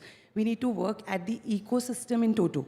So that's when this project got designed, and we started our first project at Tipeshwar Wildlife Sanctuary, which is near Nagpur. So during summers, someone reached out to us and they said that, the tigers are dying because there's no water to drink. So we just went ahead and involved the local people and installed solar water pumps. So now these pumps only work at night, so they also kind of are only work in the days, and at the night they're not working. So they just pump water out of the ground. And to the beauty of it, in just 2 months of our intervention, we saw the entire wildlife, the flora, fauna, the carnivores, herbivores, in fact bears, deers, all the animals coming back because everyone needed water. And also local communities got empowered because of this. Then we expanded this project to Koluchur Forest, which is next to Jim Corbett. Again, similar interventions where, we just made ecosystem more friendly for wildlife, and now we are expanding it to Pilibhit, where there is a lot of poaching that happens, illegal poaching that happens to Nepal for the tigers. And we realize that as the more we work towards the ecosystem in total, where it is animals, humans, trees, everything involved, the community around that flourishes on its own. Right. Also, Payal, you are a sports person yourself, and you've invested a lot in training young girls in sporting activities. Tell us a little bit about that. So my sporting journey actually started during COVID. I picked up this sport which is called kettlebell. It's a Russian sport, and there are multiple disciplines that are being played with different kinds of weight. And happened so that it became my passion over past 4.5 years. And this year I just won 2 gold medals in the World Championship in Greece. And this is also very close to my heart because before this, I was actually supporting athletes and para-athletes in sports. We give them scholarships, and it's beautiful to see that India has so much talent. It just needs to get nurtured. Okay. And it's not just education. In our villages, especially, I come from a small village in Haryana myself, and there are so many children who do amazing in sports. They just need a little bit of hand-holding. And we have many children today, especially para-athletes. One of our para-athlete scholars won a silver medal in Paralympics this year. So many children, they just need someone to hold their hand, to guide them, to nurture them, and they can do wonders. And this is another way where we can help community. Okay, and you sense a change in parents of, So yes, the parents also become supportive because they see that, their children have a future in that. Also, tell us a little bit about kettlebells. What is it, and is it like weightlifting? What is it? So it's not a weightlifting sport. Kettlebell is more of a endurance sport, and it is a sport about your mental strength because whatever you play constantly for 10 minutes, and after 2.5 minutes, your body strength literally gives up. And during my championship, I felt like, what am I doing? After 2 minutes, I literally wanted to throw the bells off. And then, something kicked, no, that I'm stronger than this. I need to, and I had a target set for myself. I was like, no, I have to beat my target. And this sport has started to reflect a lot in my personality, my work, what I do in my real life as well. Right. I'm noticing this change with a lot of people who come from wealthy families. They feel far more responsible for society, and it's just not CSR, something that they're mandated to do. Tell us a little bit about this foundation. Is it something that your family runs, and is it something that happens, irrespective of the rules, that make it mandatory? So M3M Foundation is a philanthropic arm of M3M India Group. But we are not, this is not a mandate for us. It's not a CSR. So a pool of funds come from my family income. Everyone from my family gives a pool of funds to the foundation. And it was a vision of my grandfather, then my father, and then me today, that we are running this foundation because we always, as a family, as a philosophy, have believed in giving to the society.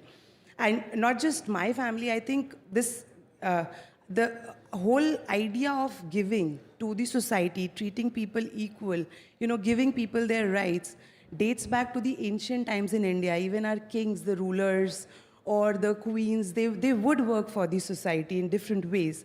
So it is a part of that culture that my family always has loved to follow, and hence we are doing this. In fact, today when I sit here, I relate it to our PM's vision of, Viksit Bharat, the self-reliant Bharat, and a lot many more projects that he has launched over past 10 years. I think we are working in alignment with those projects, and they're giving us wonderful results. Right. And do you think it's okay to go along with the government, or do you think that the government needs to do more to promote this kind of private philanthropy? So government already is doing its bit, to be very honest. They have some amazing programs. If we actually look at them, they're designed very well.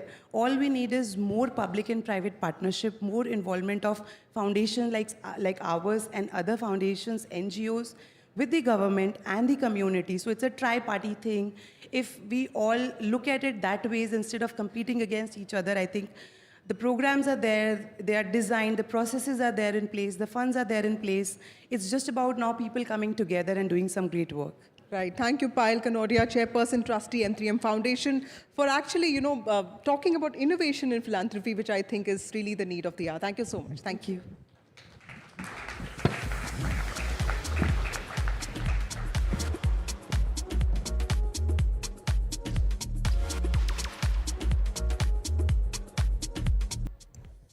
Well, by 2030, you can anticipate a revolution on Indian roads where actually 8 crore electric vehicles hum quietly, powered by a robust network of 39 lakh charging stations. Absolutely. India's EV journey promises not only to redefine mobility, but to lead by example as well. And to tell us more about this, let's call on stage Kartikeya Haryani and our colleague Vishnu Shom.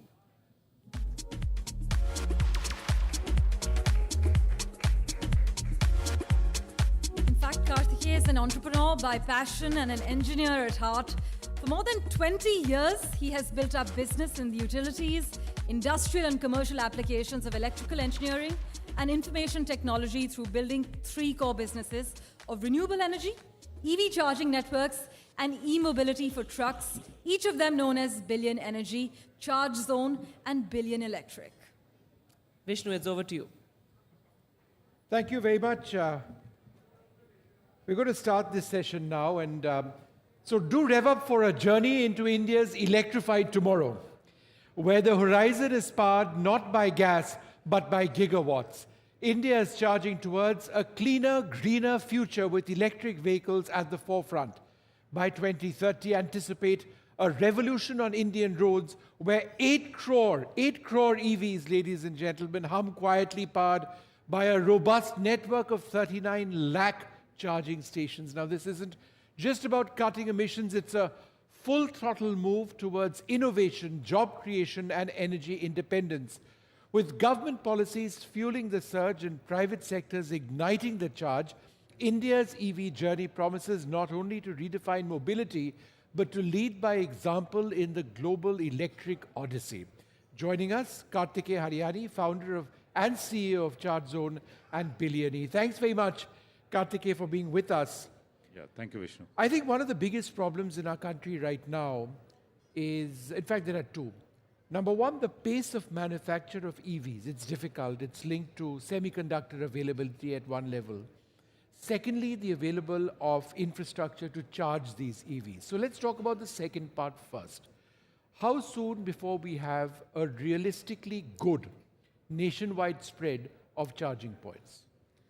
Yeah, it's a very valid point, and EV charging infrastructure is a number one enabler or a deterrent whether to buy or not to buy an EV. Now, Indian automotive industry or Indian automotive market is comprised of few segments of electric vehicles, which is very unseen in other parts of the world. We have 2-wheelers, 3-wheelers, and 4-wheelers. And to begin with, luckily, a 2-wheeler segment is a home charging candidate, and therefore the charging infrastructure is largely driven either at your home place or a workplace. Yeah. While 3-wheelers and 4-wheelers will be driven by commercial EV charging infrastructure, and one has to really plan for it. Unlike we probably didn't see an IC planning, an internal combustion engine planning for refueling, because it all came along. Yep. The gas stations, the petrol pumps got built over the last several decades. But when it comes to EVs, yes, one has to think through carefully in terms of how the EV charging networks will be planned for. And the technology and the power electronics and applied electrical engineering, as well as the grids, they play a supremely or a very critical role into each of these segments. 3-wheelers are generally enabled by a battery swapping, for example, or it is also enabled by slow AC charging, which is done or built for various parking hubs. We call it overnight park and charge hubs. While 4-wheelers, that includes fleet of cars or fleet of LCVs or buses and trucks, also are getting enabled by what we call as hubs and satellite points for charging infrastructure. So for each of this electric vehicle segment, the industry players have started investing into this. 6 years ago, the standards got built into this. Later on, the local ecosystem in terms of EV chargers, OEMs, played a bigger part. The localization did happen in terms of the semiconductors, in terms of as well as power electronics, as well as in terms of several components which forms an EV charger as an equipment, got localized in the country. And today, fortunately, as a market, as a country, we are ready with chargers localized both for three-wheelers as well as four-wheelers. Sure. One of the big concerns that a lot of people have when it comes to buying an EV car, for example, for themselves is, look, great, I can contribute to the environment, I can buy an EV car. But if you look at our road conditions and the temperatures, right, it's extremely hot. That means there's a high use of air conditioning. If there's a high use of air conditioning, there's a lot of pressure on the battery. Start and stop traffic means that, again, you're not getting very much efficiency out of the battery as well. And all of this has an impact on the life of the battery. In the case of EV cars, the cost of the car is largely the battery itself. What's the way around this? Is there any?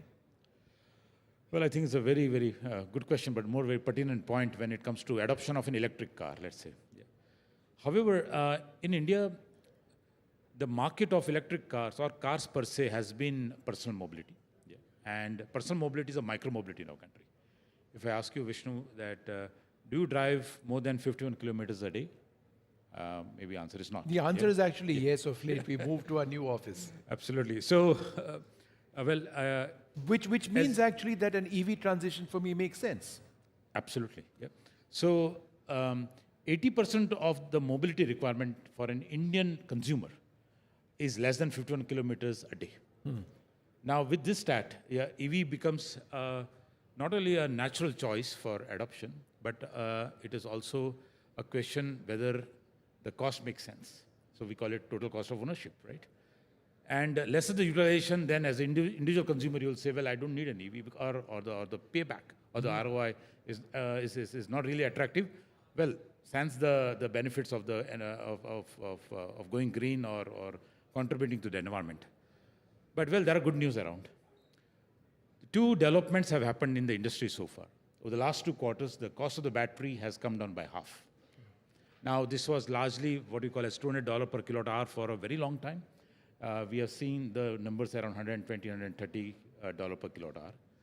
The second good news is some of the OEMs have initiated battery as a service, which means, coming to your second part of the question, whether the life of the battery, temperatures, potholes, traffic, acceleration, decelerations, and so on, and it will consume the life of the battery sooner than the warranty period.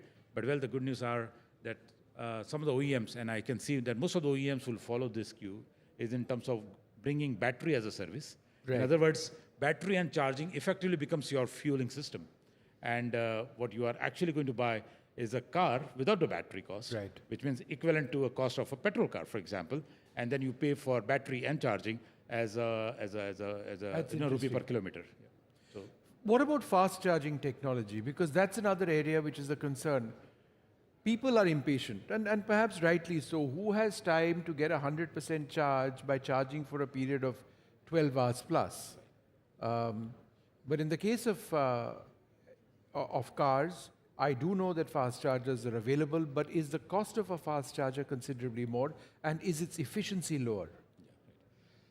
So, Vishnu, it's clear that fast charging is a key for adoption of an EV.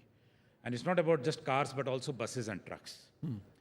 Now, good news is for a charging company like ours, as ChargeZone, when we started off in 2019, there were green sprouts around electric cars coming into the market. Then electric buses started coming into the market post-COVID. And today we see the launch of electric trucks as well. So as a charging infra player, I'm agnostic to any of these four-wheelers. Now, as a priority, I will be rather enabling intercity e-mobility. In other words, the charging infra on highways has become our priority number one. Apart from roughly 450 plus locations we have in the country across 22 states already, we have also electrified 30,000 kilometers of highways in India. Effectively, you can drive from Amritsar to Chennai using our network without any range anxiety, whether it's for your car, for example, or even for a truck for that matter. So fast charging is a cornerstone, it's clear. But if I am going to invest onto a fast charging only for cars, well, I don't think I'm going to even make money during even my lifetime. Having said that, intercity buses and intercity trucks are going to be the biggest enabler for e-mobility ecosystem as India enters into a new phase of energy transition. And also we heard Prime Minister Modi early this morning was our net zero targets. India as a developed country, 2047 is one vision, but by 2070, though it's a 50-year... But let me jump in and ask you one thing, since you raised it. Why is the cost of an EV more than a petrol vehicle if, as you say, the cost of the battery has come down by half? Right. So, well, it's clear that, and it's very kind of common sense approach to analyze this. When you move from a diesel car to a electric car, you are taking out the engine, you are taking out the powertrain. What you're bringing are the motor controllers. You bring in the motor, e-axle, for example, which is the next big thing, and the batteries. However, battery has played an important role as far as the cost of EVs are concerned.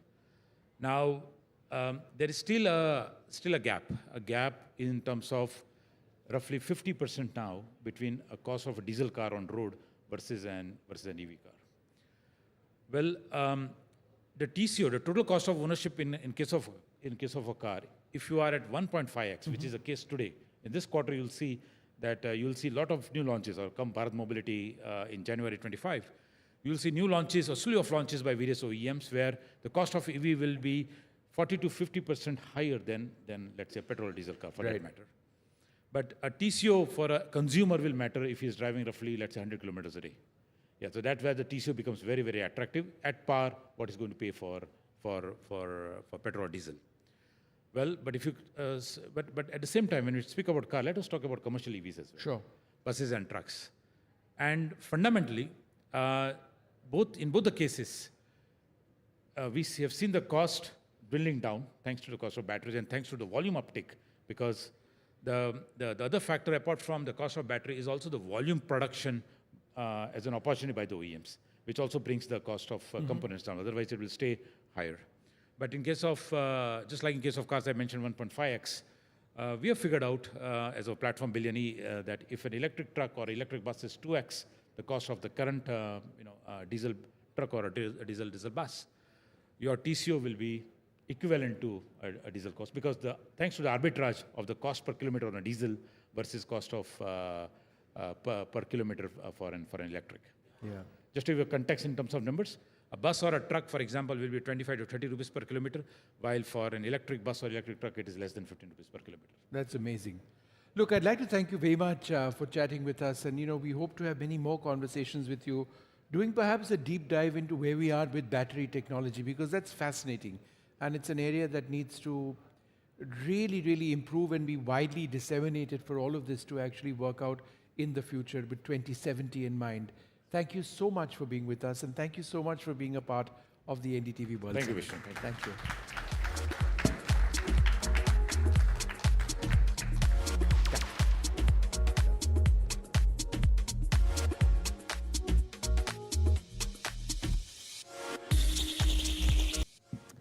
Well, that was truly a fascinating conversation. India's EV journey has truly been an incredible one. But moving on now, Parmeshwar, let's not forget the role of education in shaping the workforce of the future. I hear they're reimagining the curriculum so that our future leaders can answer the complex questions without Googling. And well, the next session is about the role of education in shaping the India century with our very own TM Veera Raghav, who's going to be in conversation with Dr. Balakrishnan, Shankar, and Suresh Kudur. So over to you, Veera. Thanks very much, Parmeshwar and Vedant. Yes, we've had geopolitics, you've got stardom, you've even spoken about energy and mobility, but it's important to address education, and the Amrita Vishwa Vidyapeetham has been addressing that with its campuses spread across South India, headquartered in Coimbatore, and with me is Dr. Balakrishnan Shankar, Dean of the School of Engineering, who was, who did his PhD in the United States, one of those who gave up that life in the States, came back to India to set up an institution where research is the focus, and also Suresh Kudur, director for the Academia Industry Partnership. Dr. Balakrishnan, if I may ask you the first question, in terms of when we look at education and creating a future for tomorrow or the citizen of tomorrow, what would be the crucial focus, especially when it comes to technology and enabling a student to be industry ready at the end of the day? Thank you, Mr. Veer Raghavan. First of all, thank you for inviting us over from Amrita to this wonderful summit. To answer your question, let me answer your question in a slightly different way.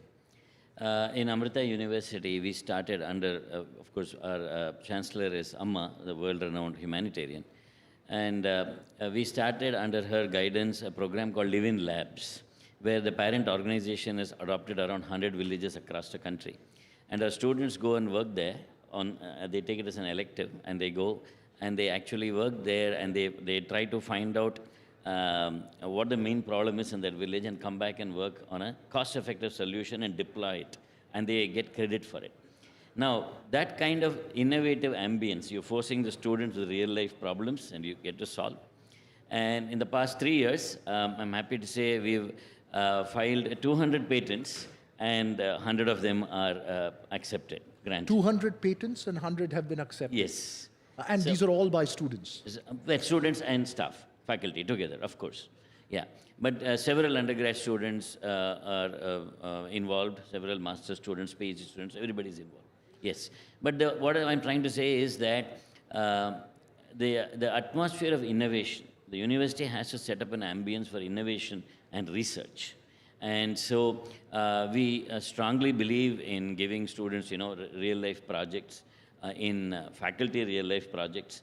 They involve everybody in an ambience of research. They look at what is the motto of Amrita University is compassion-driven research. So under Amma's guidance, we want to find solutions for the common man's problems. So we are not satisfied with just, with just publications and maybe even with patents. We want to deploy it, and we want to make a difference in real lives. You're talking about innovation that can actually have an impact in society for the betterment in a country of that nature. And that would mean, A, is the technical knowledge of it. B, it's also about understanding the realities and identifying a problem statement. Absolutely. And how do you go about that process? Absolutely. How do I go about that process? First, you have to identify what the problem is or what is the scope. Let me tell you, I'll use a small story to answer your question. When we were first setting up the wireless center, a center for detecting landslides, for wireless network for landslide detection, the director of the labs and the vice chancellor, we got the first funding from the European Commission. That was the first funding that Amrita got. This was in 2006, international funding. They went to Amma and said, we want to set up this center. Then Amma asked, so what are you going to do with that center? Oh, we will publish papers and the students will get their master's degrees and all that. And Amma said, if that is the case, return the money. And these people were very surprised. This is the first funding that Amrita was getting, and the chancellor is saying, return the money. Amma said, the chance to save lives come very rarely. So if you can actually deploy your system in a place which is prone with landslides, and you actually save lives, then accept the money, otherwise you don't. So, when accountability when you work for a saint is very high. So that's exactly what we did. We identified a village in Munnar, which is North Kerala, Middle Kerala, and which is susceptible to landslides, and we deployed sensors there, and we were able to predict landslides, and we've already evacuated the villages twice, and we've saved lives. And now the wireless center there is known as a world center of excellence in landslide detection. And recently, because of the Wayanad landslides, the parent organization is now putting in 15 crores worth of work to go and deploy it there. So the goal is, to answer your question, you set the goal very high. How do I actually solve this problem? And you have to have an interdisciplinary team. The key is interdisciplinary. So we should stop thinking about this department or that department. The key is interdisciplinary, bringing skill sets from various sides, use AI, use the tools that you can, predict and solve. And it's not just about interdisciplinary in terms of departments, but it's about bringing together, let's say, the industry, Absolutely. the society, the government all together. And that's where your role comes in. Just is that on?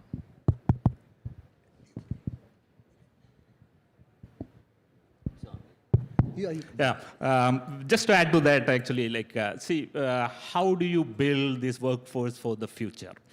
You know, as we know, the technological disruptions, like, say, intelligent robots and generative AIs, they're all really disrupting and reshaping the whole job landscape. And that requires new skills. And say, for example, AI is a big disruptor. And it is estimated to replace around 85 million jobs in the next 2 years and create another 100 million jobs. So that requires new skills. Now here, one of the key differences, see, always automation has replaced jobs. But in the past, it's all manual labor-intensive jobs. The key difference this time is automation is replacing human intellectual functions. That is the key difference. So when the technology starts replacing the roles that need cognitive abilities, it completely disrupts the industry, business process, and production process, and that requires new skills. That is what Amidst is now focusing on, how to skill our students to take up not only current challenges, but even tomorrow's job profile, and that needs the real collaboration with the industry. So we have signed around 100 plus MOUs with the key industry in the last couple of years. Across verticals, automotive, energy, IT, construction industry, all of those. And we are doing some of the key research projects with the industry. That makes students exposed to what is currently going on in the industry. They work directly with the industry projects. They go to the industry as interns and work there. And also, probably one other key points is the live-in labs, which Dr. Bala will be able to highlight, where students go to the rural areas, they work with the population there, they identify the problem statements, come back and come with a resolution. So they get to work on real-life problems, real-world problems, both in the industry and in the society. So you're forecasting problems of the future for the industry, you're looking at existential problems in society, right. And you're trying to get a student to innovate and apply that innovation to a real-life solution, if I can put it in a nutshell. Exactly. And how do you promote then the spirit of entrepreneurship? Student and faculty. Student and faculty. And how difficult is it? It's more difficult to make a student aligned to it or a faculty aligned to it? See, you asked the right question. See, the innovation, if you really look at in the knowledge era, the asset is actually intellectual property, IP, new knowledge. And the universities cannot remain as just centers of knowledge dissemination alone, knowledge distribution alone. They need to be knowledge creators. And that is where the innovation comes up. And innovation has to be, it's a mindset, it's a culture. You create new course, you introduce new subject, that will not create a mindset of innovation. It's a mindset, and Amrita is kind of focusing on that. Because let me tell you, innovation is not a natural ally to education. It may sound counterintuitive to at least to some, because education is training and skilling us to comply with what is existing. Now, if you want to disrupt, to change, you need to build that innovation culture, and that's what. And entrepreneurs is the drivers who will take that innovation out there, into the world. Like they are the drivers who take the knowledge as the fuel, use technology as the vehicle, and drive the innovation, road of innovation. I'm just going to go off script a bit and just ask you both this question. How do you inspire that entrepreneurial spirit? Given that you have had an education system that was defined to cater products to the industry without having to actually reimagine it. Maybe we're walking into a very different world right now. How do you, inspire that entrepreneurial spirit? So I will just answer, then we'll give it to Dr. Bala. In the last year MSME hackathon for startup ideas, pan-India 35 ideas were selected, and 9 out of them were from Amrita University. So that's a great achievement in terms of how you encourage the students to start. We have a Amrita Center for Entrepreneurship where we encourage the faculty and the students to start their own. We have recently also launched Adeptly Incubation Center, which is a Niti Aayog scheme. One of them in Coimbatore is at Amrita University, where we encourage startups to come. And one of the focus area is e-mobility, and the other being cybersecurity. Two key areas like where India is going to add a lot. So place where industry comes in to reach out and find these kind of young talent, which is both innovation and has entrepreneurial They work spirit, together, right? Actually. You asked me which is easier, the student Faculty or or the faculty. Right now, the scenario in the world is that the student is able to catch up much faster. He seems to be, because the faculty is already trained in a particular way and needs to rethink. So it's more difficult for the faculty now because they've already come with some baggage. The student is fresh, literally fresh. And But heavy baggage some faculty come with. Yes. That said. But that said, when you confront somebody with a real life problem and say, I want it solved, and you set up an ambience where different people from different backgrounds come. For example, I have, there are researchers doing AI and health. So they need to know health, they need to know how I can apply this. I can apply AI in predicting new materials. I can apply AI in discovering new drugs. So what happens is you need some domain knowledge and you need new skills and you need to set up an ambience that drives that forward. And all this would be essential ingredients in creating a workforce for the future of India's multi-trillion-dollar economy that you are aiming for. Exactly. One is the workforce, and the other is like on the higher end of the food chain, where you are leveraging the expertise of the internal, researchers, collaborating with the industry to create new technology. For example, like one of the research area we are focusing on is hydrogen as a fuel. Dr. Bala is spearheading those research. Hydrogen as an alternate fuel, because hydrogen vehicles could be one of the options for tomorrow. Hydrogen production and the storage. That is one of the key research areas happening in Amrita, and we are collaborating with a lot of automotive companies. So that is how we take that research up. Nested in the beautiful city of Coimbatore, in the middle of Western Ghats, I'm sure you have campuses around that place. Yeah. Beautiful. When it comes to that kind of a rural setting, the key challenge is also about getting more women into the workforce, more trained in that process. Is that a crucial challenge? Thank you for asking that. Yes, we recently got the UNESCO chair for gender equality and women empowerment. And we've trained more than 100,000 women in a program called Amrita Shri, where we help several women across India who are disadvantaged to set up small businesses and all that. We've used haptic technology to train women in various vocational skills, like in different skills. For example, haptic technology is something, it's like a robotic device that gives you force feedback. So using the same device, I can teach many trades using the same thing. For example, on the screen, let's say I'm cutting a pipe. On the screen, I have a pipe. I change the material of the pipe from PVC to steel, then the force I feel is different. So using the same device, I can train a person on different machining operations. So using that, we've trained a lot of women in various vocational skills. I'm building toilets in their villages and things like that, and then setting up water filters. So that has led to a UNESCO chair in gender equality and women empowerment that Amrita has got. And we strongly believe that because deep in the villages, there is still a lot of bias, gender bias when it comes to education. The son is sent to the better school, the daughter is not necessarily sent. We want to address that issue. And in terms of instilling the desire, for instance, where one of the big problems that India has often faced and spoken about is brain drain, where you have top educational institution people going, like you went to IIT, did a PhD in the US, most stay back, you came back. From a rural environment and in terms of an institute that you're running, how do you inculcate and inspire them to look at social problems, which may not be monetarily immediately rewarding, but it could give great rewards over a long period of time. How do you go about that process? Certainly, Dr. Bala, I myself did my MS in US and I came back to India. So, and that reverse brain drain is only on the rise nowadays. But as I rightly said, see, the institution like ours, we focus on, again, more enabling the rural populations and those students, skilling them who contribute back to the country. So there are a lot of those programs. Not only we get the intakes, we also give back to the society. As Dr. Bala rightly said, we skill women and for making so that they can make a living out of the skills.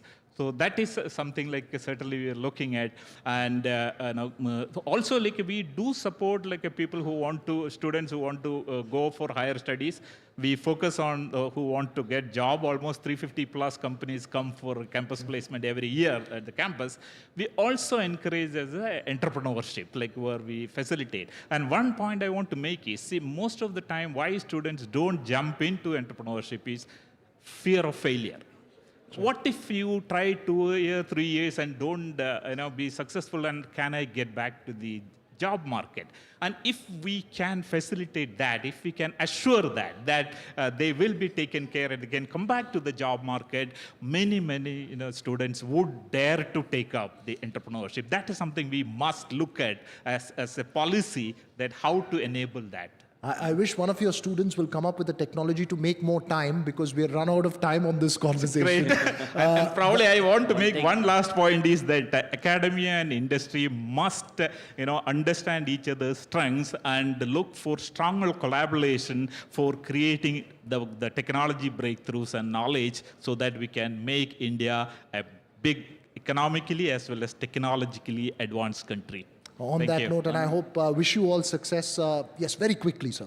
Yeah, we, in Amrita, we not only have reverse brain drain, a lot of people coming back, we also have brain gain. There are people from other countries who have come and become our faculty. Brain gain, not just reverse brain drain. Thanks very much for being part of the NDTV World Summit. Thank you so much. All the best on all your endeavors there. Thank you very much for being here.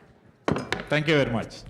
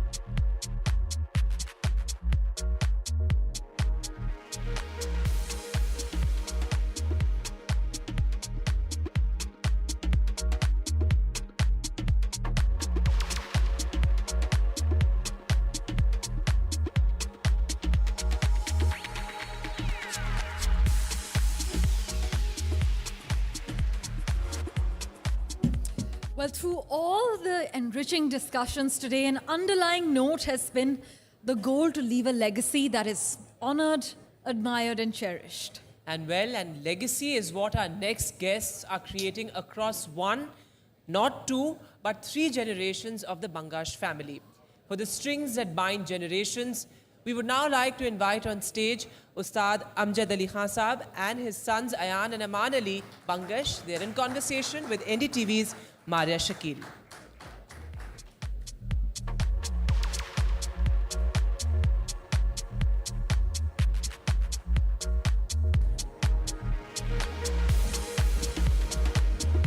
Thank you, Vedant and Parma. Ladies and gentlemen, put your hands together for the royal family of Indian classical music.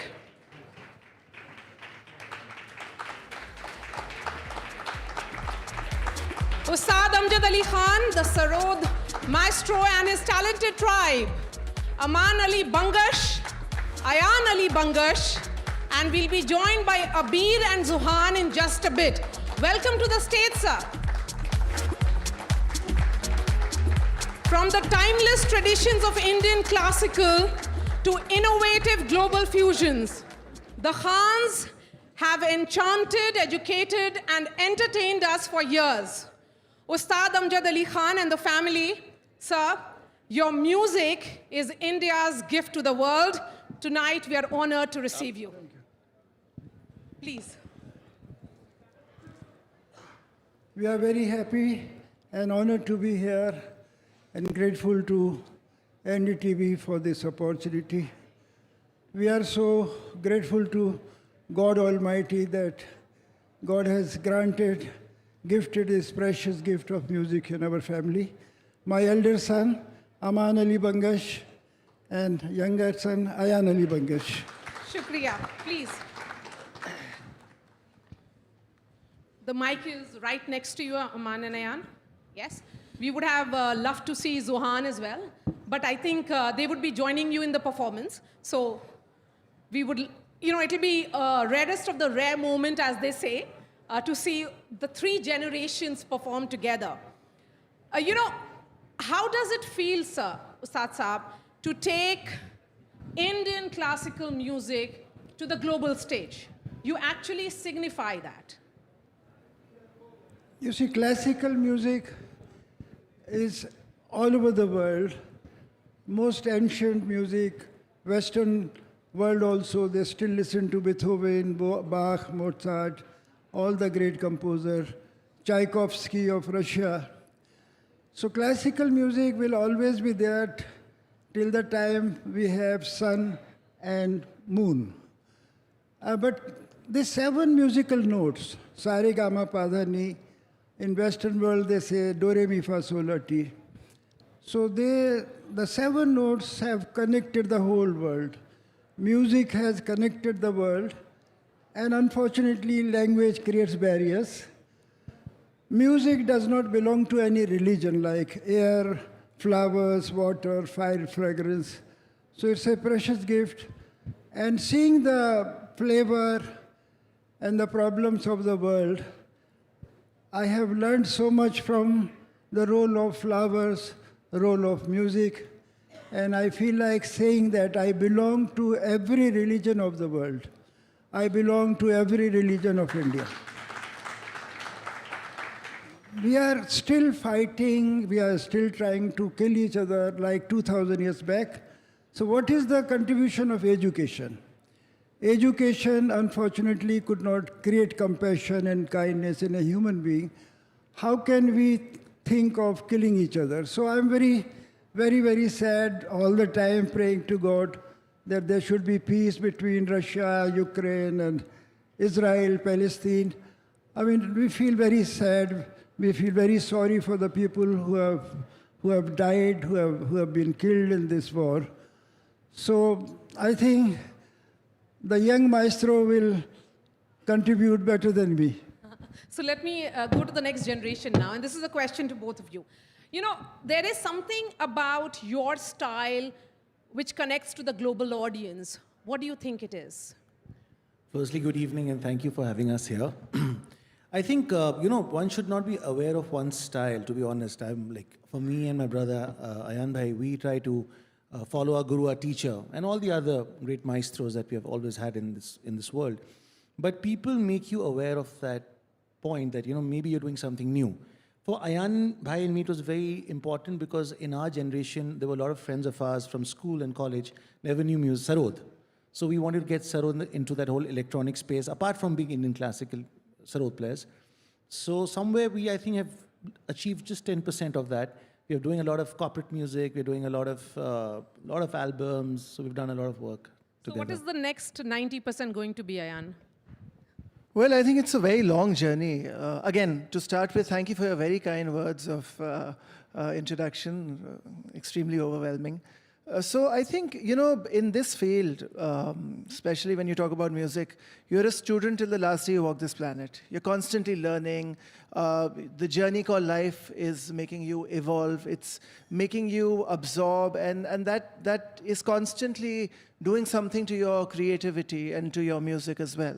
So that's why I think, to answer your question, I think it's all about vibrations. I think there's a very larger message when we do collaborations, when we do experimental projects, because we are conveying something at a very larger level, that we're all connected in a true sense. And today, healing is used for so many kind of ailments, and healing or spirituality, which is always a part of our music anyway. So, it's all about the language of vibrations. We talk about vibes, Gen Z talks about vibes and everything. So it's all part of who we are. And I think that is the larger message and the larger picture when we are Ustad creative. Sahab, how do you connect with your grandsons? What is the message or the lessons that you give them regularly? Yes, all the hard work to make them learn music is their parents. Ayan has twin boys, Abir and Zohan, and Ayan has given so much time, and I'm sure Ayan will talk better about that. But credit goes to Ayan and his wife Nima Sharma. So they spend a lot of time with Abir and Zohan. But it was difficult for, I was worried that spending so much time in school, how can they play music? Because school takes maximum time. But they come back and they have to do homework, and then Ayan make them perform and practice for 2 hours. So I'm very happy and I'm grateful to God that both of them, they look forward to share the stage with us and perform. Last year we performed in New York on the 15th of August. And 5 of us, when we play, English में वो sarod quintet हो जाता है. Sarod quintet. So there is a lot of demand for Sarod quintet. So they are excited. Generation बहुत ही खूबसूरती से मिल जाते हैं. बस वो कैप्शन भी कई जगह ऐसा होता है कि 3 generation and 1 nation. So all the legacy, all the continuation with the blessings of God Almighty. And in the life of Aman and Ayan, their mother's role is very important. Subbalakshmi Barua from Assam, she herself as an artist. So she spent a lot of time with them, and all the credit goes to their mother, whatever they are today. And so let's take that thought forward. This is about incorporating global influences into traditional Indian music. And then taking it and making it about 3 generations and 1 nation. Well, I think I would like to say कि इस काबिल है नहीं, दोनों बच्चे अभी बैठे हैं, बस for आशीर्वाद they are sitting. They need good wishes and blessings, and they're so blessed to be sharing the stage with my father. Aman bhai and I equally blessed as well, of course. But for them, just to share these moments on stage, because Indian classical music is not a written score. Everything happens on stage. So that's why it's just we don't know better. For us as a family, it's just a way of life. It's not really a profession. So that's why I'm just,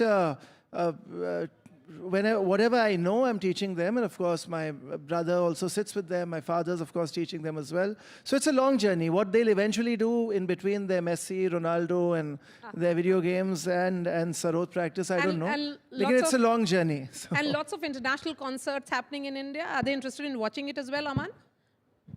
They're very keen on it, and especially with me, they're like friends to me. So if there's any concert where I go all out there playing a bit of fast music, they just say, Aman, don't show off. So they're like, they're very honest. They keep us in check, and I think they're 2 beautiful souls, and I think they're very lucky to have him as their grandfather, and I'm sure they'll realize one day that what the grandfather means to them. So what is a family moment when all of you are together, 5 of you? A lot of noise. A lot of noise, or is it a jam session? Well, it's a little bit of both. It's a lot of fun because, they started when they were 10. I think they started doing shows from the time they were 10. I didn't see this happening. I think the silver lining of the lockdown was that I was sitting at home, so I could give all that time. So it's a lot of fun, and they have a great equation, with my father, with my brother, and of course with me. I mean, we lean between being friends and being formal because I have to also be the teacher sometimes. But I told them we're all colleagues here. I'm not a teacher. I'm just a colleague. So I've kept it very relaxed and easy for them so that they enjoy the process. And that's very important, to just enjoy the process. And, let's see where life takes you then. Yes, I'm going to ask just a couple of more questions because the audience is interested, in fact, perhaps, in watching all three of you, I mean, 5 of you perform together. Ustad Saab, Indian classical music की जो journey रही है बहुत ही लंबी रही है और बहुत ही खूबसूरत रही है और इंटरनेशनल रिकग्निशन भी बहुत स्टेज पर मिलता रहा है. आप जब अपने खुद के सफ़र को देखते हैं तो कोई ऐसा लम्हा जो आपको लगता है बहुत याद आता है जब आप इंटरनेशनल स्टेज पे आपने परफॉर्म किया और उस वक्त everybody was saying that he is an Indian who is making this mark. Journey हम लोगों की ग्वालियर, माय बर्थ प्लेस, वहीं पर मियाँ तानसेन का जन्म हुआ, उनकी समाधि वहीं है और उनके गुरु स्वामी हरिदास जी वो वृंदावन में है. So we had such saintly genius great masters. तो we are following the message of Miyan Tansen. We call it Senia gharana. और हम लोगों का सबका 5-6 साल की उम्र से सूली पे चढ़ा देते हैं, स्टेज के ऊपर बिठा देते हैं. Not that we were never, I mean I was never a child prodigy, लेकिन वो तहजीब तमीज़ सिखाने के लिए, how to face the audience, how to sit. And जो अभी हम लोग अबीर जोहान के साथ कर रहे हैं, अभी वो कुछ भी नहीं है, अभी उनकी यात्रा शुरू हो रही है. Basically to receive your blessings and good wishes so that their yatra becomes easy and comfortable.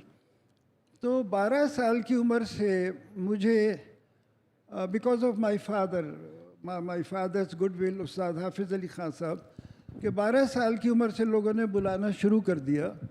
Every region of India nurtured me, encouraged me and gave me chance to perform. वो बंगाल हो, महाराष्ट्र हो, बिहार में हम बहुत जाते थे, यूपी, हर जगह से. तो ये जो हमारे देश का जो प्यार है संगीत, क्योंकि we all worship our god and goddesses through music only. वो अगर अल्फाज आ जाते हैं तो वो शब्द बन जाता है, भजन बन जाता है, गज़ल बन जाता है, कव्वाली बन जाती है, लेकिन स्वर वही 7 स्वर है. रा रा रा रा रा रा रा रा. ये 7 स्वर एक मंत्र है. मुझे आज भी याद है, my father was receiving Padma Bhushan in 1960 from the first president of India, doctor Rajendra Prasad. आखिर में वो भी पटना में ही रहते थे. I had the honour of meeting him there also. तो आफ्टर द अवार्ड सेरेमनी वो रिचुअल है, मुगल गार्डन में टी पार्टी होती है. तो Jawaharlal Nehru he came up to my father, Khan Sahab कोई तकलीफ़ तो नहीं है. और then he looked at me, I was young boy. तो हमारे अब्बा को बोला, खान साहब बच्चे से आप कोई गुरु मंत्र तो नहीं छुपा रहे, क्योंकि ये हमारे देश की हिस्ट्री रही है. द्रोणाचार्य थे बहुत बड़े गुरु. तो कभी कभी गुरु किसी चेले को ज़्यादा सिखाना चाहते हैं, किसी को कम चाहते हैं कभी कभी. तो अब्बा ने कहा नहीं मैं ज़रूर सब कुछ देने की कोशिश कर रहा हूँ. फिर doctor Rajendra Prasad came up to my father कि खान साहब आप ठीक हैं, कोई तकलीफ़ तो नहीं है आपको. अब हमारे पिताजी बहुत ही कमिटेड, डेडिकेटेड आदमी थे म्यूज़िक के लिए और वो बहुत सिंपल थे. तो वो कहने लगे, राग दरबारी की प्योरिटी को आप बचाइए. तो आई वाज फीलिंग एम्बेरेस्ड कि ये क्या कह रहे हैं और बेचारे हमारे प्रेसिडेंट को क्या पता दरबारी क्या है. कहते ये मियाँ तानसेन ने बनाया था, इस राग में लोग लिबर्टी ले रहे हैं, आप इसकी प्योरिटी को बचाइए. तो राजेंद्र प्रसाद जी बोले, मैं खान साहब मैं ज़रूर इसको बचाऊंगा, और क्या सेवा करूं. कहते हैं मेरे नमाज का वक्त हो गया, मैं घर जा रहा हूं. वो वहाँ से निकल पड़े और घर आके हमारी माता जी को उन्होंने पद्म भूषण की खुशी नहीं बताई. कहते हैं राजेंद्र बाबू ने वायदा करा है कि दरबारी की प्योरिटी बची रहेगी. तो ऐसे लोग इस प्लेनेट में आए, ऐसे कमिटेड लोग, ऐसे डेडिकेटेड लोग. So I'm so grateful to God that my guru, I had my father like Ustad Hafiz Ali Khan Sahab. और यही मुझे फिक्र थी कि because I could not see my father as a young musician. तो जब ये लोग मेरी लाइफ में आए अमान, उसके 2 साल बाद अयान आए, तो मेरी यही ख्वाहिश थी कि I wish I can perform with them as a young musician. तो वो खुदा का शुक्र है हम लोग एक साथ बजाते हैं. Now grandchildren are also playing. तो ये सब देशवासियों का आशीर्वाद है, देशवासियों का प्यार है, और इस प्यार की वजह से मैं अपना स्कूल भी पूरा नहीं कर पाया. और अयान, इसी थॉट से हम ये कॉन्वर्सेशन एंड करते हैं, उसके बाद आपका परफॉर्मेंस शुरू होगा. कि